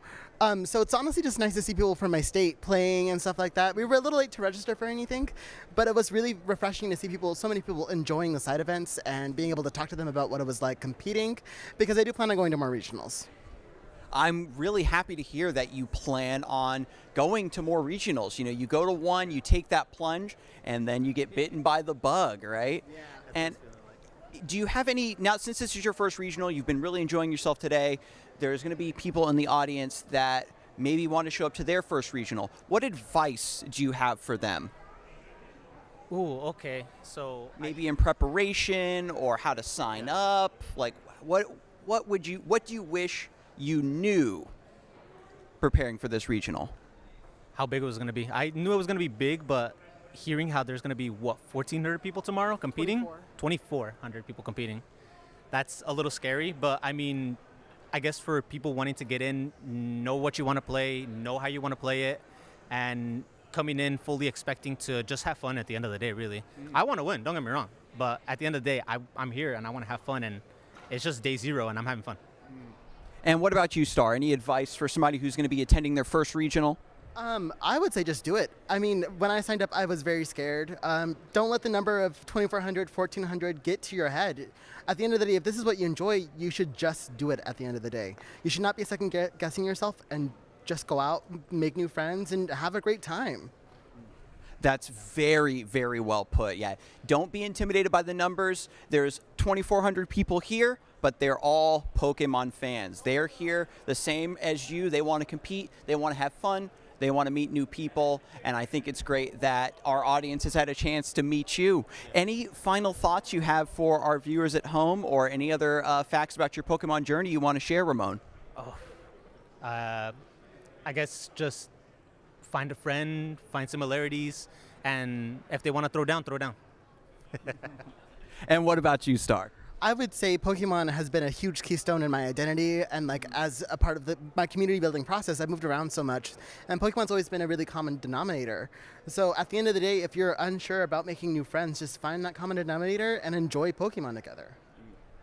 Beautifully done. I want to thank you so much for taking the time out of enjoying your first regional to share your experience with me, to share your experience with our audience at home. And hopefully we'll see you at the next regional. But don't go anywhere because we have more Pokemon action to go. Hello, Pokemon fans. Welcome in. Adam Watson here, and I'm joined by Gabby and Will.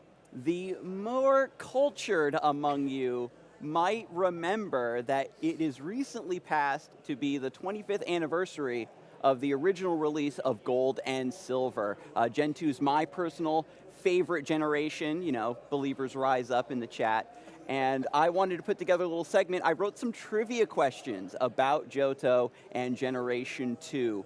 Now, I have it on good authority that our audience at home already knows the answer to all of these, so we're going to see how many you can get.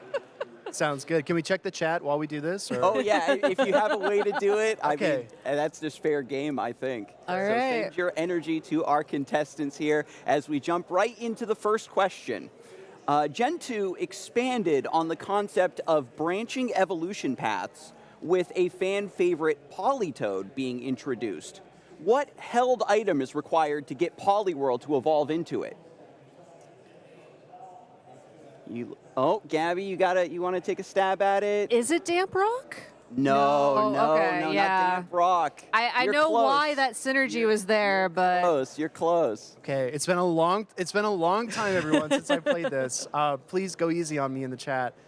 It's not a water stone, right? Is that even? No, that's to get Poliwrath. can I guess again? Yeah, of course. King's Rock. King's Rock, yes. The King's Rock. For Slow King, It right? is also, yes, to get Yes. Slow King. I thought that would give it away, so that's why I said Polytoad. I'm telling you, these questions are too clever.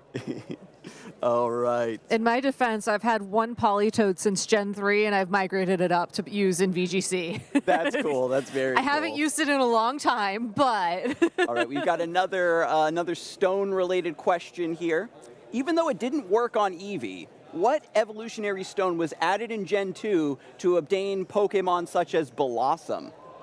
Sunstone. Sunstone, correct, Will. Okay, 1-1, the Sunstone. I wish they would have made a Sun evolution, but maybe Espeon covers that. I mean, day and night evolutions, right? That's fair, Yeah. that's fair. They knew what they were doing. They were cooking Gen 2, let me tell you.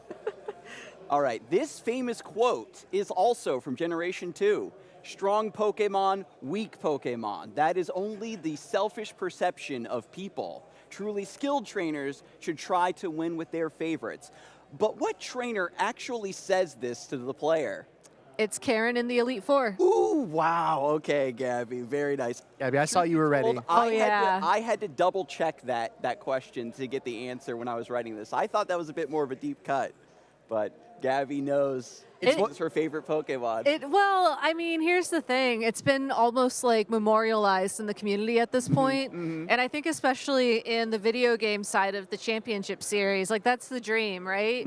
You want to win the tournament with Bidoof. You can't. It's maybe even physically impossible right now, but you want to. Yeah. I mean, Bidoof was part of a world championship deck for the Pokemon TCG. I'm just waiting for it to jump ship over to VG. Eviolite, come on, get cooking, chat. Generation 2 introduced the idea of Pokemon swarms, in-game events where certain incredibly rare Pokemon would temporarily appear with much higher frequency. Can you name one? I have a list here. We can really farm some points on this one. A shot in the dark. Lediba? No, not Lediba, although Ledian is underrated. Probably Yanma, right? Yanma, yes. Yes. That I is knew it one was a of them. bug. Yeah, no. shoot. I remember, if I can flash back for a moment, the first time I caught Pokerus, which was the stat boosting virus that your Pokemon can catch. It was off of a Yanma from a swarm. that's I so didn't know cool. what it was though, so I saw my Pokemon had a virus, and I was like, I don't have an antivirus on this thing, so I shut my game off and I restarted. Oh no! I had no idea what it actually was. And I think that just makes you a good trainer. Being cautious. I think so. I literally, like, my stomach dropped. I was terrified. That reminds me of like the memes I see when someone gets a shiny Pokemon. They're like, yeah. my Ho-Oh is silver and gold. Is it sick? And some of the comments are like, yeah, transfer it. It's sick. It's like, come on, no, don't do that. And just an opportunity for you to get some more. I need catch catch-up Oh, yes, yes.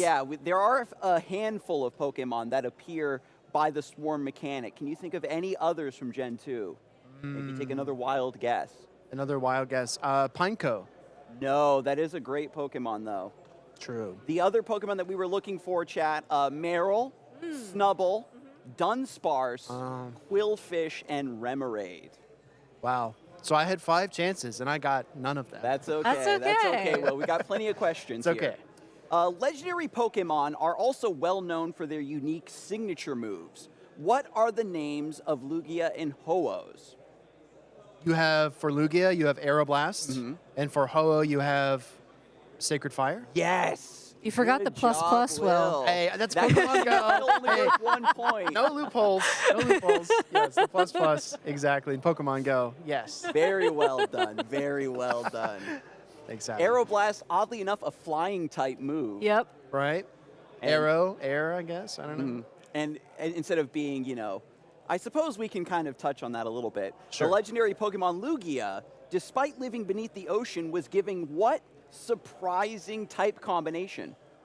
Psychic flying. Ah, yes, psychic and flying. That's correct. Lugia is not water flying, which, if it's been a really long time, you would not be surprised to find out. Yes. I wouldn't be Agreed. surprised if somebody said, yeah, it's water and flying. No, it was given psychic type in order to kind of cement its position as, the next stage, the ruler over the 3 Kanto legendary birds. So very cool there. It's like when I see Beedrill and it's got wings and I say, oh, bug flying, but it's bug poison. So it's like, it's one of those things that in your brain you have to kind of recall back. There are a lot of Pokemon.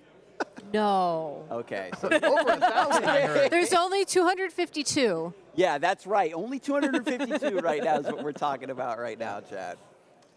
In one of Pokemon Gold and Silver's early towns, Violet City, there's a structure called the Sprout Tower, which honors which Pokemon? Bellsprout. Correct, Will. Come on. Come on, chat. The tower is said to have been built around a Bellsprout that grew to 100 feet. And based on what we know now, that story doesn't seem as unlikely as it did back in the day. Is it a story or is it a myth, right? I mean, the center tower shakes. I was going to say it kind of wiggles around a little bit. Yeah. Wiggling. And all those trainers had like 3 level 2 Bellsprouts. You just farmed all of them with Cyndaquil. Yeah. Now, this is a fun one here, and I apologize for any trauma that will be unearthed. The Johto I already know. I was going to say, who's going to say it first? Whitney is known for sweeping the teams of unsuspecting trainers with her signature Miltank rollout combo. But the maze inside of her gym is created in the shape of what Pokemon? I know this, but Will, why don't you take a guess? The only one that comes to mind is Politoed Swirl on its belly. Okay, maybe a normal type Pokemon? Whitney is the Pokemon? normal type gym leader. Normal cutesy Pokemon for Whitney. It isn't a normal type anymore, I think, but it was back then. That's a big hint. No longer a normal type. Yep. Chat's probably already spamming it. Oh, Chat yeah, knows. they know. Chat knows. Okay, one more hint. Small one. Oh, what's a good small hint? It has a baby form Oh, that's a good hint. that was also introduced in Gen 2. Clefairy. Yeah, you got it. Yeah. There we go. Brings up the 4 and 4. Now, I got to tell you, I had the strategy guide as a kid, and it Me gives too. you a bird's eye view screenshot of the gym, and that's what really lets that Easter egg, I think, sink in Perfect. from back in the day. Are we at the tiebreaker now, Scarzy? I think we are, yeah. Let me jump ahead. Oh, this is the last question. Oh, we didn't plan this. We did not Okay. plan this. This is not rehearsed. I would have gotten more right if it was rehearsed. All right, for the final question. The remnants of Team Rocket also appear in Johto, and in order to raise money to continue their evil schemes, they begin to illegally sell what taboo item? Gabby looks like she knows this one right away. What is a tasty, delicious slowpoke tail? Slowpoke tails. They That grow is back. Correct. They grow back. But still, it just... I know. It doesn't sound very nice. This is one of the only times that reference is made. One of the Team Rocket grunts says that apparently it is a delicacy. So, And you can get artificial slowpoke tail in Sword and Shield to make your curries with. So clearly it was good enough for people to try and imitate. I don't know if I trust it. Yeah, that's fair, actually. well, that was a fantastic showdown. It was great to go down memory lane with both of you and our audience at home. This was such a blast, and I hope that you enjoy celebrating Gen 2 in your own way. But now we're going to get back to some Pokemon action.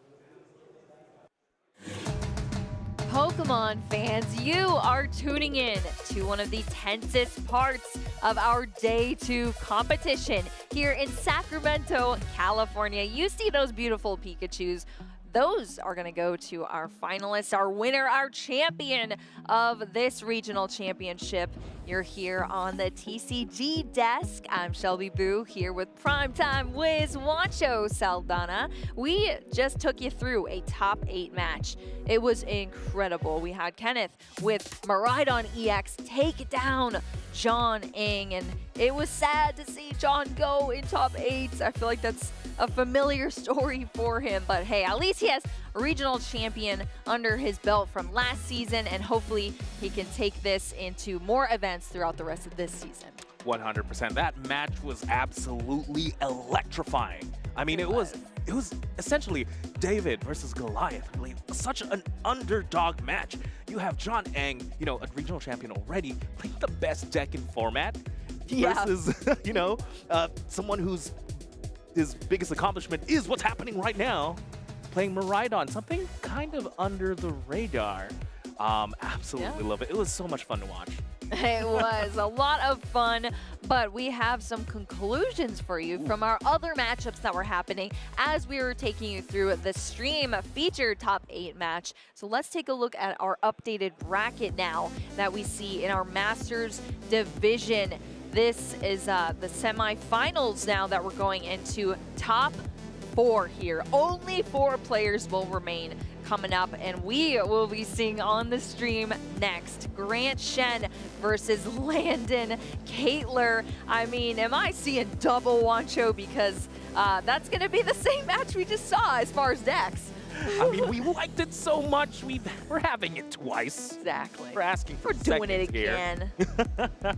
But I mean, it should be absolutely amazing. I mean, that last match was, again, so much fun to watch, so this should be even more fun. This is top 4 now. The stakes just got even higher. Again, Grant Shen versus Landon Keller. And then we also did get to see, you know, Isaiah Williams here is now into top 8. He did win his asymmetrical match against Camden. And hey, that's another Reggie Drago in the field. Yeah. Knocking out a Charizard from Camden Freeze. That Charizard EX, Pidgeot EX deck put out of the top 8, and Isaiah Williams is taking that spot with another Reggie Drago. So tack another one onto the top 8 list here in Sacramento. It is still proving to be so powerful here and reigning supreme, as we've said. But he's gonna have to go against Victor, who's our Golden Go player. Had some time as that match concluded to kind of recompose here. Now jump into this top 8 match, and we'll have to wait for the conclusion for that. See if it's gonna be Victor going into our next top 4 match or Isaiah. But either way, we're gonna be seeing both of these top 4 matches on stream for y'all. You're gonna have all of the action here. We like to bring it to you nice and fresh in Sacramento. But I mean, look at this. Speaking of nice and fresh, Reggie Drago, fresh off the press. Is that 4? No, that's 5. That's 5. That's 5. That's more than half. I mean, it's cool also to see 2 Maridon, though. That's pretty wicked. That's true. That's true. But, you know, nothing, you know, makes me smile more than seeing that big golden guy making it rain here with the Toga Kiss. And, I don't know. That deck is just so much fun. Again, piloted by Victor. Can you imagine? You're making it rain. You're doing 300 damage at the end of it. Toga Kiss gives you a little wonder kiss, takes an extra prize. A little extra prize for me. Yeah, that is pretty insane. Victor, a very well-known stall player, but now choosing to bring Golden Go and piling it all the way here to top 8. So we'll have to see the conclusion of that matchup, see how it goes here. But we're going to be featuring, once again, Maridon EX versus Reggie Drago V-Star. We didn't have many choices, Juancho. So that's what we're going to be seeing once again. And if it has proved to be as entertaining as we've seen it so far, it's going to be an incredible match coming up here. Landon, a regional champion himself, 2 seasons ago in Portland, as well as John Eng last season in Portland. So some Portland winners here on the graph as we see. But Landon gonna try to take things down with Maridon EX. I believe Landon also was saying, you know, I'm just taking down this whole event. Maridon's winning this. I mean, in this field, it's looking pretty likely. He could be right. Maridon could win this, but there's still, you know, Kenneth could be the winner there. Kenneth is also playing Maridon. But, you know, something we haven't talked about yet is, you know, Brent Tonneson is in this top 8. If we're talking about one of the best Reggie Drago players out there, Brett Tonneson has to be part of that conversation. Top 2 at LAIC. Unfortunately, he did lose to Grant, which just means, wow, it's just the caliber of the Regidrago players we have right now is through the roof. It's international level at this point, right? Oh, absolutely. International indeed. Grant Shen, well known for being a Chen Pao gamer, but now has been piloting this Regidrago V-Star to a lot of success here. But honestly, I don't think it matters what deck Grant Shen is sitting behind. He's able to pull out these wins from nowhere, and yeah, taking down Brent Tonneson is huge. Brent, fresh off of LAIC, not even enough time to change the list. This is a classic Regidrago V-Star within Brent Tonneson's list here that we see going into a lot more of these Regidrago too. So we'll have to see how that pans out. But yeah, this is quite a top 8. Did you expect this, Juancho? I wanted to see more Golden. I wanted to see more, maybe more Pikachus, but I guess we do see the Pikachus. Yeah, there's a lot of new cards, despite that these decks have been established in the format. Both the Miraidon and the Golden have been given new life by the Surging Sparks. And we could even say that for the Regidrago V-Stars, because a lot of them are playing the Alolan Executor. Yes, we haven't quite seen the big coconut tree Pokemon swing just yet. But hey, if there's any match you really want to use that, it's probably a deck that just plays basic Pokemon and gives 2 prizes. Exactly. Yeah, that's true. I mean, Grant Manley was talking about how it's so helpful in the Raging Bolt matchup, which is one of those big basic decks. So we could definitely see it. But I'm wondering if we're going to see kind of the same strategy that we saw from John, which honestly was pretty proven there, putting up the single prize attackers into the Miraidon and just holding on, keeping up the pace. Going first versus second is also huge for these players, so that'll change some things up. And of course, you're always waiting on those prize cards, seeing if there's anything too detrimental in there for our players. That's for sure. And all this excitement of like this top 8, these top 4, or even just being here at a regional championship, feeling that energy, it's getting me. I'm itching to play now. So you know what? I just want to remind folks at home, if you want to join in on the fun, if you want to join in on the Pokemon trading card game, definitely check out your local leagues. I believe we're giving away a bunch of promos as well if you get to attend. So definitely check out, scan that QR code, find something close. If you're here in Sacramento, there's great Escape Games or Davis Cards and Games.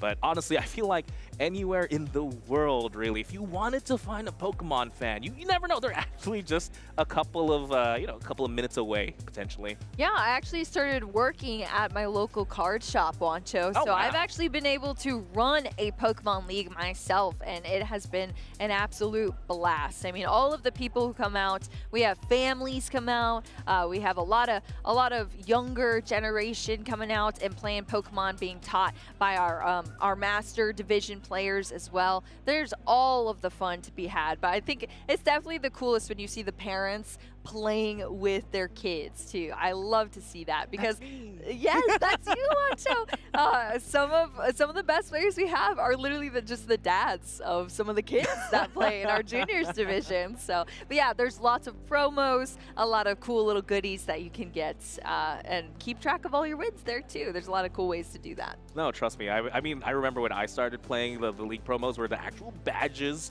and it comes in a badge case, and that in itself got me hooked. So cool. But you know why I stayed? That's what got me hooked into the game. But I stayed for the people, all the friends I made along the way have been, have been my friends for 10+ years now. That's so cool. Yeah, right. And I'm only making even more friends by playing playing Pokemon. Seems silly, it's like, oh, this is like a card game that I play for fun, and now it's changed my life. Well, you know who also probably started at their Pokemon Leagues, Juancho? Our players that we're about to showcase on our stream right now. We're headed into our Masters Division top 4 here in Sacramento, California. Let's get to the stage. Let's check out their achievements so far and introduce our players that you're about to see showcase on your stream. Let's go. Yeah, let's go. As we said before, sitting on the right side of the table here, Grant Shen. He is such a well-known player. As I said, he was a Chen Pao gamer for the longest time. So many accomplishments with Chen Pao. at regionals, at international championships, but now since the World Championships has been piloting Reggie Drago V-Star and has already seen a little bit of success with the deck. We'll see if Grant Shen can take that further here right now, as we see a regional finalist in Indianapolis, as well as several top 8s, including the International OCIC 2023. Grant Shen, very well-known player, but gonna face off against a regional champion himself in Landon. Yes, Landon Kettler, again, 2023 Portland Regional Champion, again, and no stranger to the top 16 in San Antonio, San Diego, and Pittsburgh. But more importantly, is someone who is coming into this tournament with so much confidence. I mean, we got to see it earlier in the tournament. I believe the kids these days would call it, he's just exuding that aura. The aura, yeah, the Maridon EX aura. Landon Kettler has got it, that is for sure. He said, yeah, Maridon, it's good again. I remember that from the interview, and we'll see if we can prove that once again on our stream. It's the Maridon EX versus Reggie Drago V-Star, the old versus the new in some ways. We're kicking off this match here, 75 minutes on the clock in our Masters top 4 between Grant Shen and Landon Kettler. Let's get to the table and see what we have to start. But before we start, for the Pokemon, we gotta look at the prize cards too, Wancho. We need to see these prize cards because as we saw before, a lot of dragon Pokemon can be stuck in there potentially for Grant Shen, and that'd be a bit awkward. Yes, dragon Pokemon, or for, you know, Landon's case, a couple of key gust effects, maybe like boss's orders. So we're gonna have to see here. Ooh, I think I cursed him there a little bit. Yeah, what are you doing, Wancho? Oh my gosh, a lot of energy. No, don't worry, he plays like a lot. So. Yeah, yeah, there's what, 16 lightning? That makes sense. So now he has 12 left to work with, but 1 boss's orders in the prizes. But for Grant Shen, there is a dragon Pokemon in there. But luckily, it's a dragon Pokemon you play multiple of the Drago V, so nothing too bad here. Maybe the 4 lightning, that can make your generators a little bit iffy. And luckily, again, 1 boss's orders prize, but the difference between Landon's lists and the list we saw earlier was Landon plays 4, and you just need 3. So that could work out. That could work out indeed. Well, we had the fist bump. Our players are getting started in this match. We'll have to see who's going first here in our top 4. And it looks like it's gonna be Landon here. A traditional start to the Maridon EX in that tandem unit ability to get these lightning Pokemon out onto the field. So I'm curious to see how these players are gonna play this matchup, as we just saw it in our top 8 match, but a little bit of differences in the list here. And Grant Shen is just zooming around with the Steel Mask Ogremon. It's actually dancing, yeah, dancing there. What route do you think Grant Shen is gonna take as far as this matchup goes? If you had to guess, Wancho. I definitely like the route of really presenting yourself with a single prize Pokemon, like attacking with that Radiant Charizard as soon as your opponent takes 2 prizes. That's definitely great. But if you have the luxury of being able to attack with your Reggie Drago first, if you can find a way to take the first 2, maybe Landon is a little bit slow, that would be put him in a great spot. Again, both of these decks are big 2 prize Pokemon decks. And typically, it does go down to whoever takes the first 2, but luckily, Reggie Drago's a little bit more complex than that. And we need to see the options, that's for sure. I don't know, Wancho, you're losing me a little bit here. It might be a little slow. Maridon EX? What you mean? A little slow? You have 4 energies prized. You just have to whiff a couple of generators. That is true. No, I mean, anything can happen in these Pokemon games, that is for sure. But Nest Ball is going to be played. Landon Kettler as well, if you don't remember the match from day 1 that we saw Landon on stream, also playing the Secret Box for the Ace spec in this deck as well. And we've seen so much utility in that card. I mean, it has been brutal, especially when it can discard some energy too that then comes back with the Magneton. I mean, it's pretty cool. It's just great. I mean, you open it and you win, right? That's been the case here. But no, I mean, stop cursing, everybody, okay, Wancho? I mean, the Secret Box, right? You may think of it as it gets you more stuff from the deck, but it has like a little side effect as well. You're thinning 3 cards out of the deck as well, making your generators a little bit more effective, as well as getting 1 generator, like maybe off one of the items. So, a great way to thin the deck. And here we go, first generator of the match. We are gonna hit 1. Ooh, just seeing 1 that. though. Yeah, just 1 there, seeing that little secret box there. No secret any longer, I suppose. But electric generator gonna hit 1 here for Landon Kettler to start things off. So that's still good. You don't want to whiff. That's all you're looking to do. There's still an energy in hand as well that we have yet to potentially attach for the turn. We have the Rescue Lord on Miraidon EX, giving it that pivot ability to get out of the active as well. And the Pikachu EX, that Terra Pokemon that unlocks that powerful stadium that we've seen in this Miraidon EX deck in the Area 0 under depths that we could see in the future. That's for sure. You might be thinking Landon here might be in a tough spot. One card left in hand. It's only a boss. Nope. Let's Squawk and Seize. Let's see a fresh 6. Oh But losing gosh, that boss look at that. orders. Now our count is back to 3. Yeah, our count's back to 3. One stuck in the prizes once again, I think, at the top. But Squawk and Seize going to discard the boss, bring all of those cards into hand, 6 cards into the hand here for Landon. Just going to hold the hand here, but not for long. Going to fleet-footed for a single draw as well. That secret box that we saw from the electric generator is now in the hand from that Squawk and Seize. But Landon is just going to hold after that Raikou V is in the active position. 2 energy on the board state so far. Grant Shen is going to kick things off. Let's see if we can see a pretty solid start here from Reggie Drago V-Star. Miraidon EX has strong starts, but Reggie Drago V-Star is one of those decks that can also perform so violently, I should say, in the beginning of these turns. 100%. I mean, there's nothing more violent than just sending all your dragon Pokemon to the discard pile, and we're going to see one here right now. That's the Goodra V-Star, excuse me.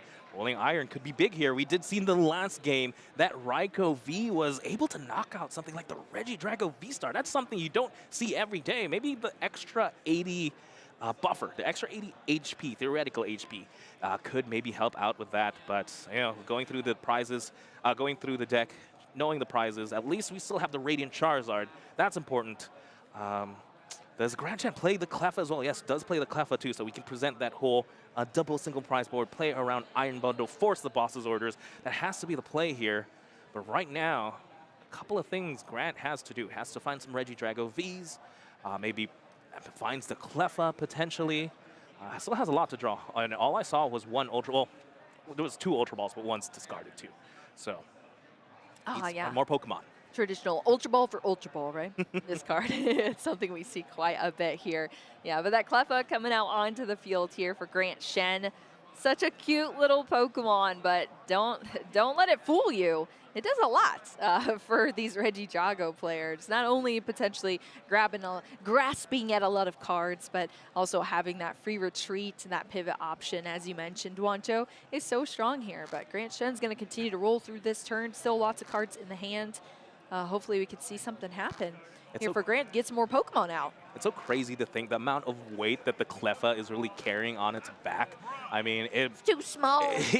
You have all these legendary Pokemon. You have the Teal Mask Pokemon, legendary Reggie Drago, and what are you going to present to your opponent? A little tiny Cleffa. Yeah, little baby. But yeah, that is the correct play, as we do see at least the Reggie Drago V and the Fire Energy. Is that just going to be it? And the Grasping Draw. Grand Chan maybe here trying to limit the bench potentially, or I didn't quite get to see what else is in hand, because he only benched 1 Reggie Drago V. That could be a sign of weakness. If Landon Kettler can combine, again, just a couple of cards get into a couple of energies get into the Miraidon, get a boss's order as well onto that Reggie Drago V, we could see, you know, a repeat of top 8. Just a very juicy target here. We need to take 2 prizes. And with the secret box, you know, we can get any supporter we want. It's happening again, Wancho.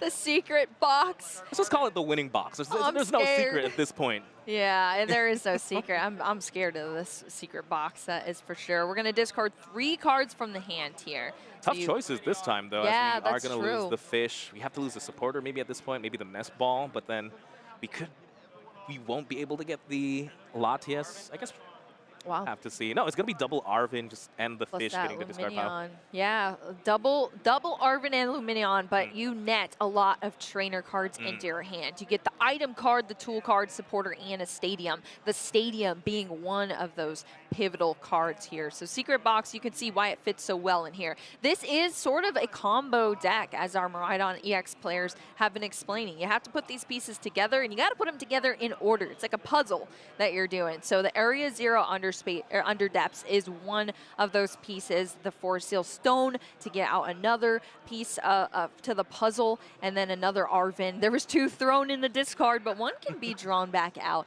thanks to that supporter choice off the secret box. And that is quite the ace spec, if I do say so myself, Juancho. Yeah, interesting that choosing to grab the Arvin maybe as opposed to something like the boss's order. No, look, putting it back here. Well, maybe redeciding on that Arvin, debating it. Again, because a boss's orders here would be great onto something like the Regidrago V. Looks like Ultra Ball is going to be choice. Ooh, could be item. eyeing out the Magneton here. We might just see an Iron Hands instead, right? Something maybe Landon Kettler is trying to think here. Let's just deal with this Cleffa, because at some point we're going to we might have to just attack into a single prize Pokemon. This saves me a boss's orders, and it still takes me 2 prizes. I'm very curious to see if that's the case. Yeah, we do see the Iron Hands being moved to the front there. I like this play. Conserve boss's orders. Conserve, conserve, conserve. Area 0 brought out from the secret box. Arvin brought out from the secret box to draw even more from the deck here. Nest Ball. We already have the Iron Hands EX out on the field as well. Forest Seal Stone is still in the hand. The Mew EX is another card that Landon has seen so much utility from throughout the weekend already. He already has boss's orders in hand. Maybe he's still going for that play, because I still like knocking out the Regidrago V here, because you want to get it before it turns into a V-Star. And the way Grant Chen is playing, if he presents a very small-sized board, right, you don't give your opponent options to take 2 prizes. That might be the case. I'm seeing the Ultra Ball. We're going to see maybe another Arvin hit the discard pile. The Regidrago, oh, that's a lot of Arvin. Regidrago V, I mean, it goes from 220 HP as just a V into the V-Star that's 280. That's a lot more to have to hit from this Miraidon deck if you're Landon. So, I mean, every time I'm playing against Regidrago, I like to take those things out off the field. That is for sure. But it looks like the Raichu V, being a V Pokemon, going to have that Forest Seal Stone attached. Regidrago V, that huge threat on the board from Grant Shen's side, being brought into the active position thanks to that boss's orders that was already in the hand from Landon. 1 in the discard, 1 in the prize cards, and 1 has now been used. So I guess 2 in the discard now from Landon. I respect, again, I mentioned this earlier, I respect the aura here. The aura, yeah. Just the confidence there where we haven't hit the generator yet. We're going to go ahead and boss's orders the Regidrago. No, but it's because the Raikou V is going to be enough to take the knockout. Exactly. That's enough damage already, Wancho. We have a super full bench on the other side for Landon. 2 lightning energy netted to the hand now after those 2 prize cards go down, knocking out that Regidrago V into the discard pile for Grant Shen. But yeah, we still got that electric generator. It hit to get another energy out, and then we had the manual attachment as well from Landon for the turn. So all the energy needed to take out that Regidrago V, but still the board state is so strong now here for Landon. I mean, we haven't even used the Star Alchemy Forest Seal Stone, so there's a lot of ways to pick up and put things together for the rest of this game versus Grant Shen, just a Cleffa in the active right now. We have at least another Ogerpon thanks to this Nest Ball coming down. Do we have the energy to attach to it? Doesn't look like it in the hand at this point in time, but Radiant Charizard is going to be the choice off the second Nest Ball here from Grant, and Landon has already taken 2 prize cards, so that's going to help out quite a bit with this Excited Heart ability from Grant Shen's Radiant Charizard, limiting the energy cost needed for that Combustion Blast. And with those energy switches, swapping them from the Teal Mask Ogerpon over to the Radiant Charizard, you can start to see that attack being lined up nice and easy. All right, looking for another grass energy plus an energy switch here. Isn't that much to ask for? Looking at the hand right now, there is at least the grass energy and a little bit more energy thanks to that Earthen Vessel, but I'm not seeing the energy switch just yet. And especially without something like the Regidrago V-Star power to work with, we're really depending on trying to draw into them. Luckily, we do have the Pheasantipity and a couple more Teal Dances to work with. And again, unfortunately, Grant Chen is forced to bench these Pokemon, right? Another Teal Mask, because we need another grass energy, benching the Pheasantipity. And I'm sure these are Pokemon, yes, they help out, but I'm sure he doesn't want to see on the field. These are the 2 prize targets. And there's no evolving Teal Mask Ogerpon. There's no evolving something like the Pheasantipity, as we are going to see the swap. Flip the script. I don't see it. I don't see the energy switch. netted a prime catcher to the hand, but yeah, we've seen the flip the script. We're seeing another Teal Mask Ogre Pawn energy being attached to draw another card. With such a big hand here, but is it in there? I don't see it. I don't see Reggie it. Drago V, there's a switch, there's several energy cards, canceling Cologne in the hand, and a couple of Reggie Drago V Star, but that is it for the hand here from Grant Shen. So it's just the Cleffa in the active. A bunch of abilities have been used. Canceling Cologne, you might as well throw it out there to shut down that ability, I guess, from the Raikou V. But yeah, that's it from Grant Shen. But just a pass there, and you don't want to pass when your opponent has so many energy on board, so many options, and you're staring down at Iron Hands as well.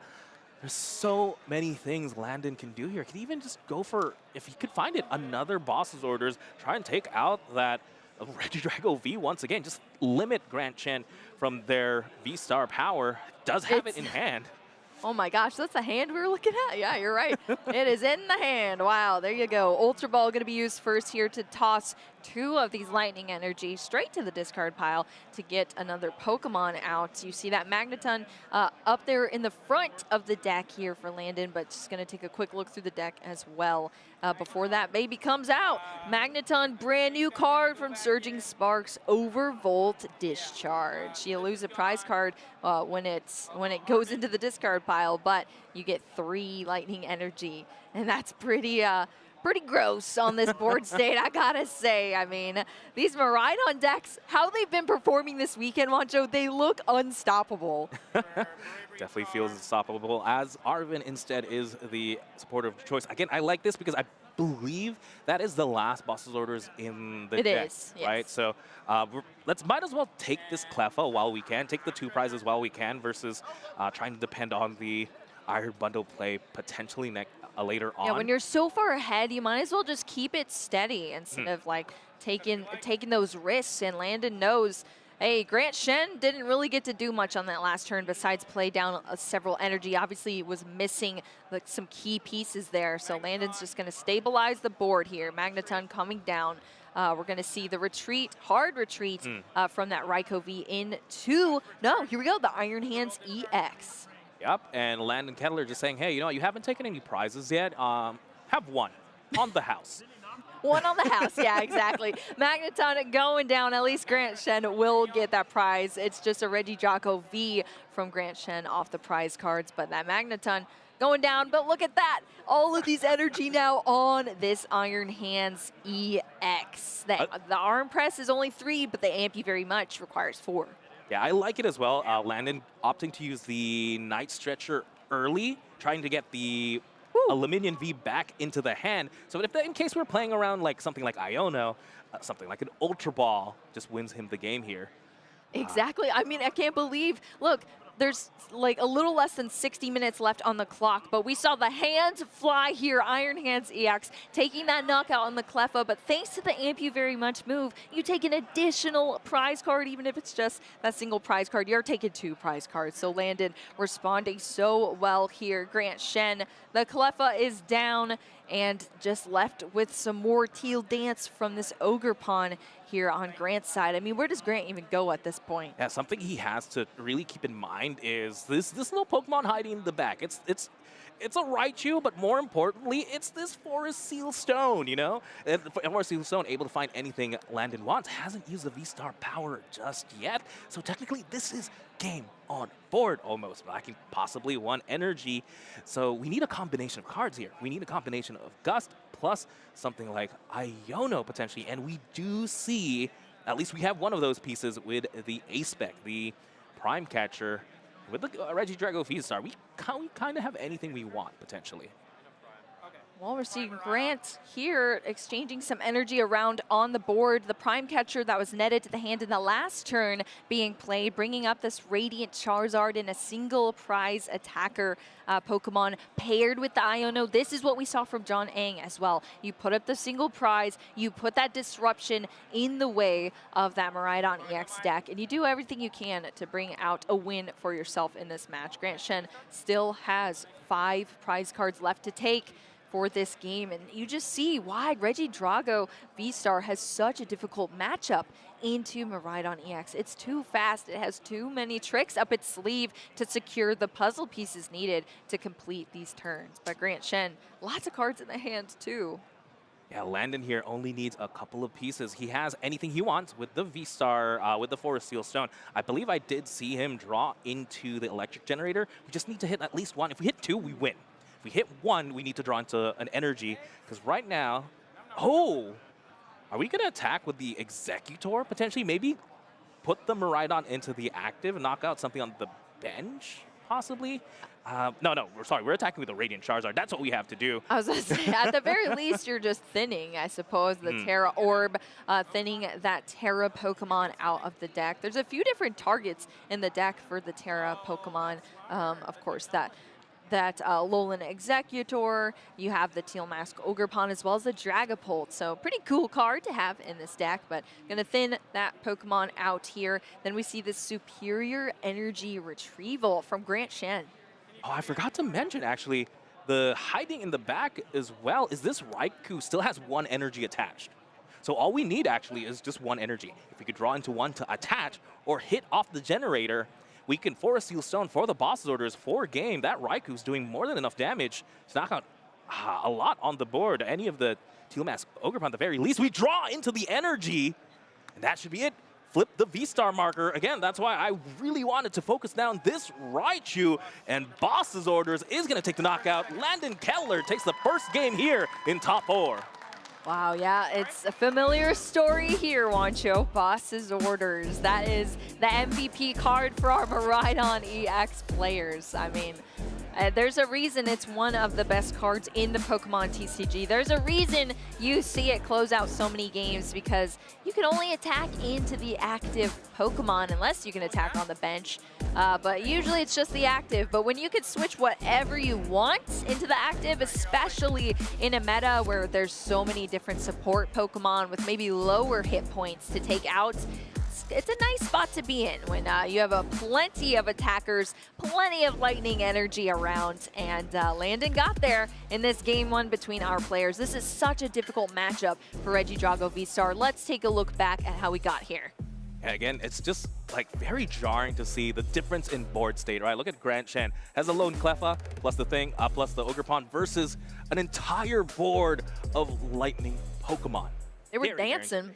These Ogerpons were dancing, but Landon's Pokemon were dancing as well. All these electric generators hitting, and the Magneton as well, getting these energy out onto the field. We saw that Cleffa knockout for 2 prize cards. The back-to-back knockouts here. Grant Shen did everything. We see the Radiant Charizard trying to survive here in this matchup, but Landon had it. We had the energy attached to the Raikou V. We still had that Forest Seal Stone on the backup on that Raichu V, and that's the last boss's orders needed to secure this game.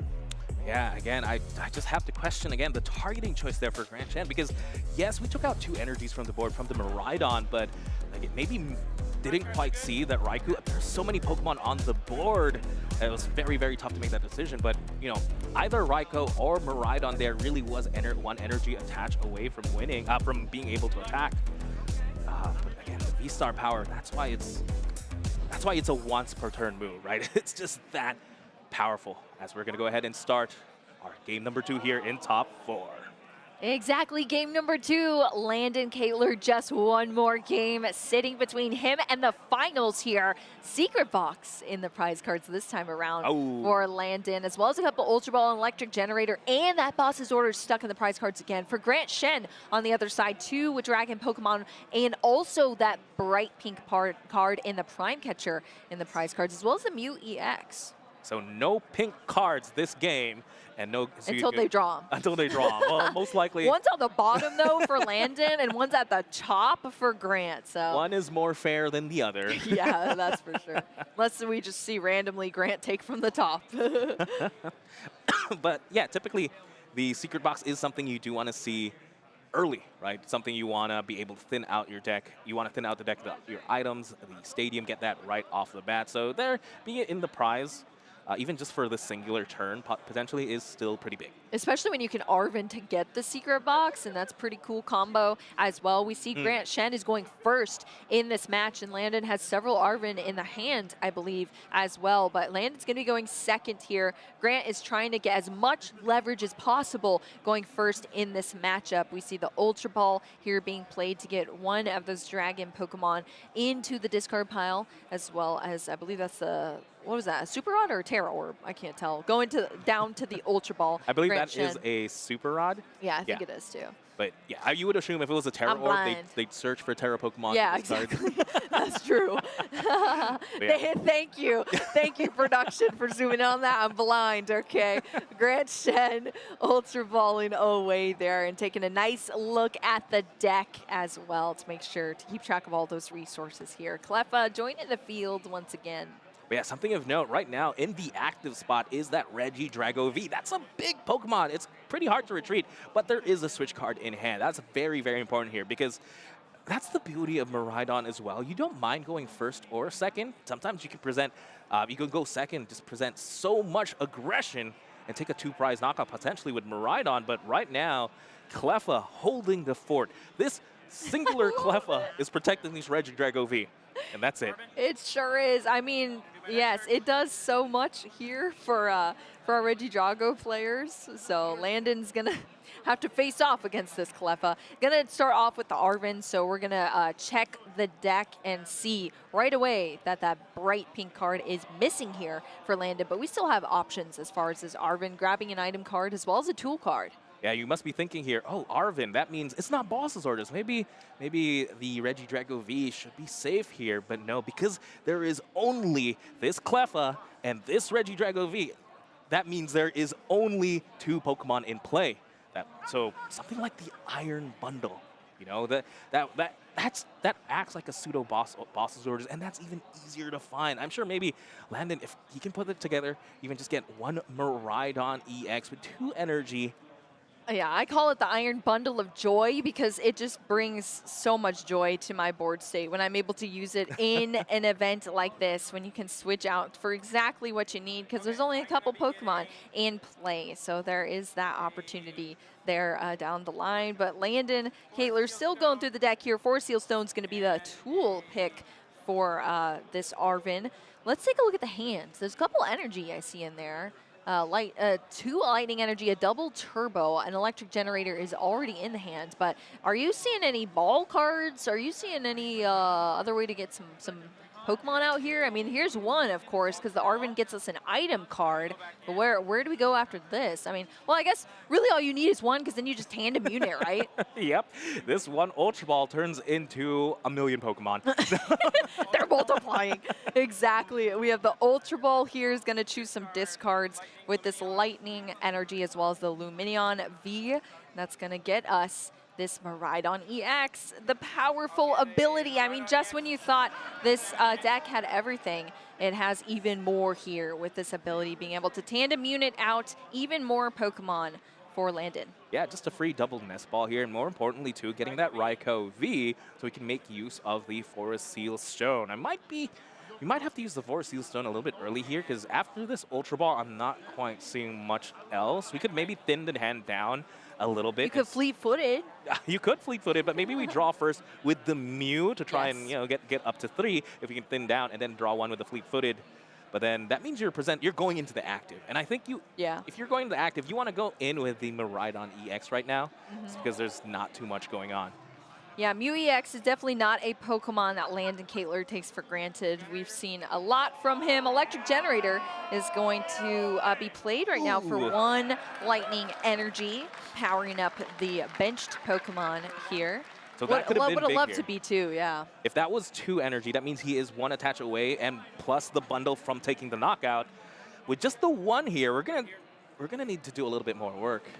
A little bit more, sadly. Yeah, 220 is such a nice number to be hitting as a Miraidon EX. But hey, Forest Seal Stone's now in play with that Raikou V. We're going to see that restart, I believe it's for 1 additional card to the hand. So we're going to V-Star here. Might try and find the Squawkabilly, just because we need a little bit more. We need 1 more generator plus the bundle.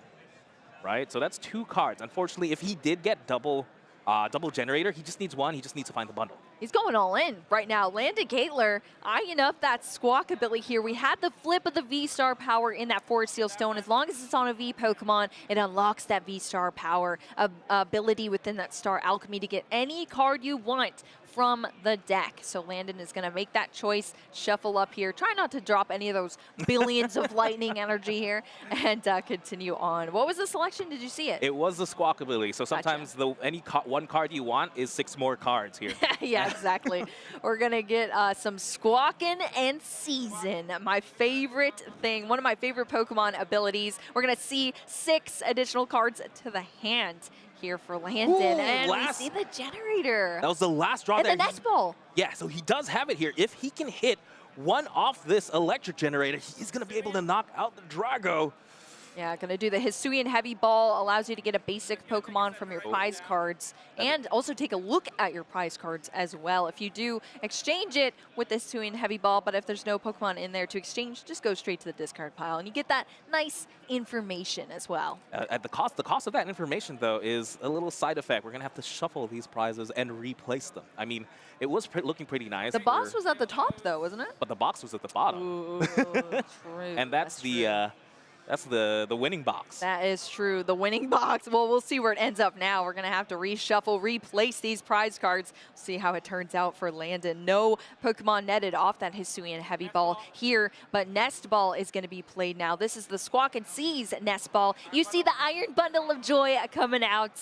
And now we did Curse and Wancho. Secret Box now at the top here. Boss's orders in the middle. Boss got a little bit closer, and that could be good enough. Yes, exactly. Especially when you're taking some prize cards here. And Landon has set everything up here to be able to do such a thing. The electric generator, not 1, but 2 lightning energy here for Landon Gatler. The Iron Bundle of Joy already down here. Grant Shen knows what's about to happen here. He's getting ready for this Hyper Blower from this Iron Bundle. It's going to the discard, but it's bringing up that Regidrago V and straight to the discard pile for 2 prize cards from Landon Gatler to start things off.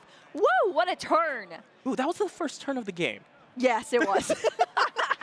Landon Kettler's first turn. That was a lot. That was a lot. Oh, the lone clef was such a tragic, tragic sight. He's doing his best. Regidrago V-Star fans in shambles right now. Just watching this deck be dismantled by Miraidon it's tough. It is tough, especially against Regidrago V-Star. If you're tuning in, you don't really keep up with the Pokemon scene, this is one of the best decks that we have, okay? But against Miraidon, it just looks like it falls to pieces here because of how strong Miraidon EX is. Didn't this deck just win LAIC? Yeah, and it was a mirror match for both Regidrago V-Stars. So it also got second. It was winning no matter what. But, oh, man, just like this, I'm starting to think maybe we should have brought Miraidon to LAIC. Nah, but we need all those new pieces. Yeah. EX, the Magneton. The Magneton. I think the Magneton might have been the biggest thing, though. Just having that extra. So good. Yeah, just the extra energy acceleration. Yeah, we lost Flaffy, but this is like Flaffy times 3, but you just blow yourself up a little bit. Yeah, I guess, yeah. Something like that. Grant Shen, of course, is holding on here. We're doing everything possible as a Regidrago V-Star player. Ultra Ball starting us off here, getting 2 Dragon Pokemon into the discard pile. I believe that's 3 now. We have the Giratina V-Star. What's the other one next to it? Production, I can't see. That's another Regidrago V-Star. That's not something we want in the discard pile. V-Star. Oh, no, that's bad. That's bad. Hey, how about we stretch her into the bundle here? That'd be really nice. But instead, we're gonna have the Ultra Ball. Yeah, it's so scary. Right now, though, at least the Miraidon can't attack. Oh my gosh.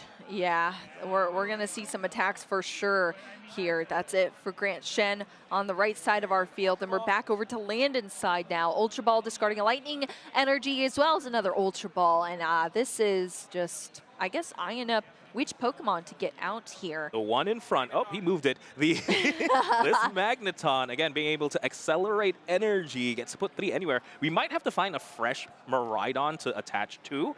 We could also go into Iron Hands, but I do see the boss's orders in hand. And, Oh, we're switching first, and we're popping.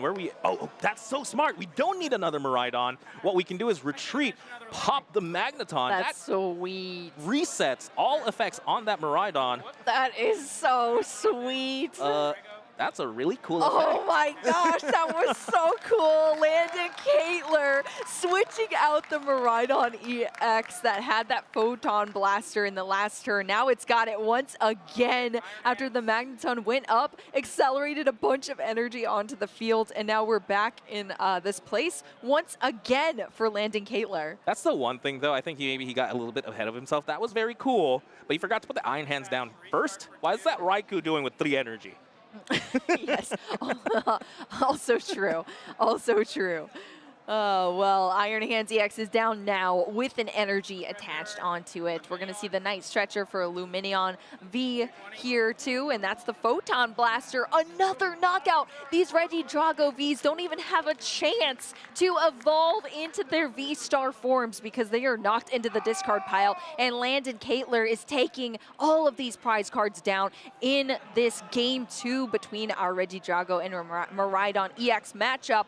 Grant Shen, just a Teal Mask Ogerpon to power up here with that Grass Energy Teal Dance for an additional card to hand. Let's take a look at the hand. That Teal Dance was big, though, able to find himself the Iono out of that because we need to slow Landon down. We have to use some disruption. We do have the Nest Ball as well, which is great. Maybe find, definitely the Charizard. It's going to be a little cheaper now.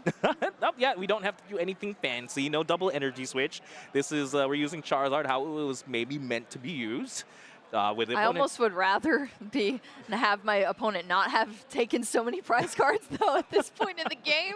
But yeah, Combustion Blast. All you need is that one single fire energy this time around to hit for 250 damage. But this is the way back here. This is a Pokemon we can present.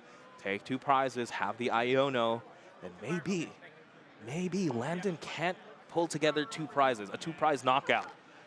And maybe we can crawl back into this. If anyone can do it, it's Grant Shen. Yeah, Grant Shen is a fantastic player. I mean, he's going to bring out all the stops possible, just trying to carry through this game and restabilize and doing everything he can. Iono's going to be that disruption piece here in this match, but Landon, I mean, I feel like these Ionos have done absolutely nothing to these Miraidon EX players because they have so many support Pokemon that they're able to utilize to get those cards into hand to finish out games as well. I mean, we did see the Forest Seal Stone was already used that Landon saved for pretty late in the game in our game 1, but now Landon, I mean, he's still got the restart from the Mew, and we'll see what else that nets to the hand for him. But Grant, like you said, Wancho, you have to bring out all the stops if you're Grant Shen, and Pheasantipede is one way to help out here with 3 additional cards from Flip the Script thanks to that knockout in the last turn. Yeah, great to get more cards. More cards means more options. When looking at Landon Kettler's field, yes, there is that Mew EX, and I believe I did get to look at the hand, which I think he can play everything down. I believe it was a Nest Ball plus a tool. Yes, the Bravery Charm there. So he could go down to a 0-card hand, draw 3 cards, and use that Nest, of course, use the Nest Ball to find Pheasantipede, and you can get 3 extra cards. So that's essentially 6. Everything is playable here. That's great. Double Nest Ball plus the Bravery Charm. Everything is playable. So brutal. What do you want to find? Right now, the only thing missing, though, is the stadium, right? With the stadium, it does limit these Nest Balls, because maybe you do want to leave a bench space open for something like Luminion. Yeah, well, I mean, the Terra Pokemon in this Pikachu EX is at least one piece there for the stadium to be unlocked for Landon, and we're going to see that extra draw support now that the Pheasantipede EX is online for this turn here because of that knockout from Grant Shen. 2 prize cards down for Grant, 3 left to take, but Landon just has 2 here. Just a single Bravery Charm in the hand. It can be attached, so we're going to see that restart for 3 cards here for Landon to start things off. Restart does find the supporter. I'm not quite sure if that's the supporter we need at the moment. A Secret Box is in the deck. That could definitely help out, but I'm not seeing a way to take 2 prizes. Energy. Fleet-footed for another energy. We're flipping the script here. There's the stadium, the skateboard, and the Latios. We do find the stadium here. We're missing the boss's orders. I'm trying to see if we can piece it together. I don't think he has the knockout just yet. I don't see how. I don't see what you're seeing, Wancho, or I don't see what we're both not seeing. I don't know. Well, I don't think we can see it if it's not No, there. yeah, we're not seeing it because it's not there. We're missing the Exactly. boss's orders. Yeah, we see all the cards in the hand from here in our bird's eye view, and it's just a bunch of energy and cards that don't really serve much utility here now for Landon Caitlor. So, but hey, it's 2 prize cards left to take. Maybe this is an opportunity for Grant Shen to come back in this matchup. It's just going to be an energy attachment for the turn here now onto the Squawkabilly EX. Yeah, Landon here is thinking maybe, you know what, I have some time. I'm so ahead here. Let's go ahead and motivate a little bit. You know, get a couple more energies, attach it to something like the Iron Hand, so that means you can't present the Cleffa anymore. And then the Raikou, you know, if we could get this, we do have the stadium, get more Pokemon on the bench, that can knock out pretty much anything. Yeah, and also, I mean, the Radiant Charizard as well with the Combustion Blast. It's similar to the Photon, what was it? Photon?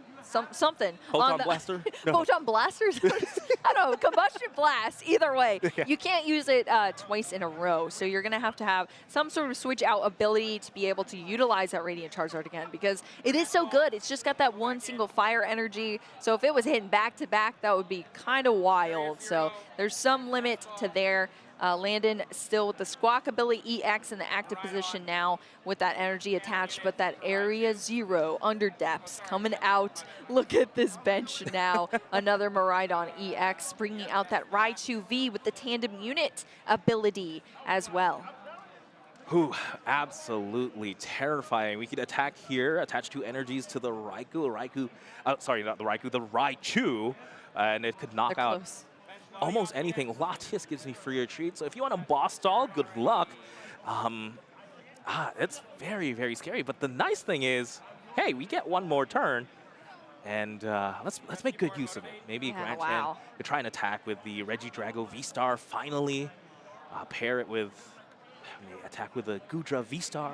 Yeah, But there's that motivate, 20 damage onto the Radiant Charizard, but 2 basic energy cards from the discard pile go to one of your bench Pokemon for Landon Caitlor there, as we saw those energy being re-put onto the bench. Grant Shen, Earthen Vessel, kicking things off, getting that Kyurem into the discard pile and getting out this grass energy for Grant. Looking through the deck as well, can select another energy. Gonna choose this grass 2 for Grant Shen.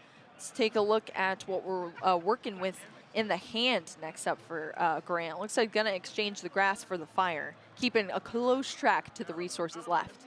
Definitely, fire energy, definitely very important here to be able to attack with the Regidrago V-Star. But right now, maybe we just want to, here's the thing, if we can attack again with the Radiant Charizard, that would be great. We need to find maybe a switch, but I know we used one earlier, so that means we have to use something like our A-Spec. We don't have that, do we? So I'm struggling to think what sadly. we can do to get this Charizard out of the active. Use the V-Star power to reuse resources, get that switch, and maybe switch back into Radiant Charizard would be great. Definitely don't want to present a 2-prize Pokemon here, or if you do, you have to be using something like Rolling Iron, potentially, to increase the HP. But Grant Shen, again, this is second Lisa's life. His Iono 8 was able to work out, even if Landon was able to draw 6 cards, essentially. Didn't quite have the knockout just yet. Yeah, look at that. So we see both of these Teal Dance from these Ogre Pond. It looks like Grant Shen was debating which one to do first here. But now we have both activated to draw into 2 additional cards here. It was the Energy Switch as one of those cards, and I believe that Ultra Ball as well. Terra Orb being played to get out a Terra Pokemon from the deck, if it's in there. Yep, it's still, I don't know if Dragapult, yeah, Dragapult's still in the deck there. Not too bad. This could be an attack as well. We have seen the Drago players really try and set up a 4-prize turn, right? This is where maybe you could hit into Pheasantipity, not knock it out, leave it with 10 HP, put 6 damage anywhere else, and then go Gust again and take a 4-prize turn. That means you don't activate something like the Flip the Script and And you don't want to give your opponent 3 more cards, right? Grant Shen is thinking of every possible play here. We're seeing a lot of decisions having to be made. Some things are going back and forth from Grant Shen's mind, but this Regidrago V-Star is now on the field here, as well as this Mew EX.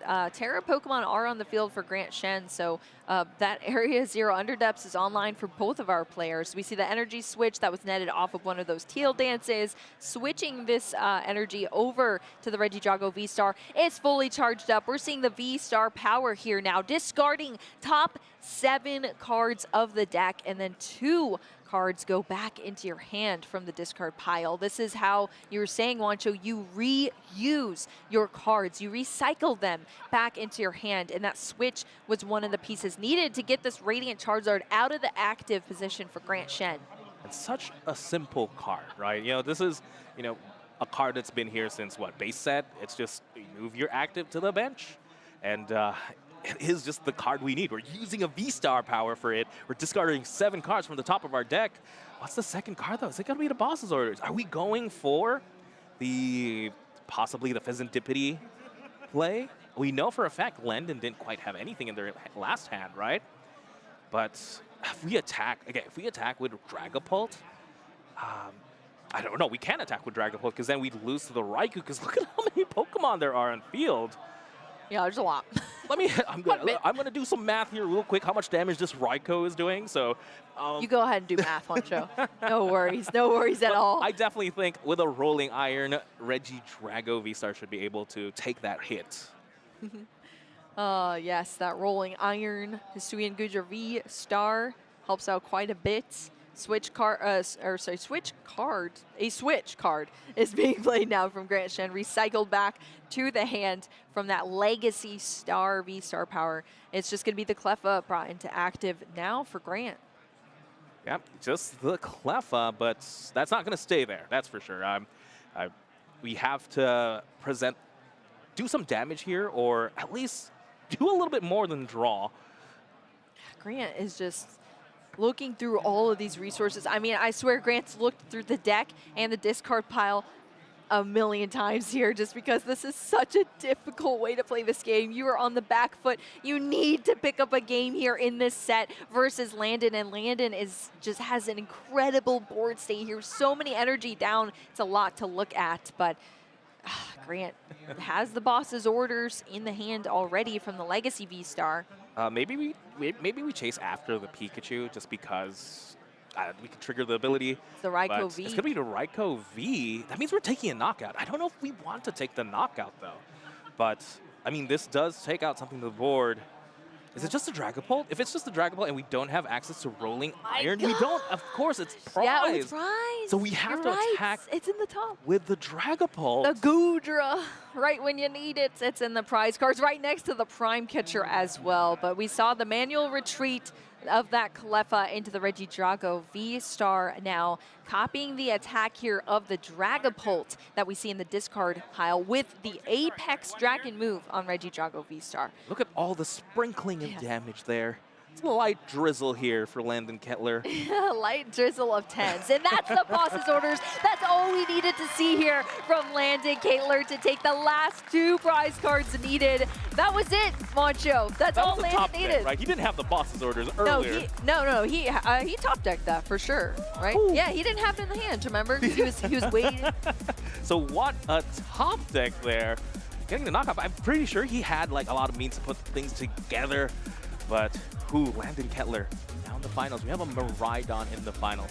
I was thinking we could have double Miraidon. The Miraidon mirror. I was thinking too, with 5 Regidrago in the top 8, we were gonna get a Regidrago mirror or something. But nope. The Miraidons ate well here at the Sacramento Regional. Yeah, Okay. This is our first match between these players, and like you said before, Wancho, look at the board states. I mean, Landon was taking out these Regidrago V one after another here. Grant Shen was able to kind of recover, but it wasn't enough. We saw the Radiant Charizard being charged up here, but we didn't see the conclusion of what could have happened in that turn. But Landon took the Cleffa knockout, but it wasn't 1, it was 2 prize cards thanks to that Amp You very much. Taking 2 prize cards and then Grant Shen couldn't conclude this game in our game 1. So Landon took that game, and we headed into our game 2, and it looked just as dominant coming from our Miraidon player. Yeah, again, just being able to get so much energy on the board. Again, thanks to that Magnacon, thanks to these electric generators, and then these big attacks from the Miraidon himself. With Grant Shen having such a slow start and being able to take out lone Regidrago V twice. Yeah, Landon doesn't like Regidrago V-Star. We never saw it really make the field until later in this game 2 between our players. 2 Regidrago V went down here to take 4 prize cards for Landon. Grant Shen tried to fight back with this Radiant Charizard. We saw the Iono for some disruption there. We see the Regidrago V-Star finally here, but then look at that top deck of the boss's orders here for Landon Caitlin, and that's all we needed to see for that Miraidon EX to take the last 2 prize cards, take the win here in Sacramento. I'm sure Landon is feeling so good. That aura is remaining strong here for our Miraidon. I feel it from here. His confidence in a lot of his plays, and that's exactly what you need. You need confidence in your deck. I can tell he's put in a lot of time. Have confidence, you'll just top deck the boss's orders. Okay? You can do it with your aura. No, that's for sure. Again, that's the Pokemon trading card game. Sometimes you just need to get the right cards at the right time. But, you know, definitely something like Miraidon, he gave him the best opportunity to put him, to put himself in that situation. Thin the deck, get all the energies out, get anything you don't really want out. You're most likely, drawing your boss's orders, your generator or whatnot, especially if you have the help of Mew EX, Pheasantipity, and even your one Raikou draw. Why not? We didn't even see the secret box that time around. It was hiding that time. It was a secret. It was a secret that time for once. But even then, we still got so much of what we needed there for Landon. We only slowed down that 1 turn, but then still, I mean, being so far ahead, and then not to mention a top deck boss's orders, that'll write it up quite well there for Landon. But you saw that Landon was doing everything. I mean, energy were being put onto the board for the pivots. We saw the rescue board. The Latias was already out. We were protecting that board state as much as possible, and we saw them motivate from the Squawkabilly, because if you can't take that knockout that you want on a 2 prize card Pokemon, then you just establish your board state as much as possible. And I love that restraint that we see from our competitive pro players, because that's a good thing to teach to our other Pokemon players who maybe just, see cards and want to play them all. But I mean, when the skill truly comes in is when you know to kind of slow down a bit and just take your time and then slide into a nice win. No, that's for sure. Again, that was so fun to watch. I love watching Miraidon. I love watching fun decks, and I'm sure everyone at home is enjoying what they're watching, right? That's why I am. That's why don't forget, don't miss any of the action here, ladies and gentlemen. Definitely check out Pokemon.com/broadcast for all the Pokemon action. Yeah, you can catch up on our past broadcasts. You can kind of bring all of these events together if you missed out on anything. So you can keep track of all of these players' progress throughout these tournaments. This is our 2025 season. It feels like it has just kicked off. I mean, this is only our 3rd NA regional here in North America, so that's pretty cool. But we still have a lot more to go. So if you ever need to catch up with other events we've already concluded, or look forward to more events, you can keep up on with all of that in our broadcast channel. And we have a lot of other games too. Yeah, definitely. You can watch VG, you can watch Go, maybe some Unite. There's so much Pokemon to love, really. There is. So many games, so little time. But right now, we're going to toss it to a quick break, because we're going to prepare for our next top 4 match. Woo! So much more Pokemon action. Don't go anywhere.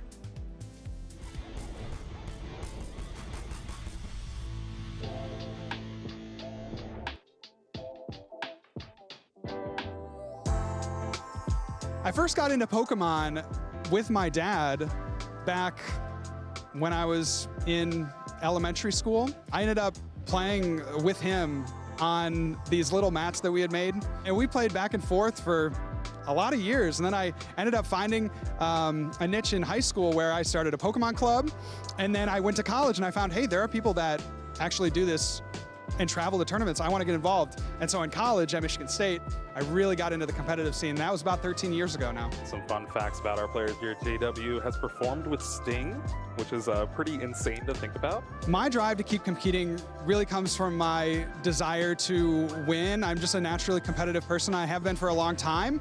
And Pokemon is a great outlet because I feel like it's a very family-friendly environment. Pokemon is very welcoming, and yet still there's a high level of competition.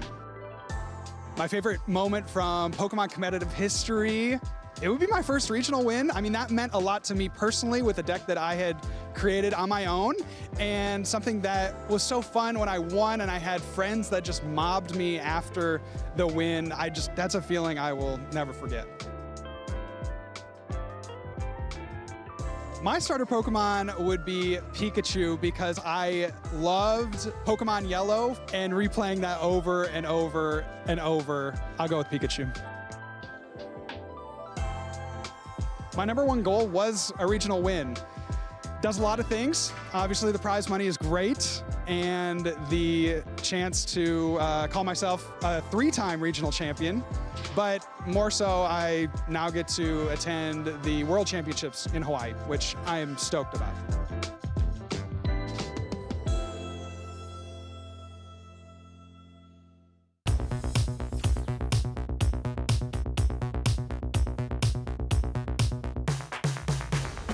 I feel like a lot of big weaknesses right now is deck selections. A lot of players do be playtesting a whole lot with their decks, with their play groups, and then decide last minute, this might not be the best choice. And so they switch when they should have probably went with their gut feeling. I think the biggest weakness players have is kind of getting too focused on the metagame. I think it's more important to play something you're comfortable with, because you'll always do better with something you're comfortable with rather than something that's just strictly meta. In these regionals, it's definitely nerves. And you can fix that by scrimming, knowing your typings, and also making sure you hit the right move. And shield alignment, that's always a big one too. I would say that the big weakness that players mostly have would be overthinking. And the best way to fix that is to just slow down, take a deep breath, and rethink your original thought, because your original thought is probably the best thought you had. I would say the biggest weakness would be trying to memorize archetypes and patterns to specific mons and not realizing that every player is a different person. So therefore, the best way to overcome it is not to just stick to one strategy for the same team, but to diversify your own mindset going in, knowing that each player will come with their own type of biases and skill sets, and you just have to adapt in a reasonable way to allow yourself some more wiggle room and not be so stuck to one thing.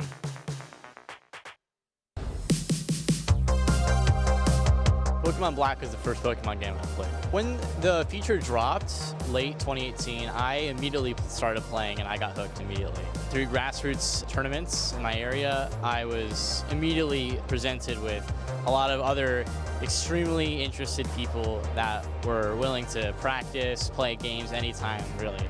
And due to that, it just converted into me playing more and more and more and getting better and better. My first competitive memory was probably when, as a senior, I convinced my mom on Mother's Day weekend to drive me to Indianapolis on the hope that if I win on the seniors division, I can get her a trip to London, and that I did. My favorite Pokemon? Probably Quagsire. I love how derpy it looks, and I have very fond grassroots memories of using Quagsire a lot. Favorite Pokeball? Probably the Ultra Ball. I like the black and yellow. I look up to Lyle Jeffs and Elite a lot. Good peers of mine. Like, we've all helped each other win tournaments, win matches, and they both have done so well this season that it's like I'm trying so hard to match them in a way. I would battle Ash Ketchum. I love watching his journey through the first few generations of the show, and if Pokemon Go me could fight Show Ash, I think that'd be really fun. The farthest I've traveled is probably Japan, for most North American trainers, but especially me as from the East Coast. It was basically almost on the other side of the world. I'd say the blue one. I really like the color blue in general, and it's definitely also part of why I like Quagsire so much, is just the straight up blue. Very nice. I'd probably call my dad. As of the last 2 World Championships, I've gone with my mom. And because of that, I wouldn't need to really call her. She'd be in the stands watching me. But my dad hasn't. So I would definitely call someone that I couldn't just talk to in person immediately after getting off the stands. Hello everyone and welcome back to Sunday Sacramento, where we are trying to figure out which of our trainers is going to be qualifying to the World Championships and taking this whole tournament down. We've got one more top 4 match to conclude to figure out who's going to join Landon Caitler in the finals. And that we will. We have a very interesting match here at the table between 2 top trainers. We've seen a lot from Kenneth. We also saw Victor with that Golden Go deck. Honestly, Adam, Golden Go versus Miraidon was not in my predictions.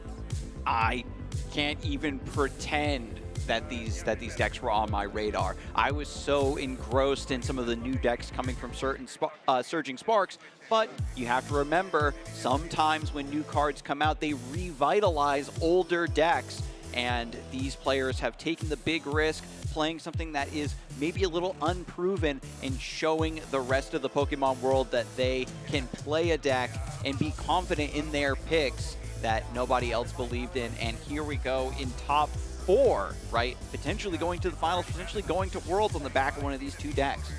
Yeah, Victor having some very good results so far this season.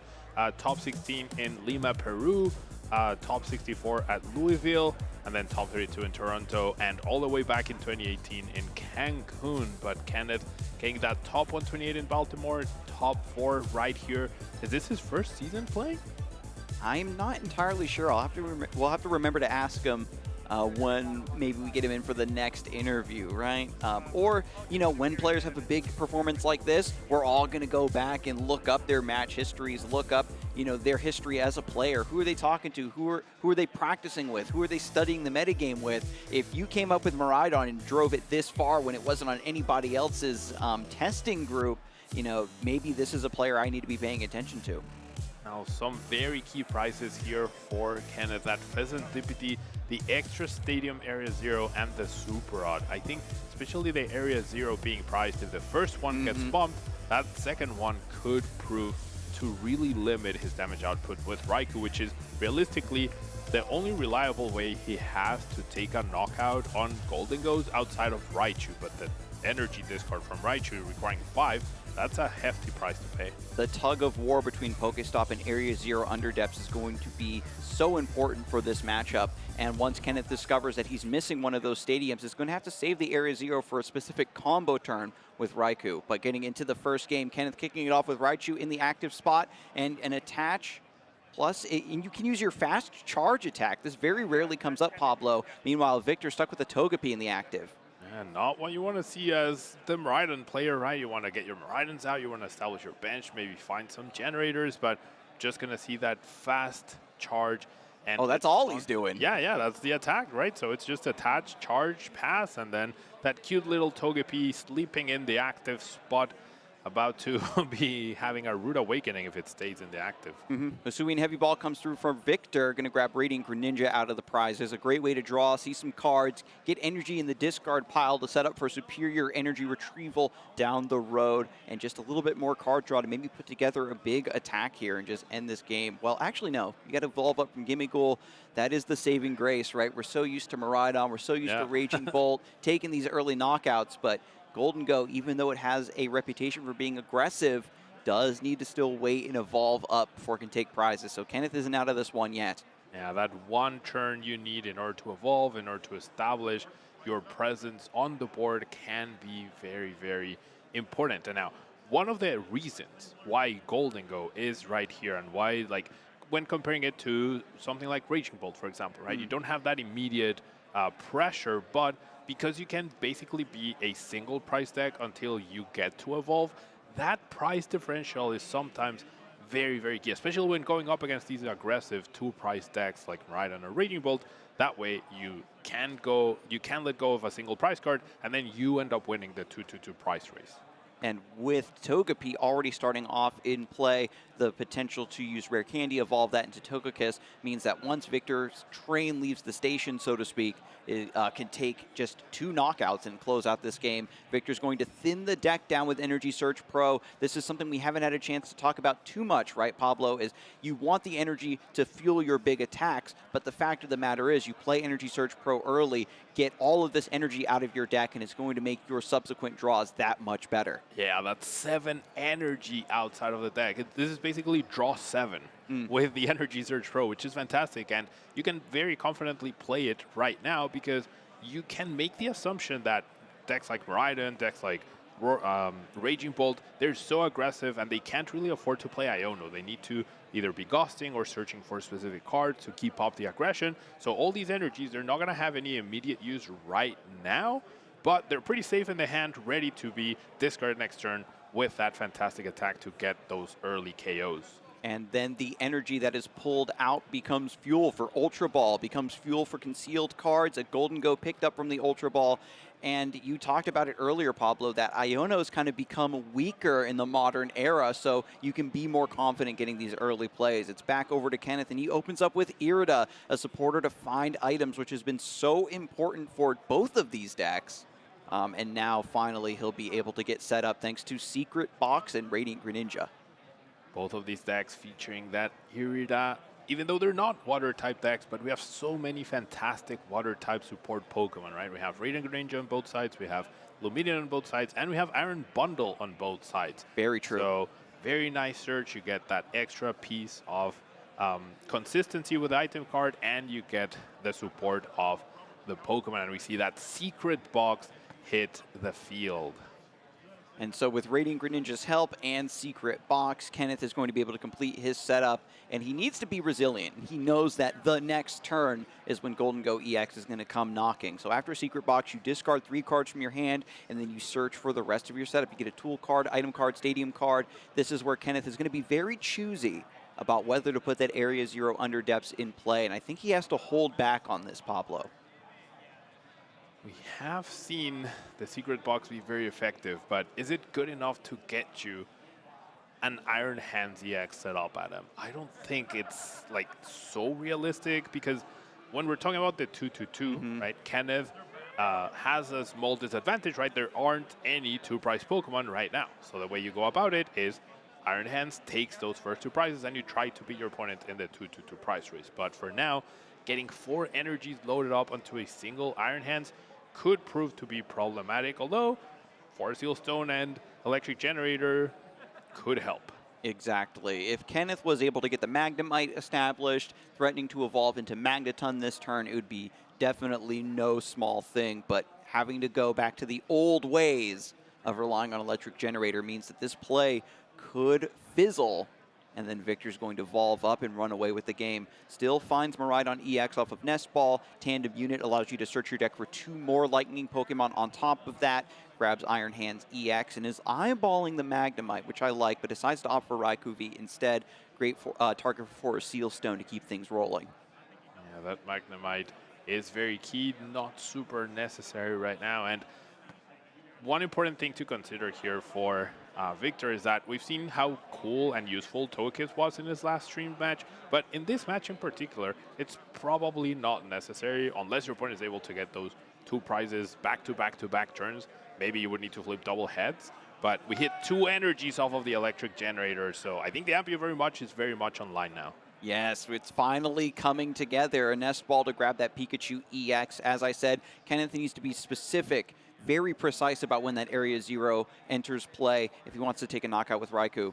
But with Forest Seal Stone being attached now to that V Pokemon, gives access to Star Alchemy, and there is the V-Star power looking for double turbo to bring Ampy very much online and let Kenneth swing out for the first 2 prizes of this game. Can he keep up those 2 prizes each turn, though, where he's going to get that head start right afterwards? Iron Hand's not the most threatening Pokemon, can take down the Radiant Greninja for 2 more prizes, but does nothing against Goldtango. So you have to imagine Victor's just going to immediately take that out, take off energies from the board as well. There's no Latias, so we do have to pay that retreat cost, and every energy counts for so much, Adam. And after Ampy very much takes 2 prizes, Victor's going to be looking to evolve up both of these gimme ghouls and try to present big tanky threats in the active spot to respond. Going to open up his turn with concealed cards, discards that fighting energy. Again, so much fuel thanks to Energy Search Pro. Can discard these energies. Golden Go EX now evolving into the active and on the bench. Going to use the first bench coin bonus to draw 1 card, then coin bonus in the active to draw 2 more cards. I love that. Using the bench one, see if you get a Cypher Maniac first, and that way you can combine that with your active coin bonus to get the maximum value. So very perfect sequencing here by Victor. Having a really huge hand. There might be like, I don't know, 12 cards in that hand as of right now. So there's no way he misses the KO here. And here comes Irida as well. Going to grab the Superior Energy Retrieval perhaps to set up for a subsequent attack. Is thinking about a Nest Ball here. Probably to have it ready to go for Pheasantipity. Yep, going to draw 3 more cards. Get your draw now while it's good. It's good. However, I'm going to question this a lot because the follow-up to this for Kenneth, if he wants to keep up the 2-price trade-off, is utilizing Lightning Rondo, right?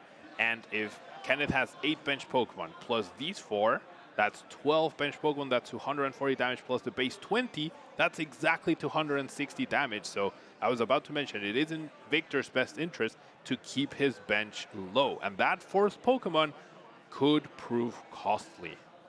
And after Flip the Script and Superior Energy Retrieval, the attack is lined up, but Victor seems to be more than happy to take this to a classic punching prize race.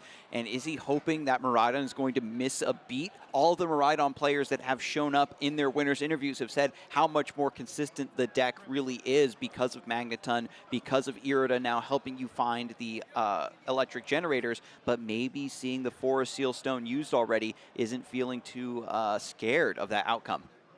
More Pokemon hit the bench, so Victor more confident in having Kenneth with an attack at some point. Does only have 1 energy on that Raichu. No energy anywhere else and no Magnemite established, right? So, and now the Raikou gets promoted, so unless the other Raikou hits the board, could be a little problematic to piece this, but we see the Area 0. That's step number 1 in finding the return KO here, Adam. Pheasantipity also benched alongside Area 0 to draw 3 more cards. There's a Nest Ball to keep filling up the bench. And if I'm remembering correctly, Pablo, you said he needs all 8 bench slots plus, well, actually not anymore now with the Togepi also on the bench. So the Raikou is going to be popping off here quite nicely. We have an attached return. Just need to find 1 more energy onto the other Raikou V. That big bench, Victor might have gone a little too greedy. The Pheasantipity gave him extra cards, but they were not necessary yet to piece that KO. That Togepi, once again, like getting an extra prize card next turn doesn't really help you win the game, right? You could get 3, but you can't get 4. So that feels a little out of place with trying to win the 2-2-2 prize race. And now, if Kenneth pieces out the KO here, then there's a much simpler KO on that Pheasantipity to close out the game at the next turn with the help of that Magneton. Yeah, and the Togekiss isn't going to really fix this problem at all, Pablo. And after the draw, we've got Ursa Luna as a potential next attacker. A lot of lightning energy I'm seeing in the hand, however. So the electric generator needs to come through clutch. Yep, it's gotta be Irida for electric generator. We need a single energy hit, right? So you're not asking for much, right? You're asking for half of an electric generator. 4, 5, 6 lightning in the deck, if my count is correct. I think so. Doesn't look too bad. Yeah. Plenty of other cards still in there, though. And Irida's live. It can thin out that Iron Bundle, as you pointed out earlier, Pablo. Imagine if there were only 3 Pokemon left on the bench, then the damage would be 240, and you would be asking your opponent. There would be no way, actually, to get 2 prizes this upcoming turn. So that Pheasantipity is going to be very, very costly. And another generator off the top from that Greninja. 2 chances here for Kenneth to establish what he needs, and finds 2 energies.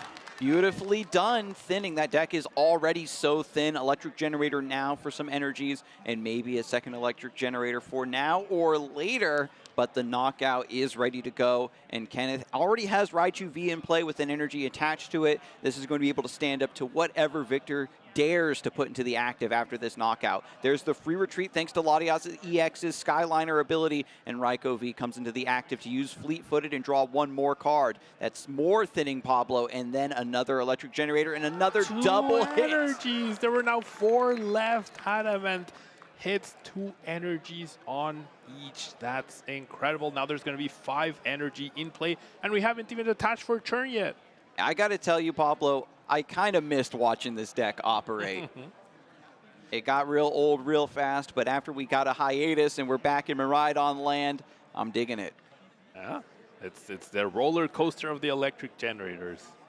But because you can get them more consistently, thanks to Arven and Irida for Sealstone, it doesn't feel as janky. And there's the knockout. 280 damage, if I'm correct. And now it's on Victor to respond, and ideally you would want to Iono in this point, but there's no Iono in this deck list. There's no way to attack Kenneth's hand, so a single attachment plus a boss would take down this Fezandipity, whether it's with the Raikou or the Miraidon. And this was a point of volatility in the matchup that we were kind of focusing on, right, Pablo, where the Area 0 gets bumped by Pokestop, and then it becomes difficult for Raikou to take a knockout. But because Victor overbenched, let Raikou get that easy knockout, now Kenneth can immediately pivot just into Raichu V to grab the knockout instead. So I think that he's recognizing his mistake, and there's going to be a massive adjustment going into Game 2. Yeah, you have to, right? Like, this is the reason why you might end up losing this match. You can still, have a good response, play the Pokestop, try to take down the Raichu this turn to force your opponent to have an attachment, plus boss's orders to have the Miraidon KO the Fezandipity, but that's it. That's the only thing that you can do in order to try to reduce the chances that your opponent wins the game next turn. I think I did see a boss's orders in the hand, just barely getting a flash of it. 2 off of coin bonus, 1 off of the second coin bonus. There is a boss, you are correct. And then concealed cards. Still needs a metal energy, of course, to attach to the Golden Go. Has the rare candy plus the Togekiss. This could translate to a 3-prize turn, but right now the math is not really syncing up, Pablo. And it turns out that Victor's final gambit is to hope that Kenneth whiffs. All right, well, we're seeing the Gimmighoul get replaced, which is pretty useful. Doesn't take away the win condition of Raikou with a full bench with the secondary 0 still, but that's definitely something that could help Victor right now. Definitely helps compensate for that slight overbenching. The extra price from the Togekiss probably, or should definitely not matter, but that Thornton could prove to save him. Oh, that's very cunning. I completely forgot about the Thornton, if I'm being honest. So taking that 2-prize liability out of play, and especially after Victor saw the Pikachu EX go to the discard pile, isn't worried about another Area 0 type play. Is fully focused on Raichu, pardon me. And then it's going to be a Night Stretcher for Golden Go EX, and then another Evolution for 1 more coin bonus. Counter catcher to bring up Raichu V. So Victor's taking this big threat out of play, and now it's going to be down to, I don't even know what he has available. What does Kenneth have? He has a Super Rod to get Iron Hands back. Is it even possible to get that much energy attached? There's so much already in play. Yeah, I think you'd want to recover the Raichu, right? Try to get your last generator going, or with Magneton, right? If you cover the Raichu, you can pair it up with Magneton and have enough energy to get the knockout, but is the Super Rod available? That's the real question here. And a 2-prize knockout plus a flip from Togekiss. Uses Lost Vacuum to get rid of his own Pokestop to deny the resources. It's not heads. If it had been heads, that takes away the Magnemite as an option, the Magneton as an option. So the Togekiss still had some relevance. Could have made a difference, but that Togepi should have never hit back the board again. And so now it's over to Kenneth. The Raichu got knocked out. Iron Hands nowhere to be seen. There's an Ultra Ball to thin down just a little bit more. I think all of the energy that Kenneth is going to enjoy is already in play, but what can he do without Area 0 Underdepth still in the prizes? He's got all the pieces at him. He has Ultra for the Magneton. He has Arvin for the Super. Oh, actually, Super Rod's prized. Super Rod and Area Zero, both of them are prized. Both of the win conditions are the last 2 prizes for Kenneth. Unreal. I thought that Victor had really overplayed his hand, had overbenched, played into that Raikou V too much, gave up an easy knockout that he didn't need to give up, and suddenly he has brought victory from the jaws of defeat by smartly negating his opponent's threats. A little bit of help from some prize cards, and Golden Go EX stands strong in the active spot, too big to take down. I wonder if there's ever an option. Oh, okay. Iron Hands can probably do it as well. You have the boss, you have the Magneton. Yeah, never mind. Iron Hands can pull this off for Kenneth. Gets to use the Magneton, powers up for a second. Amp you very much. I thought he was out of options, but turns out the second Iron Hands was still available and ready to go. Mercy me. And the fact that he was able to put that all together without needing to use Irida is so important. You've got the boss's orders there, and this was a game that went back and forth, Pablo. We thought that Victor was going to win. We thought that Kenneth was going to win, and it just went back and forth. He took it down, and he had to give up everything possible in that deck. I think we saw every single lightning energy at his disposal enter play, and right away you can see that early Amp you very much, thanks to the double turbo energy inclusion, taking 2 prizes right away, and then Victor swinging right back with Golden Go thanks to Energy Search Pro. And then this is where things started to get a little weird. The Raichu V lurking on the bench, threatening the Golden Go EX. But after some smart thinning, some fantastic electric generators, Kenneth was taking his knockouts in turn. Those electric generators were picture perfect for Kenneth, and then I gotta say, Kenneth did not miss a beat. Every turn he had the right cards at the right time, and even though his prizes could have affected him, he had exactly the last win condition with that boss, with the Magneton, and with the attachment onto the Amp you very much. So I hope we get to see that adaptation that you mentioned, right? Keeping your bench low on Victor's side is in his best interest. That way, that in the middle of the game, that's where you can hopefully deny that prize card. If you expect Kenneth to come swinging with that Iron Hands in the early game, then you need to make your opponent with a 2-prize knockout at some point. Yeah, all that glitters is not gold. You're getting greedy drawing cards with coin bonus, and you want even more card draw with Flip the Script. But if you can hold back just a bit and trust that the Greninja, the Golden Goes are going to get you the cards you need, you can keep limiting that bench. And I got to point it out, Pablo, you said it. If you got heads on that Togekiss, it denies the Magneton, and then that Iron Hands play becomes impossible. So this best of 3 is not done yet. This could be going in one player's way massively, but already Kenneth's going to start us off with Miraidon EX in the active spot and Tandem Unit to look through the deck for 2 basic lightning Pokemon. Interesting that Victor let Kenneth go first, right? We see the Super Rod being prized once again, along with that Mew and 2 basic energies, but Kenneth going first does mean they will not be able to be the aggressor, and Victor will get a turn of supporters to have a very stable board. However, Miraidon really doesn't mind going first because that means they get a first turn attachment as well into play. And that means they amp you very much, and the next turn is actually much easier to pull off because you'll have another attachment ready to go, so there's less pressure on your electric generators, or you can more easily find that double turbo. Like, you have 2 turns to establish that knockout, and that Rotom giving him 3 extra cards against a deck that doesn't play Iono is so huge. Yeah, we saw this in his earlier match on stream. Rotom V is a great gambit for when you're going first or if you're up against a slower deck. And when we compare both of these aggressive decks next to each other, you know, Golden Go is the slower one. You have this great free turn to draw some extra cards because you know that Victor has to evolve up before even taking knockouts. Here's Iron Hands with an energy attachment. The prophecy's coming to pass, Pablo. I see an amp you very much very soon in the future. After that draw from the double turbo, it seems extremely likely now. Immediate Pokestop by Victor does find Buddy Puffin and Superior Energy Retrieval. We're gonna see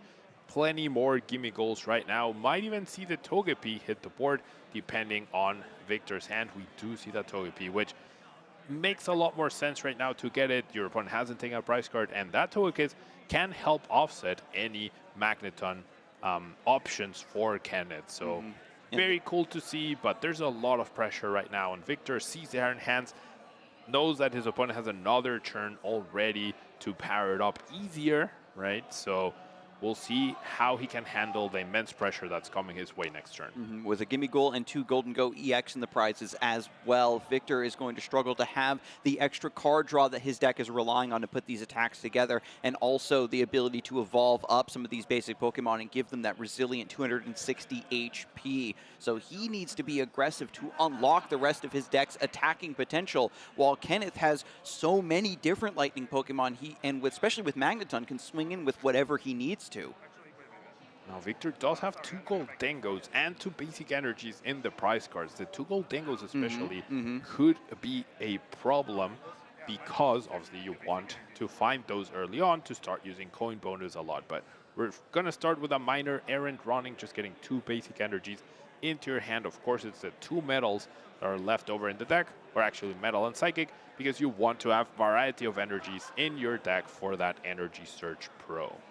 So with all 3 Gimme Goal in play, we've got Togepi on the bench too. Hopefully Togekiss, maybe that's what it's going to come down to, Pablo. It's just 2 Wonder Kiss abilities triggering and just taking a clean double knockout to win game 2. But Kenneth, using Hisuian Heavy Ball to look through the prizes, finds the Mew EX and is taking some notes here now. I will say, I love all these alternate art cards that Kenneth has. Oh, he is flexing. Yeah, we've seen a lot of people play decks like these, but I absolutely love seeing them all in the same deck, and it really makes me wish there was a Raichu alternate art. I think that's the only one that doesn't have an alternate art card. I think there was one in Crown Zenith? No, it's no a different Raichu Raichu maybe I'm thinking of. Yeah, that's a shame. That's a shame. Raichu's actually a fan favorite, but I mean, he's playing the Giga Rarity here. Yeah, literally the Giga Rarity. And the Latias EX, just such a beautiful card whenever you see that Skyliner ability come through for free retreat. But after Hisuian Heavy Ball, taking notes of the prizes, shuffling up, Kenneth is ready to get back down to business. Still has another tandem unit to use this turn, and Ampu very much still waiting to take its 2 prizes on this Gimme Goal in the active spot. And we still need to find an energy off of Electric Generator in order to get this Ampu very much going without using the Magneton yet. But we're going to see Irida find us that secret box, which I love this combo. You get 2 cards off of Irida for off of Irida, and then Secret Box gets 4 cards out, really maximizing the potential of those Electric Generators. And if you're ever in a position, right, maybe in later on in the game where you have Radiant Greninja you don't need anymore, or Iron Bundle, you can just use that as fodder for the Secret Box. So it all really feeds together in a really nice way. Super cool to see Irida seeing so much play and so much utility, because there's so many beautiful water Pokemon, as you pointed out, Pablo. There's no stadium in play. That Greninja shouldn't be here. We don't have the stadium quite yet. We need to play the Secret Box first. I think we're getting a little bit ahead of ourselves here. Slow down, Chef. Has-pieced everything out, but just needs to not skip a step before we execute everything right here. And of course, the Iron Bundle being fodder for the Secret Box that was already in the hand, getting rid of Mew EX, don't want to keep that easy target in play, and then an Ultra Ball. And this is going to finally get the Area 0 Under Depths, an Electric Generator, the next supporter, perhaps another Irida, and then Forest Seal Stone maybe to go on that Rotom V. Bravery Charm an option as well, but yeah, double Electric Generators, double Turbo in hand already as well. So the odds of the Ampu very much happening are extremely high right now.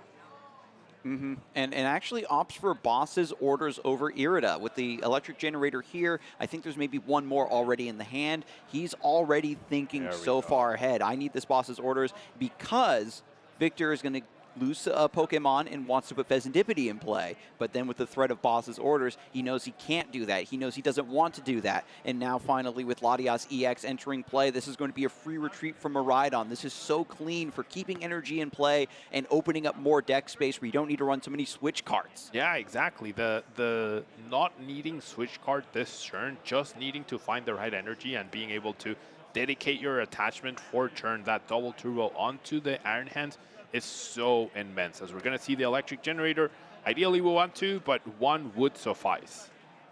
And we know he's going to hit 2, right? Yep. There wasn't any doubt. Man. When Miraidon runs hot, it runs hot. That is incredible. That's 3 back-to-back electric generators we've seen hit 2 energies. Let me tell you, all the Miraidon players cooled down, and a lot of energy has been saved up in the batteries. Now that he's tapping into this power grid and using all of the electric generators imaginable to hit these double hits. Double turbo energy, 2 lightning energies on Iron Hands EX for the amp you very much that we called early on in the game, finally coming out swinging to take 2 prizes. A bravery charm to top things off, make that Iron Hands as difficult as possible to be taken down in the off chance that it does survive that next turn by asking your opponent to have 6 energies on top of the attachment for turn in order to get it KO'd. If it survives and you can go boss on the Togepi or an unevolved Gimmickle, that's incredible as we see another double hit. Mamma mia! 2 lightning energies. It is just raining energies, and this is so much threat potential because you no longer have to scramble to put together your next attacker. This is just a line-up of Pokemon ready to go into the active spot and take prizes. Ampy very much for 2, and Kenneth is ever closer to locking up his spot in the finals. Ever closer, and why, it's all thanks to this cute little Pikachu activating Area 0, this cute little Latias giving free retreat, and this cute little Magneton just being the best support body you could ask for. And Victor is going to try to still hang in this game, evolves into Golden Go EX and uses coin bonus to draw 2. Has to find, as you said, Pablo, a metal to attach return. That's already in the hand thanks to the errand running. Ultra Ball maybe gets 1 more Golden Go, and the other 2 are in the prizes. So this is going to be all the card draw he can get. And Vezendipity, look at this. Again, he's forced into this catch-22. I need to bench Vezendipity in order to draw cards. And Kenneth already showed, hey, I got boss's orders off of the secret box before. So this is just another 2 prizes he's putting in play. And the one thing you can count on Miraidon doing each and every turn is having an energy ready to go, right? So either Raikou or Miraidon can just eat that Vezendipity up for Thanksgiving dinner. Now you're getting it, Pablo. I'm finally catching up. And there it is. Flip the script, draws 3 more. Has Pokestop to bump that Area 0, dig a little bit deeper into the deck. Is still looking for some ways to get energy, right? I think Energy Search Pro has not yet been played this game, folks. Not yet. We have Earthen Vessel and we have Superior Retrievals, but not yet. Has not been found. And there is a Cypher Maniac left. I wonder if there's a way to draw because Vezendipity and, I guess Pokestop can be utilized in order to find those pieces. Nicely done. Can use Cypher Maniacs plus Pokestop. Very nice.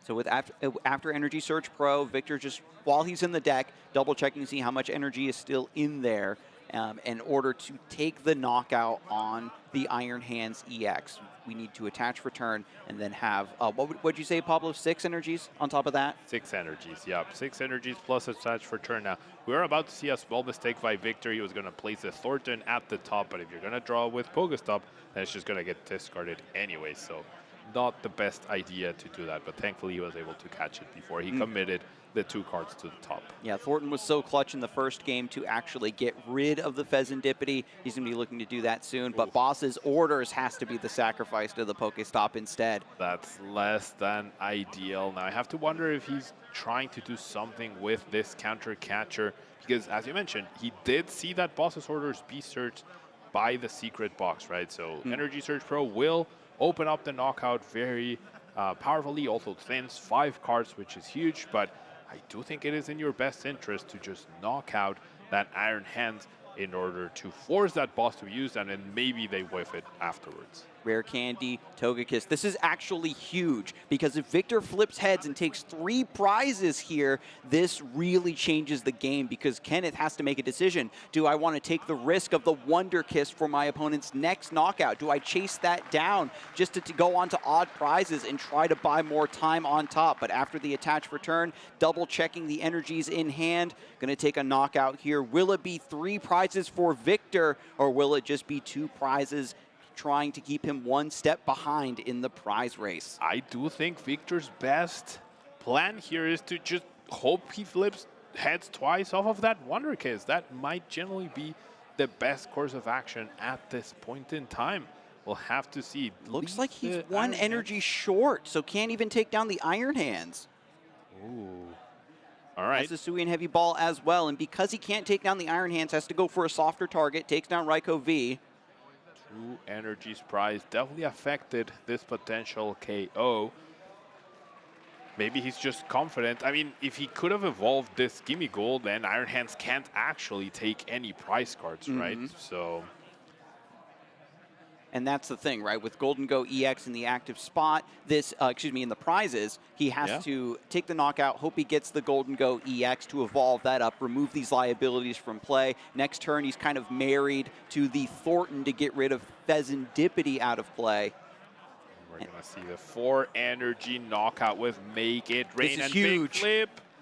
It's Tails. tails. Unfortunately, it's only going to be 2 prizes for Victor, and it's not even any gold dangos. It's a heavy ball again, and the Pokestop, no help in terms of establishing another gold dango next turn. And because he was a couple energy short, folks, remember the Iron Hands is still back in the active spot. Kenneth is going to boss up a Gimme Goal and take 2 more prizes. I think that's probably the best line of play with Raikou V going down. You could just attach an energy to Miraidon if you'd like, knock out the Pheasantipity. After seeing that kind of expenditure of energy, Kenneth does still need to respect superior energy retrieval. Oh, certainly, with not a single one being exhausted yet. I would say, like, Victor has 2 options to try to limit Kenneth's options to win, right? Number 1 is if he evolves this Gimme Gold into Gold Tango, that's out of range of most attackers as long as he keeps his bench small. Or if he Thorntons away the Pheasantipity, then that cannot be targeted by the Miraidon anymore. But realistically, it's easier to find a Gold Tango than it is to find that Thornton. So that's why I really like using Iron Hands, dedicating. You already have those resources dedicated.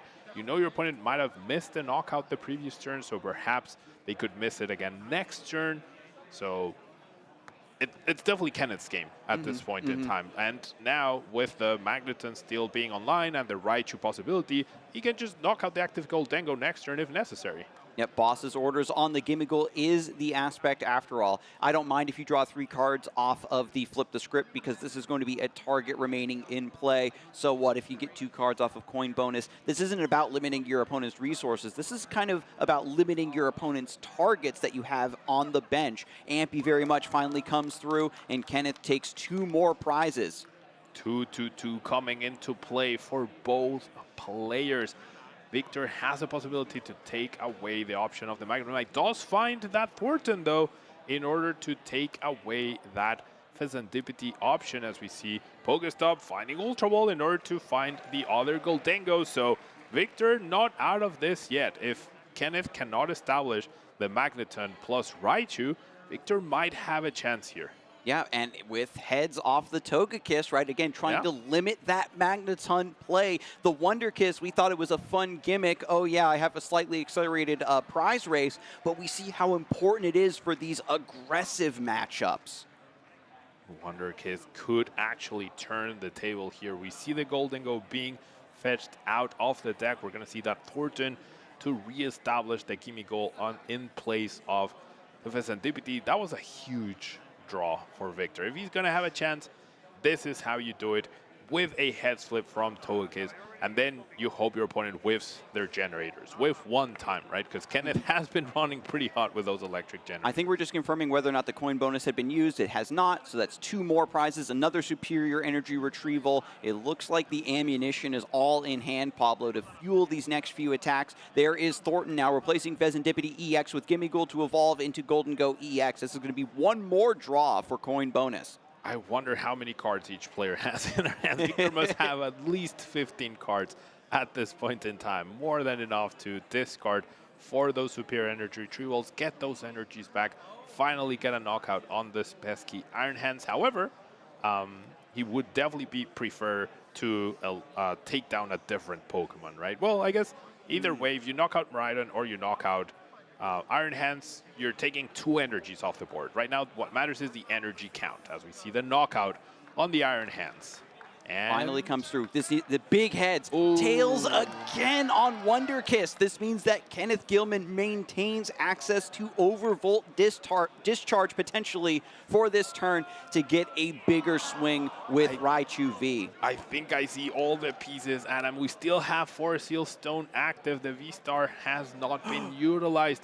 Magneton isn't prized, and Raichu is in the field already. So I think Kenneth just has all the pieces, and he even has a superior energy retrieval. Electric generator to boot. And there's the Magneton, and Victor recognizes it's over. We see Kenneth advance to the finals. That was a fantastic match. Even though it went 2-0 in Kenneth's favor, there was so much tension every single turn trying to take these knockouts. But the electric generators just hit too hard, Pablo. Too hard and too fast. That Iron Hands also put in a lot of work. And I really have to wonder, is it actually correct to go second in this matchup? You avoid that that aggression, right? That immediate aggression, but realistically, you're giving your opponent a much easier time. You're giving them 2 attachments to produce that amp you very much, as opposed to in that very beginning. So yeah, I mean, let's take a look at the replay, see what went down in this top 4 match. Yeah, great sportsmanship there. These players know what is up. Iron Hands, the MVP of this matchup, and it's the Wild West, Pablo. These players now have to really adapt and study up on this matchup. It's going to be a lot more common going forward. I mean, we knew Miraidon was getting better, but we didn't realize why'd they play the same clip of the electric generator back to back? I don't get it. Yeah, it feels like we're having a deja vu with all those electric generators just hitting and hitting and hitting for 2 energies at a time. As we saw that Magneton powering up the Iron Hands to finish Game 1, and we saw Magneton powering up the Raichu to finish Game 2. So very similar things happening back-to-back games, and sometimes that's what you want with your deck, right? You just wanted to do the same thing over and over reliably. Yeah, and I honestly have to admit, I was like, yeah, the Iron Hands is gone. He's running 2. He's got the Super Rod. It was already done and buried. And look at this. The Togekiss just could not come through. I wish we were in the alternate timeline where the Wonder Kiss really kept Victor in these matches, turned off access to the Magneton, and really forced Kenneth to dig a little bit deeper to find these final KOs.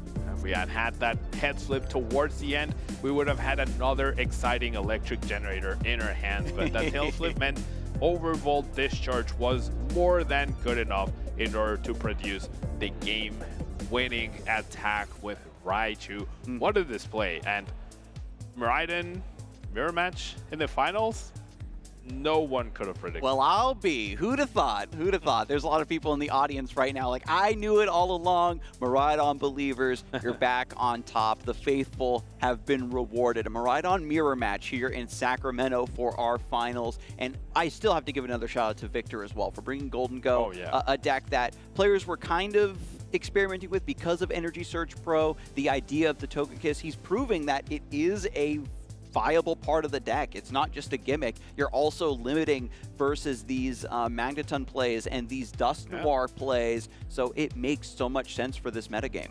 Yeah, Togekiss really adds a lot of power to the deck. Energy Surge Pro also adds a lot of power to the deck, so I'm definitely not surprised. Now, I do have to wonder if, like, both of these players, when you're testing towards Sacramento Regionals with a brand new set, you're probably testing a lot against Regidrago and Lugia and Charizard, right?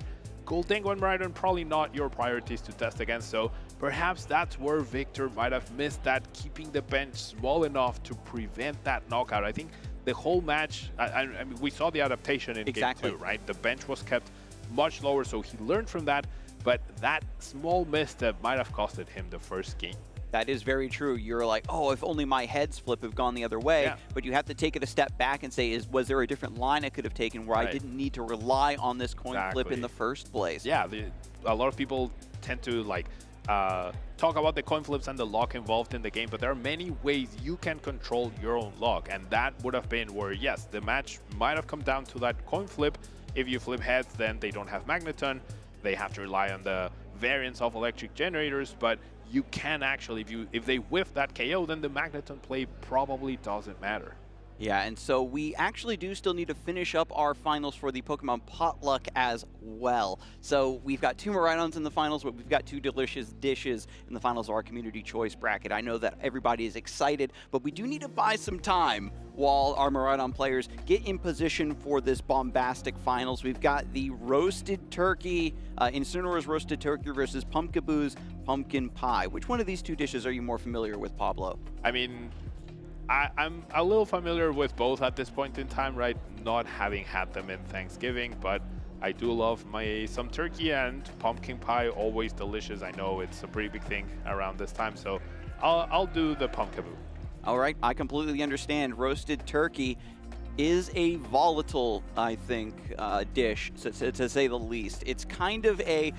You probably don't know too much about like the tradition of turkey, in that people try to do too much. They really try to reinvent the wheel with the turkey. There's a lot of risk involved in not doing it well, sticking to the fundamentals and making a good turkey. If you try to go too big, maybe it doesn't cook all the way, you mistime it, it burns. There's a lot of blooper reels of people trying to deep fry their turkey, which is a huge fire hazard. Please do not do that. Please, your local fire departments will literally come to your house and beg you not to deep fry the turkey. The one Thanksgiving I have attended, they deep fried the turkey. They did it out in the open, outside of the house, all right, in a very secluded and secure area, but that's the one experience I have with Thanksgiving dinner. Big risk, big reward, because I've also had deep fried turkey. It is delicious, but it is the forbidden fruit of Thanksgiving. So if you are a big gambler, go for the turkey. But if you believe in Pablo and delicious dessert, you've got to go for the pumpkin pie. Any other pumpkin pie words for our audience here? I mean, who doesn't love dessert, right? Like, we all enjoy all sorts of dinners, but there's always room for dessert, right? Like, you would always say, oh, I'm too full for more turkey and whatnot, but is there anyone able to say no to dessert? I don't think so, right? So how could you say no to a delicious Pumpkaboo pumpkin pie? I mean, he, of course, knows pumpkins is going to make probably the best pumpkin pie you've ever had in your life. And with turkey, you eat it, you fall asleep, you miss out on dessert, you wake up and the pie's all gone. It's a big risk to take, certainly. But Pumpkaboo's pumpkin pie or Incineroar's roast turkey is the final choice for our audience at home. Either way, it's going to be delicious, but you make sure to vote in the Twitch chat. And before we get to the finals, I'm still so excited. Miraidon, it's going to be crazy, but let's look at this dish. I think that the voting might be concluded. I know that the poll doesn't open up for too long, so make sure you get in there while the getting's good. Let your voice be heard. We need to know turkey or pie. I'm getting hungry just saying it. Oh my God. I think, unfortunately, Adam, we're going to find out after our break. But please get to voting, and we'll see you for more Pokemon action very soon.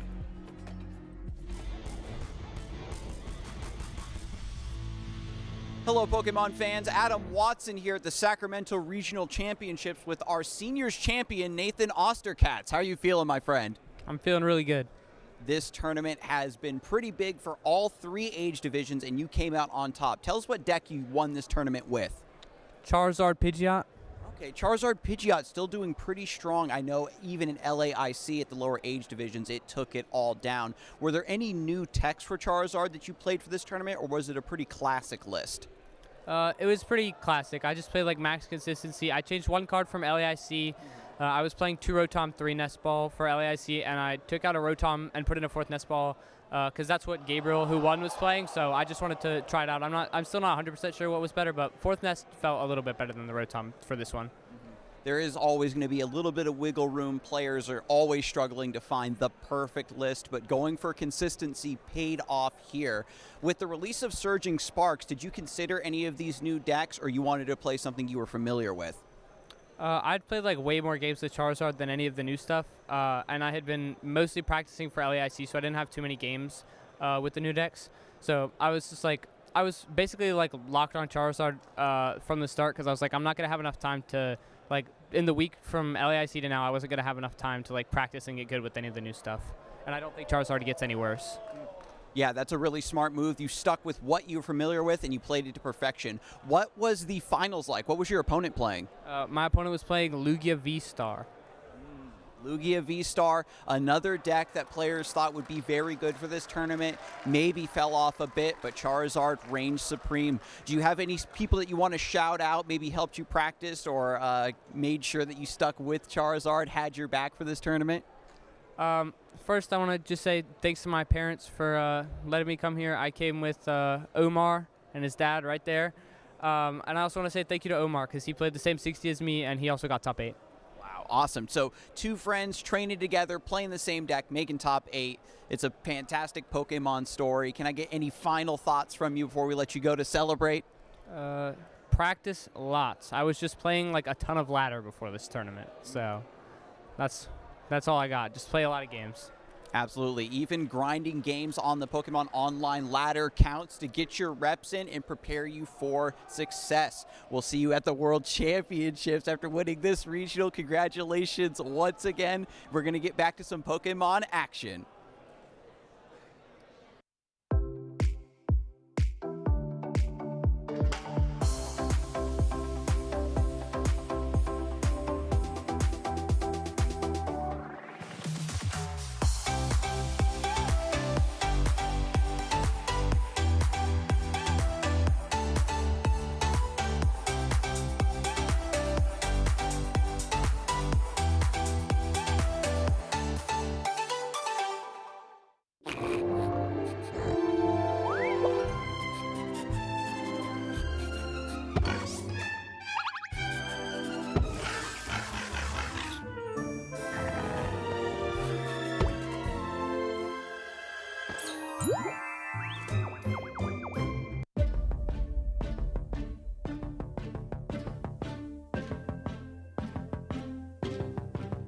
Oh, the legends are told of the heroes who won the hearts of the world. They were born champions. The deeds were well known, and the word of them spread, and they vanquished their foes. Wherever they tread, they came for the glory, they went for the fame. They'll go down in the books, we'll remember their names. Can tell as they fight, my look in their eyes.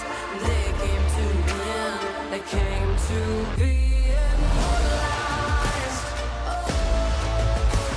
Immortalized. Immortalized. Immortalized.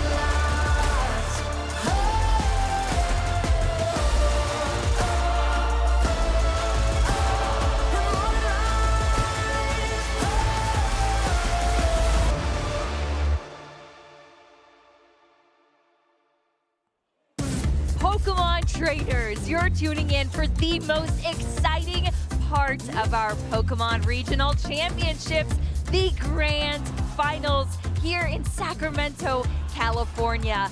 And the electricity is going to be flying here in this matchup. We have 2 Miraidon players in our finals. I mean, we started with the electric surging sparks format here, and that has definitely proven to come out here strong because we have 2 decks that have been greatly improved by surging sparks cards now in the finals here.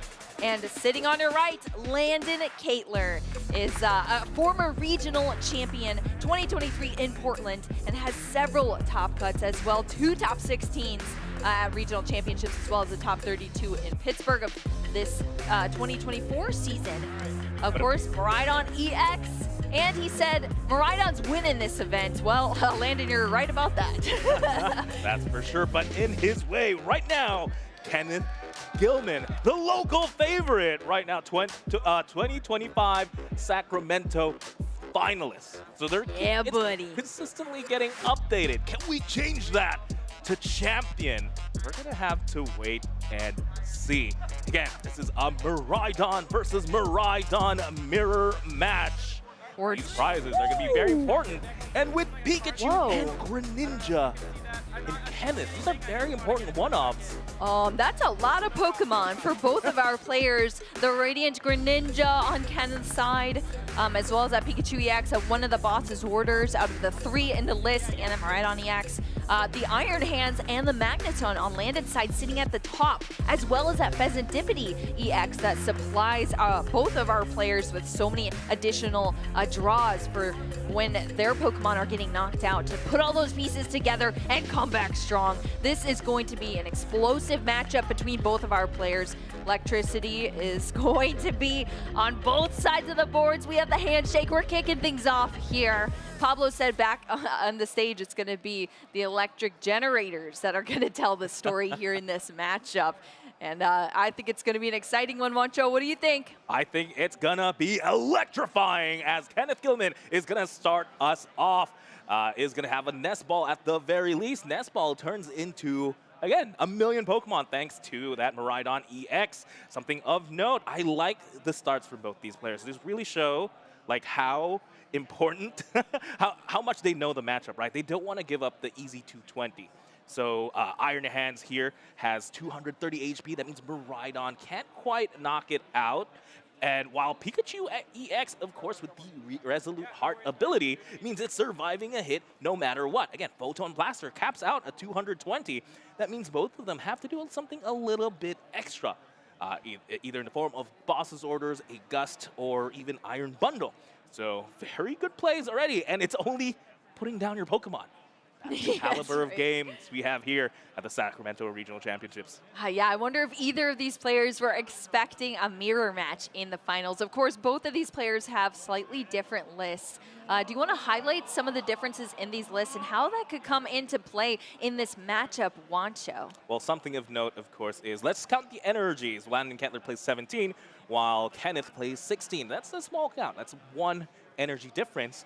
But the one could be the difference between getting an electric generator for 2 versus electric generator for 1. Versus also Kenneth here is playing something interesting like this Rotom. Rotom is an interesting card. This is a card that you want to play going first. Typically you don't. Miraidon, I don't know, it doesn't really want to go first. It likes going second. First electric generator though. Let's check this out real quick.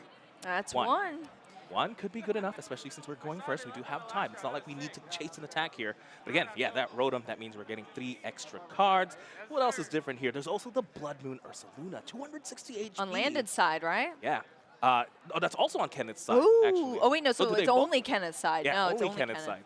Yes, Blood Moon Ursaluna, 260 HP, late game attacker. Again, sometimes you have to present these Pokemon that aren't easily knocked out. If you're, up against something that is just wants to charge through. Yeah, exactly. Kenneth is playing a very consistent list, as we can see here from Kenneth. And in that turn there, and passing over now to Landon Kettler to kick off this turn, the Pikachu EX in the active, and going into this Nest Ball here to start off our turn. But as we saw, the Radiant Greninja is also in Kenneth's list. It is in the prize cards at this moment in time.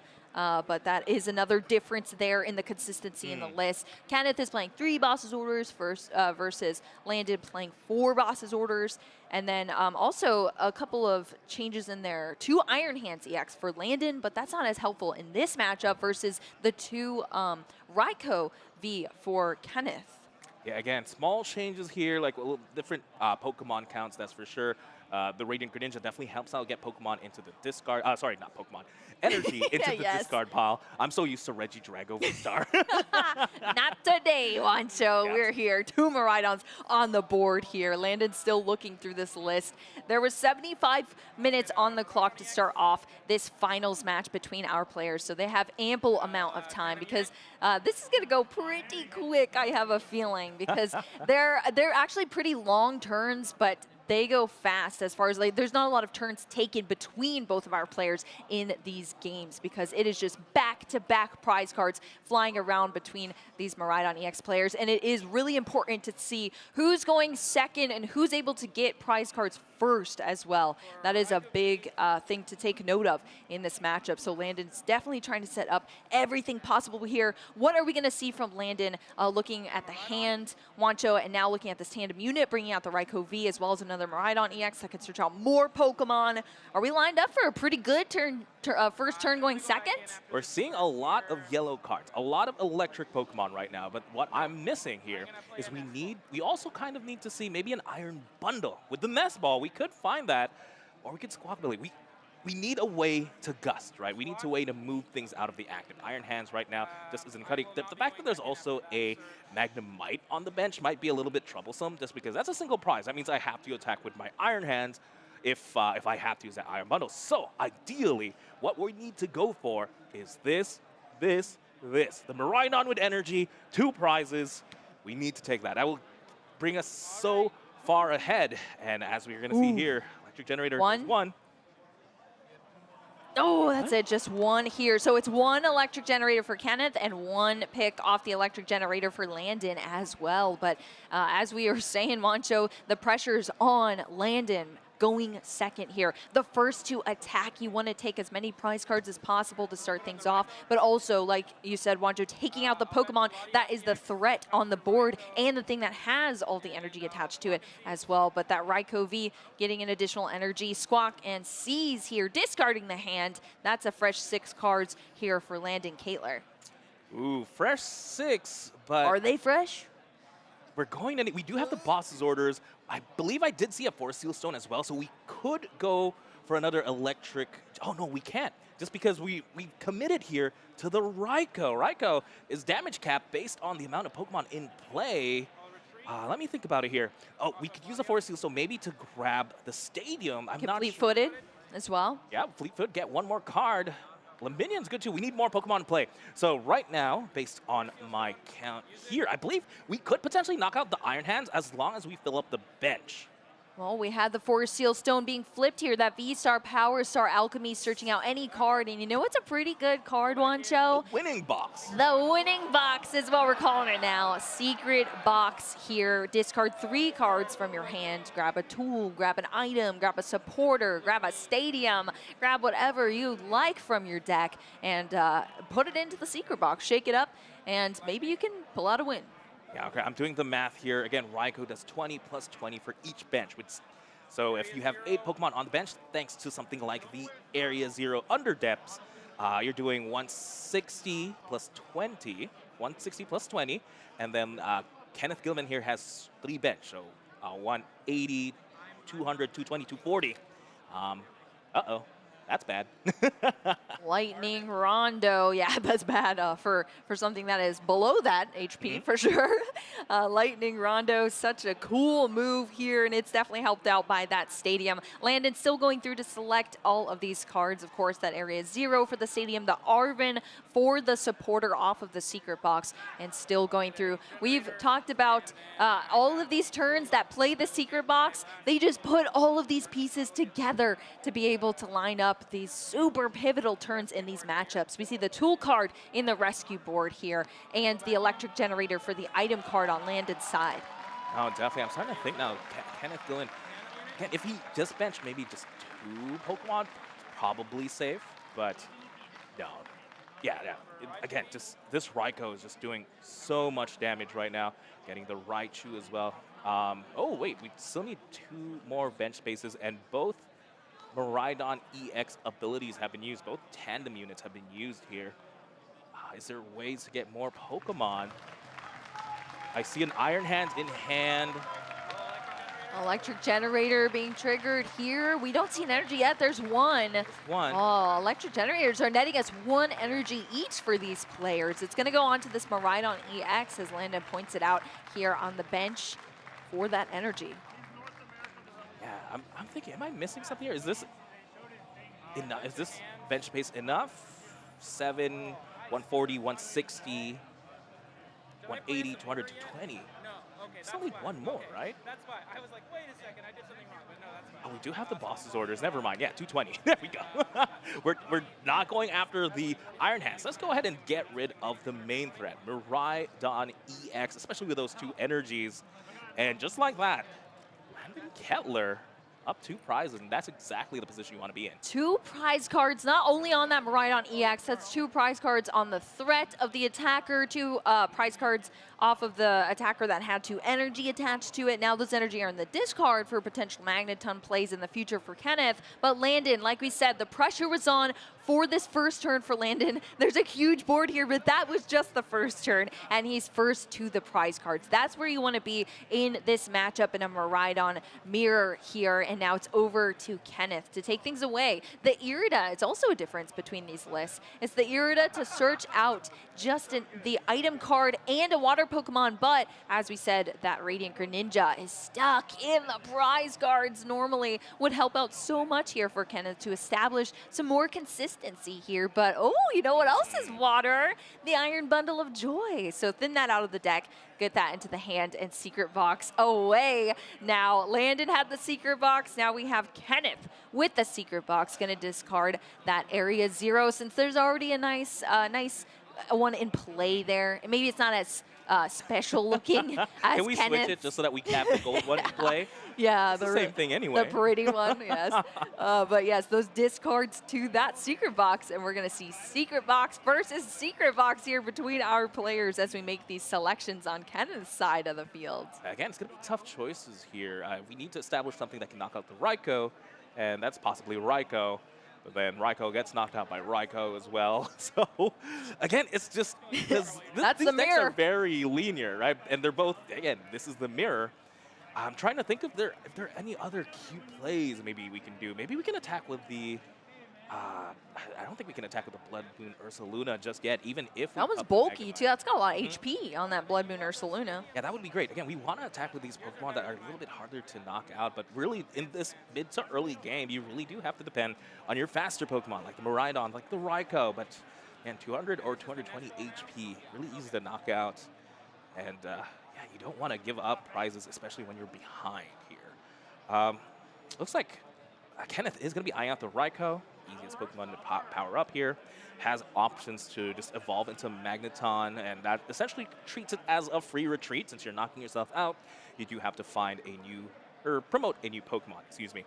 I don't think we want an Iron Bundle. We do need to just deal with this Raikou. It is just a threat, and hey, maybe Landon just doesn't land any electric generators. Landon, not Landon. I don't know about that one, Mancha. Landon's been landing here throughout this event, but so has Kenneth. I feel like everything has been falling in Kenneth's hands this entire event here, time after time on stream. I mean, this is like, what, the fifth time we've seen him on stream now? Oh, yeah. These matches have been going well for him.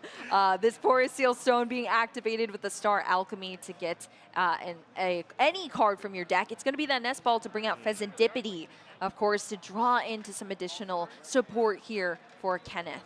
Yeah, definitely. Pheasantipity, very powerful card. Doesn't Flipping matter. the script. Maybe we can switch things around here, but you know, there's already so many liabilities already on the bench, so getting this in play doesn't seem too bad. Draws 3 here. Do we even see the Magneton just yet? Is it prized? It is not. It is not. The Magneton was prized on the other Miraidon. Yeah, there's a lot of duplicates here. Whoa, is that that's the game here, Wancho? Yeah. What do we miss? You blink and you miss it. You just You have nothing else in the hands? just like lightning. Just very quick match there. Couldn't quite get the Magnemite out of the active. I believe missing out on the Magneton. So missing an attack, especially in this type of mirror matchup, that's a spell disaster. Yeah, that is unfortunate to see, but that hand, it looked like it was just clogged with things that Kenneth couldn't use. They're so sad. But yep, that's just going to be a scoop there now from Kenneth Gilman. That means Landon Caitler is taking the first matchup here. This first game in our Miraidon EX mirror matchup in the finals here in Sacramento. So as we said, it really did come down to that. Who was going second? Who was first to the prize cards? And then unfortunately for Kenneth there, going first in that matchup and just not having the cards needed for that follow-up turn after that. Tried to save it a bit with some support Pokemon. Sadly, that Radiant Greninja was stuck in the prize cards, couldn't help out there. Pheasantipity tried to draw into some more cards, but we whiffed that Magneton, as you said, Wancho, and you were just going to be too far behind here. So might as well scoop it up, go to a game 2 between our players, and keep things grooving here. Sparks are flying, Wancho, in this matchup. Kenneth Gilman going to do everything to bring things back here in this Miraidon mirror. 100%. And the beauty of it is it's pretty easy to bring things back, especially if you're going second. That means you have the capability of really attacking first here. It's a matter of what Landon promotes to the active. If I had to guess, maybe I think I did see the Pikachu in hand. So again, that would be great.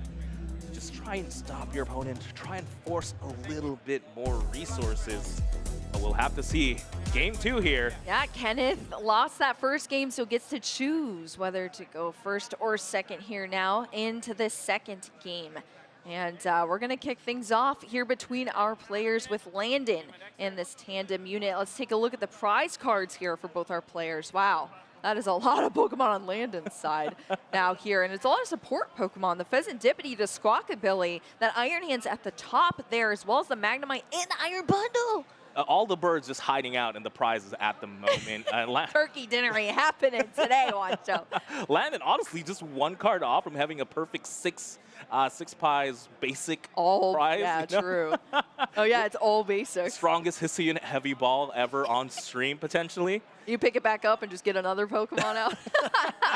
Well, on kind of the side of the field, the Magneton, that's the stage 1 of that Magnite we see on Landon's side. That Raichu V sitting at the bottom there next to a Boss's Orders and an Electric Generator at the top as well as one of those Bravery Charm.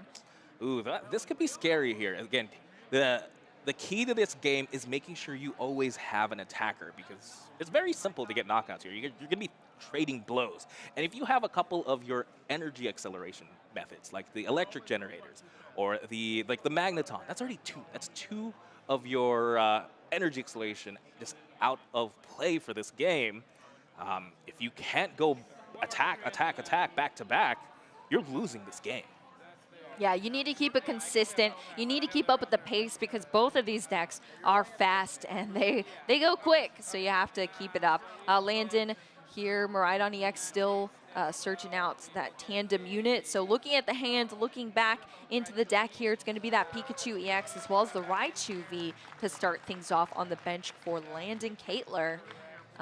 Yeah, I mean, Landon at this point in time is 1 win away here to be a regional champion for the 2nd time on show, and that is an incredible achievement to have under your belt as a Pokemon player. So Landon can definitely taste it. I mean, he already predicted it in an earlier interview that Miraidon's taking it home here. Well, he's already correct. Yeah, he's already correct, but he wants it to be his Miraidon list. Mew EX Well, he had to be a little out. bit more specific then. Yeah, true. Mew EX brought out of the deck with that Nest Ball, as well as several more Pokemon here now coming down. This is it. We're just going wide. At this point, you know what? Raiku's going to take out knockout on anything it wants. Yeah, we already have the Area 0 out, so the bench is out there. The Latios EX allowing for some free retreat on any basic Pokemon here. And we even had the restart there on that Mew EX. Landon always utilizing that Mew EX to the fullest ability. Now we have the protection of the Resolute Heart in the active position in that Pikachu EX for Landon Caitlor. Never mind. And it's gone. Iron Bundle of Joy. No more safety there. But again, I have to give it up to the Mew EX as well. The only thing missing from Landon's hand was really an energy attachment for a turn, which Mew was able to provide. And right now, it's Kenneth's prerogative. Let's see if he can get the knockout here. We need some energy acceleration methods. And now the pressure is on Kenneth, but look at the hand. Just a double turbo right now. Was when energy. No, don't worry about it. We're changing it. In the Area 0. Yeah, we're changing it. We're squawking in season. Those cards into the discard pile. This is a fresh 6 here. We sold the concealed cards now that the Radiant Greninja is in play this game as well. We see those beautiful energy. That's a lot of energy. Is there anything else here? Yeah, they're pretty. I think I saw a supporter. But are they bad? We need a supporter. We have the Radiant Greninja to work with as well. Oh, maybe we pop that we have the Iron Bundle a little bit early. Fleet-footed too. We have Fleetfoot, we got concealed cards, we have Tandem Unit to thin the deck even more, which is what you're seeing right now, bringing out this Pikachu EX onto the bench. Real quick, I want to talk about it. Again, the Tandem Unit on Miraidon EX. Unfortunately, only able to get 1 Pikachu there, because you have to, the area Zero doesn't quite activate until the Pikachu hits the field. That means you can only have space for one Pokemon at that point. Yeah, you need a Terra Pokemon to play into that Terra field of the Area Zero, so you're 100% correct with that. Now our bench is expanded for Kenneth if he can play into some more Pokemon, and we see that currently with this Nest Ball. Again, we've used Radiant Greninja. We've used Squawkabilly. And right now in the hand, there is zero means of energy acceleration. Yes. That's what it is now. It's gonna come down to a singular card, potentially.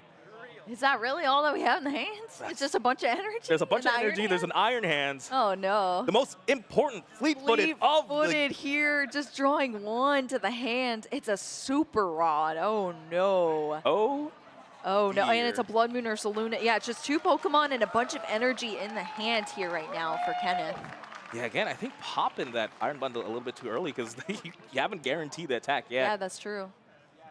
Let's retreat to Pikachu. It's going to be the protection there under the little Terra hat. The birthday Pikachu EX, the Terra Pokemon coming up into the active now for Kenneth, and that's going to be it. Going second in this game too, but not able to keep up the pressure as we saw from Landon in our game 1. I know, might as well should have gone first at that point. Yeah, that is for sure. Yes, but right now, again, the Terra Pikachu is going to have to try. All right, was this a double retreat? What happened here? Didn't quite catch it just yet. It's like they're discussing something. I'm sure our judges will... No, they're Landon's starting his turn now, so I think we are continuing on here. Oh, that's what. Landon never shuffled before passing. So, yeah, maybe just had to shuffle the deck up. Gotcha. But now we are good to go. Back on Landon Caitler's side of the field now on this right side. We have that Luminion V to start things off. Going to search out a supporter here for Landon. And we needed it, honestly, because the hand is pretty thin at the moment. And that Boss's Orders is nice and spicy here for Landon to select from the deck to help out with this turn and maybe take the momentum in this matchup between our Miraidon players. It's nice and simple here that the energies from the attached to that Raikou has been, attached for turn. And now it's going to be a Boss's Orders as well with a Luminion. Very simplified turns, but it just does the job. So we are going to draw a little bit more with the Mew. Restart, yeah. The restart into 2 Nest Ball there. We don't need it.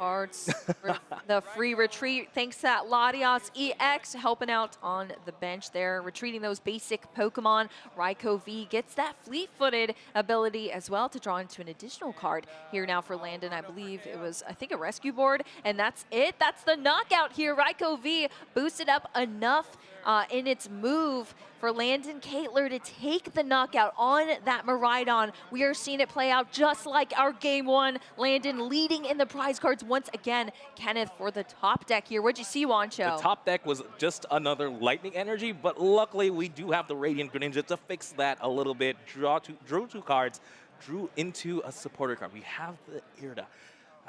The only thing that can bring Kenneth back right now is we need to deal with this Raikou in the active and hope, against all hope, that Landon cannot respond. Because right now, the only energy on Landon's field is on that Raikou.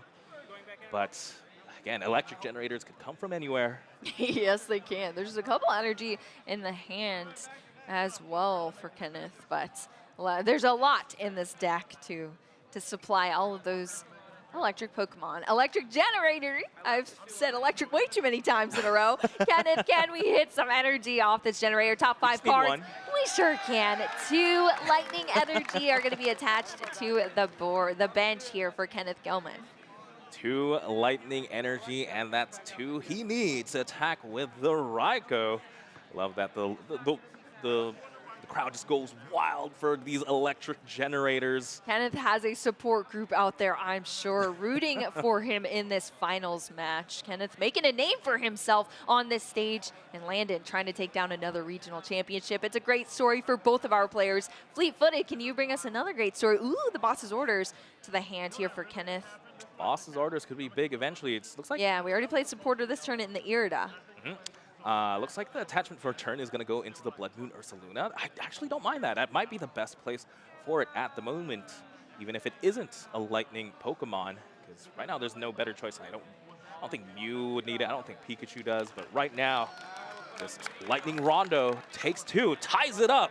Can Landon Kettler Yup, respond? ties it up for now. Raichu V and Boss's orders being drawn off the prize cards for Kenneth Gilman, tossing it back over to Landon Kettler, who took the momentum in the game despite going first in this matchup. It's not something we usually say, but in this matchup it is applicable. Nest Ball going through the deck now. What you seeing, Wancho? This Nest Ball typically something you like to see, especially if something got knocked out. That means you're looking for a specific turkey to draw you 3 cards. Unfortunately, in the prizes here, so I believe just got nothing. All we have is an Ultra Ball. Can we find ways to draw? We've already used Luminion. That's our support Pokemon. This might be an Ultra Ball fail. We might have to just depend on the Mew draws. Wow. Yeah, Nest Ball just being used here now, tandem unit. Also, the fact that Landon only plays 1 Raikou here, that there's no easy Pokemon to power up. The best attacker in this position should be Miraidon EX, which means we have to hit 2 energies off a Lightning Generator. We have to find 2 energies to accelerate.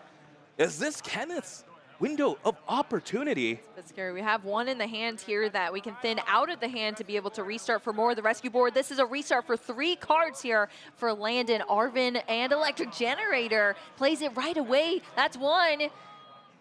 That's 1. That's 2. That's 2. That's 2. Electric Generator hitting 2. Lightning energy here to be able to power up this Miraidon EX thanks to the manual attachment for the turn as well. We still have an Arvin to work with too, so we can find another item. We can find a tool as well. What better tool than any card in your deck? Yeah, just looking at all of the Electric Generators that are still in the deck as well for Landon. Arvin gonna net us a tool card as well as an item card. And what better combo? Name it, Wancho. What better duo than Forest Seal Stone and Electric Generator? Right now, I can't think of anything, especially here in the Sacramento Regional Championship, where everything seems to be lightning. Yeah, Arvin's rucksack is stacked, that is for sure. Look at that. Electric Generator number 2 for the turn, hitting another 2 lightning energy. That is 4 netted off of these 2 item cards. I think that's profiting. Yeah, Landon, relax. I said you needed 2. You've gotten 4 this turn. Woo! Miraidon EX now fully powered up, ready to Photon Blaster away. Keep up the race here for the prize cards. Only 2 prize cards left to take to be a 2-time regional champion, but now it's back over to Kenneth Gilman to hold on in this game. UEX in the active position here. And let's see what the hand is bringing us. Raichu V being benched right away. What else are we seeing, Wancho? Right now, I think it's just Landon's game. Both of these decks don't really play any means of disruption. That means whatever's in their hand is staying in their hand, especially too with the Raichu still having access to the V-Star power. All Landon needs is a boss to win the game. Hey, you know what? Okay, that's one means of disruption. And with the Blood Moon Ursaluna having 260 HP, this bear needs to stick 1 turn. Yeah, that Blood Moon Ursaluna EX, one of the highest HPs in the deck here for Kenneth. It's a one-of copy that Landon does not play in his list. So that's 260 HP here, taking the knockout on that Raichu V. Now it's in the discard pile. Was quite the threat before, but thanks to that boss's orders bringing it up, Landon's gonna kick off this turn now after sacrificing 2 prize cards over to Kenneth. We are tied up here now, and Landon has the ability to close out this game potentially, but we're gonna have to see the pieces come together, Wancho. What do we need to see here from Landon? He needs the big boss man himself. We need to see a boss's orders out of drawing 6 cards. We have 3 from the Mew. Here we go, 1. 3, upside down. Nothing just yet. Luckily, we did draw into the Pheasantipity out of the prizes. Nice. Gonna be the biggest 3 cards here for Landon. I don't think we can thin anything else out. We can Ultra Ball, try and get more Pokemon out. Yeah, Why that's not? true. Yeah, you might as well Ultra Ball, try to... Let's see if it was in the first 3. It wasn't, if he did. Oh, yeah, there you go. Shuffle up a bit, I don't know. We have that Magneton coming out off of the Ultra Ball. for Landon, shuffling up a very big shuffle here. For Landon, we still have that flip the script. It's going to put its name to the test here in this ability. Can we flip the script? No boss's orders. Landon Cantler just does play 4 of them here. No means here. This bear is going to stick around. That's a big bear. Ursaluna. That's a big bear. And it is out for blood indeed. It's going to stick around. Landon just promoting the Pikachu EX with that Resolute Heart ability into the active. That's all you can do if you're Landon here, whiffing that ability to gust. And Kenneth has another chance here. Now starting off this turn. Just quick into the deck here for Kenneth. Kenneth only has Ultra Ball, does have the boss's origins in hand. Unfortunately, Blood Moon Ursaluna cannot attack back-to-back. If you use the Blood Moon, you do have to try and retreat or switch out. There is switch card in the hand, so if we can find a way to draw into that, oh, not in the hand, in the deck. Yeah. We can draw into that, that'd be great. That's all we need here. Or if a way to really set up a secondary attacker, something like the Raichu, that's for sure. I mean, that Dynamic Spark only needs a 2 energy here now, and look at that. Oh, he should have it. There is a Lightning Energy in hand. Just needs to attach to that Raichu, and boss's orders absolutely anything. We see the Irida coming out of the deck thanks to that Luminion V. That's going to be it. Landon Caitler's scooping it up here. Kenneth Gilman is bringing us to a Game 3 in our Miraidon EX mirror match in our grand finals here in Sacramento, California. You hear our crowd going wild out there cheering on Kenneth. I mean, that was so back and forth between our players. It could have been literally anyone's game here. It was a matter of, again, trying to draw into the boss's order, trying to draw into the right cards at the right time. Yeah, let's take a look at how we got here because, man, there were so many opportunities for Landon there to take things back, but things just fell short as Kenneth crawled back in this matchup here. So we saw them right on EX go down early. Landon was first to the prize race here. Kenneth responded with that Raikou V, taking a knockout on the Raikou V on the other side to keep up in that prize race. And really, up to that, it was just who was going to miss a turn. And unfortunately, that happened thanks to that Blood Moon Ursaluna, 260 HP. Landon had no way around it there, and Kenneth was able to pick up this win with that incredible inclusion of that Blood Moon Ursaluna coming into play as a pivotal card in this matchup. And now it is in the hands of either of these players. This is the highest placement we have ever seen for Kenneth Gilman to date. And now he has the chance to become a regional champion here in Sacramento, sitting across from Landon, who already has that achievement himself and is looking for a 2-time regional championship to put under his belt. But it's going to be 2 Lightning Pokemon players facing off once again in a Game 3. Could not be more exciting than this, Wancho. Woo! We're going to have to see how these initial starts go for both of our players. That's for sure. Prizing is going to matter. All the different key cards they need have to be in the deck. Also, your start. Let's see here. It's going to be Raikou against Raichu.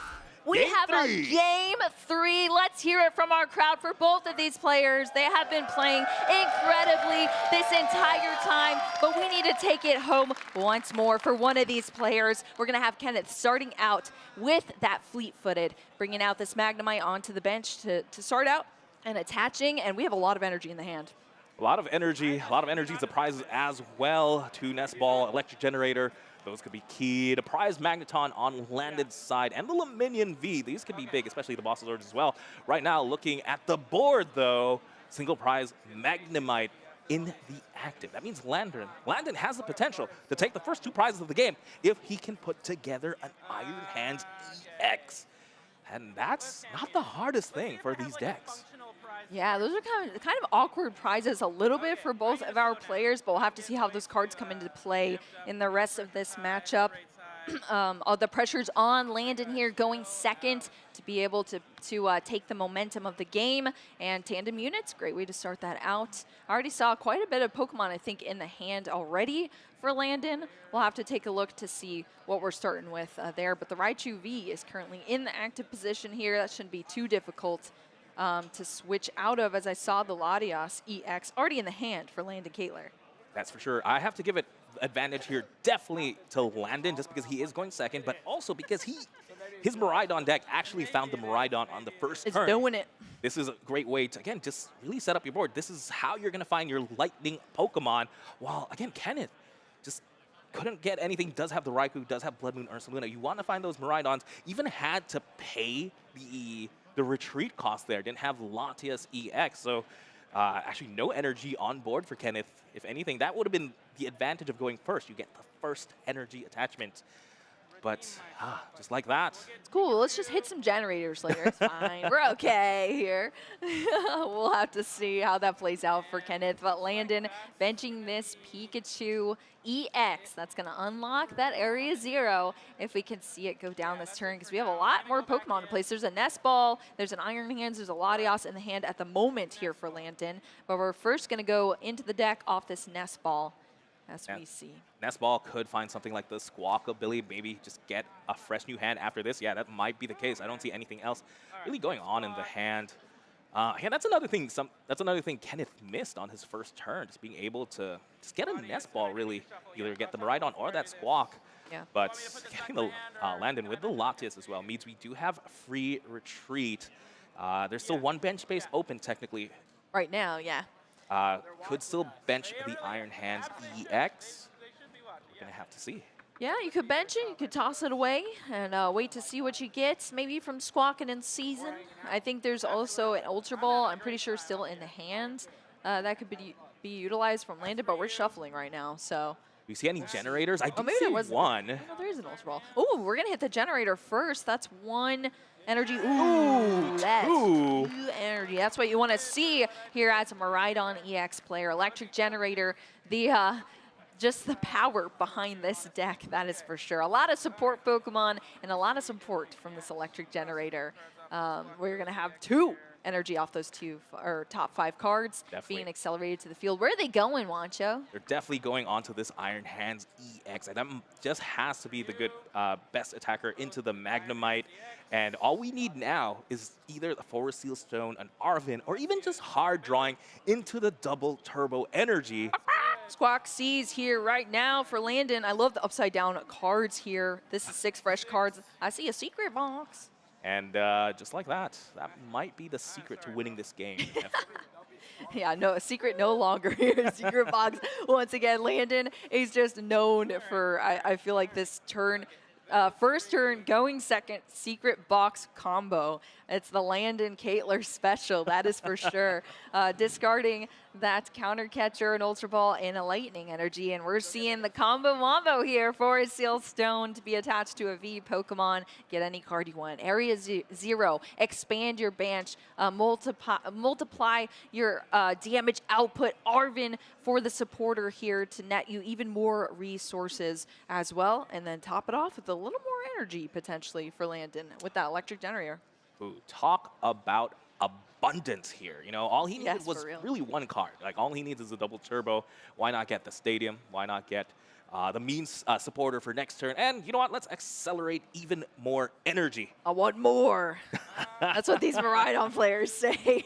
Sometimes you just have to be that greedy, especially with a fast deck like this. It's not even greed. I feel like they just do it with ease. It's just a functionality of their deck at this point. Greed is the default right, for Miraidon exactly. EX decks. Yeah, that's how they play here. Forest Seal Stone being flipping that V-Star power ability in the Star Alchemy to get that extra card here. Double turbo on to the Iron Hands EX now. And we see that Area 0 bringing the Stadium to both of our players here now. And you gotta see the difference in these board states.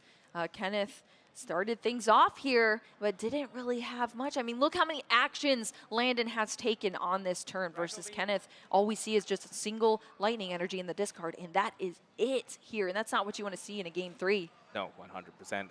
The energy in the discard pile, too, is just it just hurts so much because you expected a lot more going first. That's for sure. You want to see a lot more Pokemon, a lot more energy in play. Got a generator here. 1 energy, 2 energy. Landon cannot be stopped here. I mean, this is why this deck plays so many lightning energy, because every generator could potentially hit those lightning energy and accelerate to bring your board state even more into an unstoppable position. And Landon Gatler is feeling it. Wancho, you were talking about Landon's aura earlier. How's that aura looking now? It's radiating very, very strongly, that's for sure, Boo. As, again, these decks are just the epitome of like game on board type things, just having access to all these abilities. And there it is, Iron Hands. The hands as well there from Landon. It's 4 energy attached there, thanks to that 2 lightning and the double turbo, taking the knockout on that poor little Magnemite. But it's not 1 prize card, it's 2 from Landon Gatler, and that is gonna lead. Oh no, the top deck of just another lightning energy from Kenneth. I'm sure he can feel this just slipping here. Fleet-footed, can it get it? Oh, that's fleet-footed into the secret box. That's gonna lead to the discard of all of those lightning energy, and Kenneth Gilman is still in this game right now. Secret box, the winning box. What can Kenneth find? What is he gonna open into? He still needs a lot to get back into this game, but that's definitely how we're gonna need to start. Finds the nest ball. Boss's orders could be interesting. Yeah, this is where Kenneth gets to put all the pieces together that were missing in the previous turn. Now Kenneth gets to fight back here, and what is better than this story here? Thinning out that stadium as well as all of those other cards here from the deck for Kenneth, and now we can start rolling here. The nest ball for the Miraidon EX. We're going to see tandem unit of Kenneth's own to bring out these lightning Pokemon as well. So we had to sacrifice that poor little Magnemite earlier, but hopefully Kenneth can fight back here. As we saw in our game 2 between these players, Kenneth has that Blood Moon Ursaluna, which came into play pretty strong there. We could see it once again. It's already on the board for Kenneth. Now the bench is expanded here thanks to that Pikachu EX. We have second Raikou V down as well, and Irida is going to top things off for Kenneth. Yeah, Irida here is going to find possibly that Radiant Greninja to try and draw a little bit more, get more bench size as well, and just definitely a very important item here. We're trying to expand the bench. I believe we still need, no, I think we have just enough potentially to just knock out this Iron Hands with the Raikou V.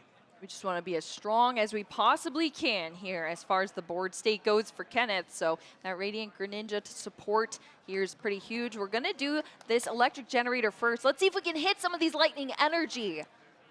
Oh, it's just going to be 1. I mean, we did see a lot in the hand earlier for Kenneth. A lot were discarded to that secret box as well, but at least we're hitting 1 off the electric generator now to get things going for Kenneth. That means we still need to find a way to retreat the Raikou. Likely we still have the Forest Seal Stone, but using the Forest Seal Stone to try and possibly get something like the Latias might have to be the case. Latias going to help out with that Skyliner ability to put any basic Pokemon to no retreat cost, which is quite nice. If you have a lot of basic Pokemon that you play, could just pivot around your board and you're cruising. Forest Seal Stone could be played here. Any card out of the deck for Kenneth Gilman, thanks to that secret box helping out so much. So Latias EX is going to give us some pivot here for Kenneth. We're going to have some action happening. So Kenneth really has turn this game around. It was just a hand of energy, and thanks to that secret box, we now have a fighting chance in this matchup. I think you're thanking the wrong thing. Thanks to the fleet-footed on the Raikou. That got us the secret. Yeah, that's true. That's true. It netted us the secret. Yeah, but if the secret box wasn't in the deck, then no. Either way, everything worked in combo here for Kenneth to stay in this game. We now have that Raikou V fully charged up with those lightning energy in the active position, taking the knockout, responding here to Landon Gatler's momentum. knocking out this Iron Hands EX. And Landon's just going to promote straight into this Raikou V of his own as we kick off this next turn. Nestball going into the deck here for another Pokemon. Have to guess, it's going to have to be the Pheasantipity. Again, because both these players don't really play any means of disruption, these three cards are going to stick. He still needs to find a boss's orders to potentially close this out in the future turns, specifically just because of the Blood Moon Ursaluna, once again, just having that really, really big HP. Because right now he has the knockout lined up. You know, he has the Raikou and the active. That should be more than enough to take a knockout on the opposing Raikou. Oh, actually, because the bench is actually kind of big here, Raikou might also be enough to knock out something like the Blood Moon. Ooh, big card here as well in that Bravery Charm. Might be hard to respond with a KO. Ooh, a little protection here. Again, Blood Moon Ursaluna with the Blood Moon attack does 240 damage. We put this Bravery Charm onto the Raikou, breaks it up to 250. That's 10 short. Yeah, exactly. That is 10 short. We don't see any damage modifiers. We did have Zapdos and a lot of Rhydon lists before, but neither of these players have that card this time around. Landon benching this Magnemite here onto the field. Reminder that in the prize cards is a Magneton as well as a Boss's Orders sitting at the top there too. So the two cards that we've been discussing here as some closeout cards for Landon sitting at the top, which is quite unfortunate. Electric Generator going to be played down here. They're just maintaining that everything was shuffled and ready to go for this Electric Generator. Good. We definitely want more. Oh, looks like I just think a split switching sleeve. a sleeve. Yeah, might be the case here. With the amount of times these players really have to shuffle the deck, especially something like Miraidon, this is bound to happen. You're going to split a couple of sleeves. So, yeah, we're just fix that up. Not too bad. And happened to be an. Oh my gosh! What? This is the third aura. Electric Generator to hit 2 lightning energy for Landon. Oh my goodness. And just looking at the top 2 to get the 2. Wow, well, that Miraidon EX is having no issues getting powered up at this point in time. It's fully established on the bench there, as well as the Raikou V now has that energy manual attachment from the hand here, as well as the Bravery Charm, boosting its HP up another 50 hit points. So that Raikou V is now 250, and it's hitting for a lot of damage as well to respond, taking another 2 prize cards here for Landon coming up. Yeah, and we do have the boss's orders already in hand. At this point, with all these threats, we have the Raikou, we have the Miraidon, we have the capability to draw because of you and the Pheasantipity. Oh my gosh, look at that. We even have something like the Magnemite. Luminion V coming out too of the prize cards as well. Ooh, and there's nothing you can do to stop it. As Kenneth, you can't disrupt the hand. Yeah, that Luminion V is going to the hand, being replaced in the prize cards with Hisuian Heavy Ball, thanks to those basic Pokemon being replaced. Landon is... Just so many ways to win here. You can even get the Magneton to power up something like the Raichu to do infinite damage at this point with the amount of energies in play. Yeah, infinite damage indeed. I mean, that was a huge knockout here from Raikou V, already doing a ton of damage on the field. Landon is down another 2 prize cards in our game 3, just 2 prize cards away from winning this match here. Kenneth, Raikou V in the active position now here. We've already used our V-Star power in that Force Seal Stone in the previous turn. Pheasantipity is going to come out onto the bench to help out with some draw support here for Kenneth. But what is the way Kenneth can work around this now, or has Landon just set up a checkmate scenario at this point in time, Wancho? What do you think? I'm racking my brain. I don't think there's anything Kenneth can do. The fact that Landon here, just standing there, or sitting there, does already have the boss in hand, has all these energies in play. All he needs to do is literally flip over a boss's orders, and he's going to be the Sacramento Regional Champion. But let's see if Kenneth can prove me wrong here and find something. Yeah, I was about to say, Wancho, he's playing standing? Oh my goodness, the aura is real on Landon. I can't believe it. Yes, Kenneth is also racking his brain here, trying to think of what can rescue this. We see the fleet-footed into a double turbo energy here for Kenneth, but really came down to Kenneth went first in this matchup. Landon was first to the prize cards. Is that going to be the downfall here? Electric Generator, Miraidon, as well as a Super Rod. Found off this flip the script in Pheasantipity EX. Kenneth is going to play this out as much as possible here in our finals. I mean, that's a huge hand. It's a lot of Can cards. yeah, but what can you do? Can you put it together into a win, though? It's a lot of cards that attack, that are very aggressive. But right now, you have to find that defensive play. But He's looking for a route. He's looking for a route away, anything. But yeah, like you said, there's no disruption there. Landon Kaitler shows off the boss's orders, and Kenneth Gilman is going to give him the win here. Landon Kaitler is a double-time regional champion now, winning Sacramento, California regionals here with Maridon EX, bringing things down with the electricity in his hands. you have to respect the play there. Again, Kenneth Gilman was racking his brain, trying to find that out. Landon just shows him, wait, I have the boss. we can move on now. Yes, Kenneth was racking his brain here, but look at this crowd out here. A lot of these supporters for Kenneth Gilman. He played so strong throughout this tournament. We were rooting for him the entire time backstage here. I mean, he was just drawing so hot. He was playing smoothly, and he really proved himself in all of these games we got to see on stream. And this is his highest placement now, second place here in Sacramento. But let's take a quick recap at these games here, Juancho, because it was lightning fast. 100%, as again, it is knockout after knockout here. First, of course, with Landon Raiko, making sure, we're doing enough to knock out that Maridon with double energy was definitely very, very big. And of course, this play here where we just couldn't get the Magnemite out of the active, I think. Really not set up any other attacker. And yeah, that was the first game there. And of course, in game two, just swinging left and right. We're swinging. We're not swinging fiends, though. We're swinging lightning energy. We're swinging huge knockouts here, thanks to that Area Zero, taking 2 prize cards to 2 prize cards each time here. This was our game 2, where Kenneth stood strong here, responded as much as he possibly could, and took out that game thanks to that Blood Moon Ursaluna coming into play quite strong here. This is our game 3 between our players. Landon started things off, racing to the prize cards, the Iron Hands, and be very much taking the first 2 prize cards off of a small Magnemite. And Landon didn't keep that Iron Hands for very long, as that Raiko V stacked up enough damage output to take out another 2 prize cards from Kenneth's side of the field. But Landon had everything to keep that energy pumping. 3 electric generators. It was 6 energy netted off of them, and that's what kept Landon's field so strong. Kenneth had no way to respond here, unfortunately, and all Landon had to do was show a boss's orders, and Kenneth gave that handshake. The winner, Landon Kaitler in Sacramento.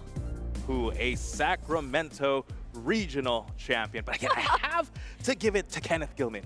Again, he was the underdog hero. He had the duck hat. He had so the duck hat. He was a local, he is a California local, making it all the way here to the finals. Absolutely amazing. I mean, he should be very proud. There's over 1,000 players, 1,000 of the best players around, and being able to make it to the finals, just losing to essentially a mirror match. And not only that, just into yourself, really. The second game, we counted him out that second game. He wasn't able to take the first 2 prizes, but listen, you never count the duck hat out, okay? Kenneth fought back in that. He found a way. Absolutely. I mean, had the out there, that Blood Moon Ursaluna helped out so much there to and Landon just whiffed 1 turn. I mean, that's what it came down to. It was back to back, both these players responding, and Landon just missed that 1 turn. Pikachu EX holding on a little bit there, but that was when Kenneth found that out there and just capitalized on it. The momentum shifted over to Kenneth, brought us into a game 3. Both of these players are so deserving to be in this position here in Sacramento, and they did well by Maridon EX, and Kenneth definitely did well by proven to be the local hero in the duck hat, and he's got a huge fan base out there. But Landon Kaitler, a 2-time regional champion now, I'm sure so happy. The aura was strong, and he brought the win home. Yeah, he called it. Maridon EX was going to win the tournament. And it was him. And it was correct. It was him. It was also going to be second place as well. We'll give him points for that. Double the points. And but yeah, that aura, just being able to play this deck so confidently, so competently, really shows why he is a 2-time regional champion. I'm happy to be a cloth player, okay? All right, final standings here in Sacramento. Landon Kaler at the top of our leaderboard there. First place, taking it down with Miraidon EX, closely followed by another Miraidon EX. They farmed these Reggie Drago V-Star in our top 8. And because Reggie Drago didn't even go to the 3rd place, that was Victor De Velasco, a very well-known control player hailing from Mexico, bringing out Golden Go to the 1st seed in our top 8. Unfortunately, lost there, but got 3rd place, our top 4. Grant Shen representing the Reggie Drago V-Star army here that we see in our 4th place for a top 4. And then a lot of other Reggie Dragos after The Drago that. squad here, you know, Brent Tonneson, John Ang, Noah Sakajian, Isaiah Williams, amazing players. Again, some All of the best in the fantastic world. players. Brent Tonneson, second place at LAIC just last week. And John Ang, again, no stranger to stream. But how crazy is it to think that you're going to tell yourself, or you're going to tell people there's 5 Reggie Dragos in top 8, but none in top 3? Yeah, I mean, yeah, that's true. That is true. There was a lot, but they couldn't take it to the top there. That was the Miraidon players and the Golden Go as well. We see this bracket here. This is the story of how we got to Landon Kaler here in the finals. I mean, look at that. Look at all these records here, Wancho. Yeah, and again, Landon, wait, did he not? He didn't lose a game? Is that what I'm saying? Yeah, he too. Oh, he didn't lose a game till the finals. Till the finals. Yeah, he too owed both of those matchups there, taking down the Reggie Drago. As we said, I mean, whoo, if anything, this tournament, as we started, was all about, is Reggie Drago V-Star going to reign supreme over this format, hold it down, being the year of the dragon? It's been performing so well. They just had a mirror match at LAIC just last week. And now it's Surging Sparks, and it's the electricity that came out on top here in Sacramento. That sure is going to spice things up in our format. Brand new cards being added into a lot of decks this weekend, and I am so excited to see where our players go with this format next up, because we have a lot of events coming up soon. 100%. And honestly, we should have listened to Pikachu a little bit. He was already hinting at us, you know, it's Surging Sparks. Gotta play Lightning. That's the key to the Sacramento Regional Championship. Although... Lugia fans in shambles. No, I can imagine. With that, it's been an absolute pleasure casting that final with you, Boo. You too, Wancho. But we're gonna go ahead and throw it onto the stage for the award ceremony. Let's get to it. Hello, everyone, and welcome to the big stage here in Sacramento, where it has been a tumultuous tournament of unexpected victories and big upsets. It ended with Miraidon mirror matches in the finals. So exciting, but now we're here to honor our big winners. Give it up for your finalist, Kenneth Gilman.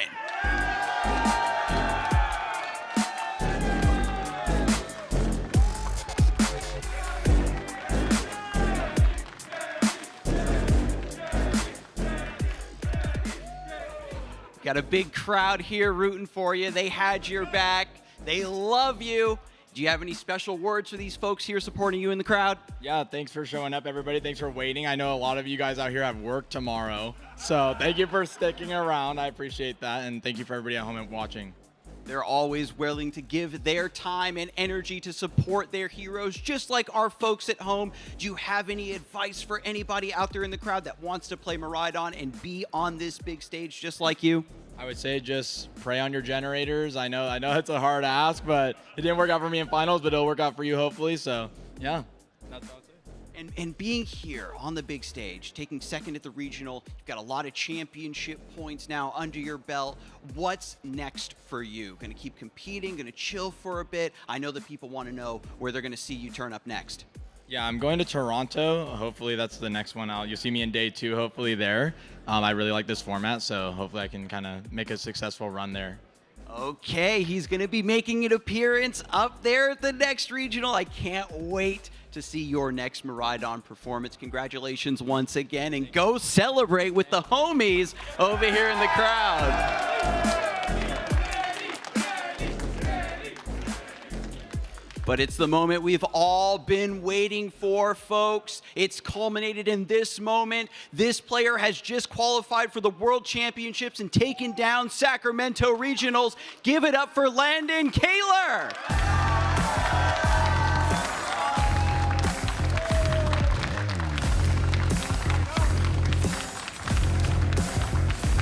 Now, we had a brief encounter backstage where you were going to do an interview actually after your top 4, but we didn't get time to do it. And he told me, don't worry, you'll interview me after the finals. I did say that. I did say that. Very confident, and we've also got the crowd here supporting you on Miraidon. How does it feel to be standing here on the big stage after your win? I mean, it feels great. Obviously, I threw super hard on stream twice today. Don't feel like I deserve that match, but Generator go Bird, man. Like. If you're playing a strong deck and you've been playing clean all weekend, maybe you got enough of a buffer to make some slip-ups. You're going to tighten that up in preparation for the World Championships. But where are you going to turn up next, Landon? What's next for you? Well, sticking in Canada, we got Toronto Regionals the next go, December, going with the squad out here in the crowd. That's what's next. We got it booked. So. Okay, I'm so excited to see the rest of your competitive journey. Any thoughts that you have for some of the people here who are supporting you today? Any thoughts now that you qualified for Worlds? Like, what's going through your mind right now? I just wanted to give a big shout out to Kenny. He was a great opponent, class act guy. Appreciate the sportsmanlike conduct from him. Shout out to all my friends here. You guys are all family. Really appreciate the support. And I forgot to shout out my girlfriend yesterday, Rowan. She was not super happy about that, but that's okay. She's lovely. A lot on the mind. Feels great to be up here. Congratulations once again. I'm so excited to hear you have so many people to thank, so many people that are looking forward to your next stage of play, and also the fact that, you know, you had a great opponent for the finals. I think that even if you didn't feel you deserved the win, your opponent is here supporting you, everyone at home is supporting you, and I certainly think that you are a champion. Give it up one more time for your regional champion, Landon.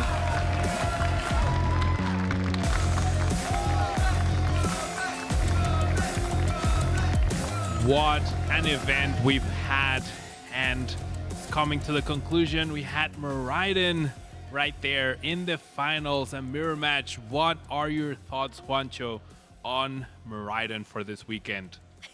It's electrifying. I'm stunned, to be honest, at how amazing of a top 8 we've had. After seeing that there were 5 Regidrago in our top 8, I was ready for an LAIC repeat. I was prepping for a Regidrago mirror. I was studying the back. Little did I know, I should have been reading the yellow book, you know, the lightning book. Now, speaking of day 2, right, and Regidrago, we did have a lot of them make day 2, right? We have our usage right here.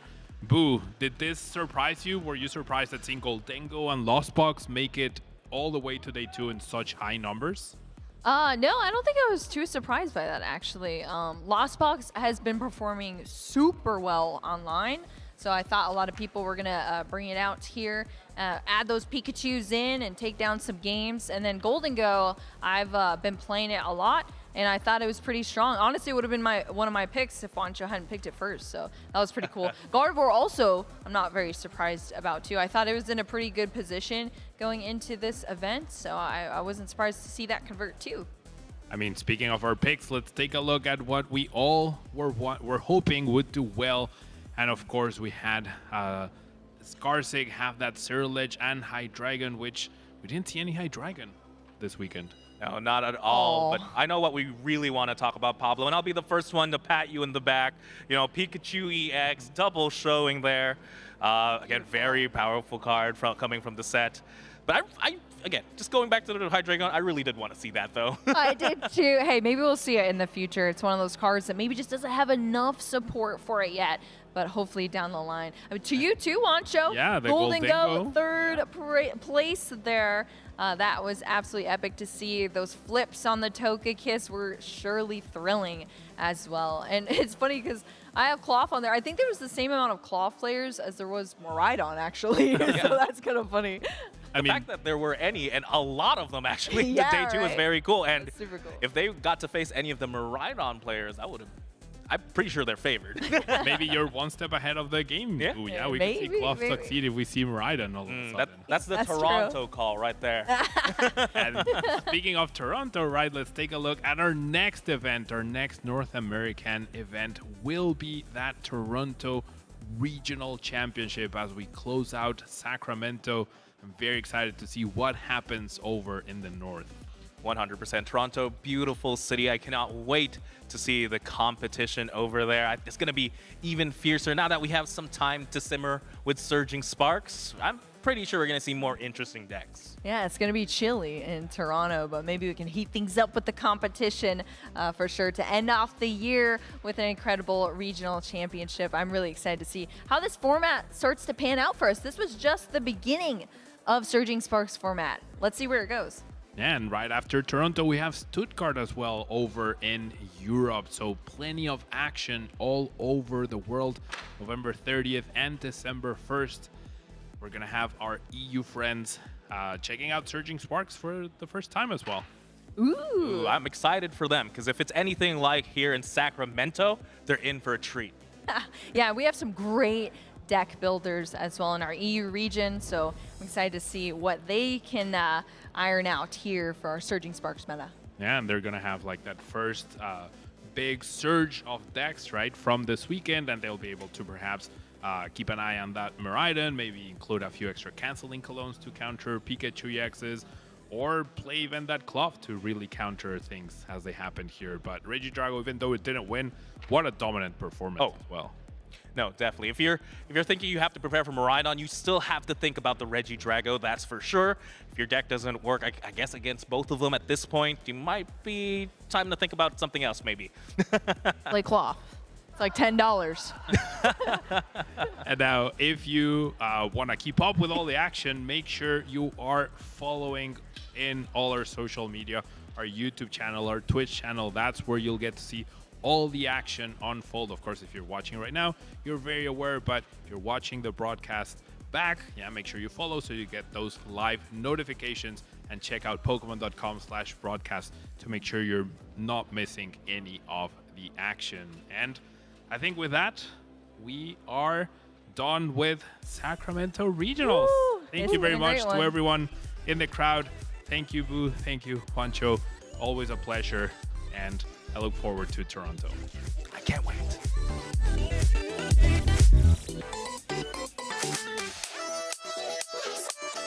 And day 2 is starting up just as fierce, just having more Pokemon. No. More damage, more Pokemon, more support. It's so good. Here to be able to do such a thing, the electric generator, not one, but 2 lightning energy.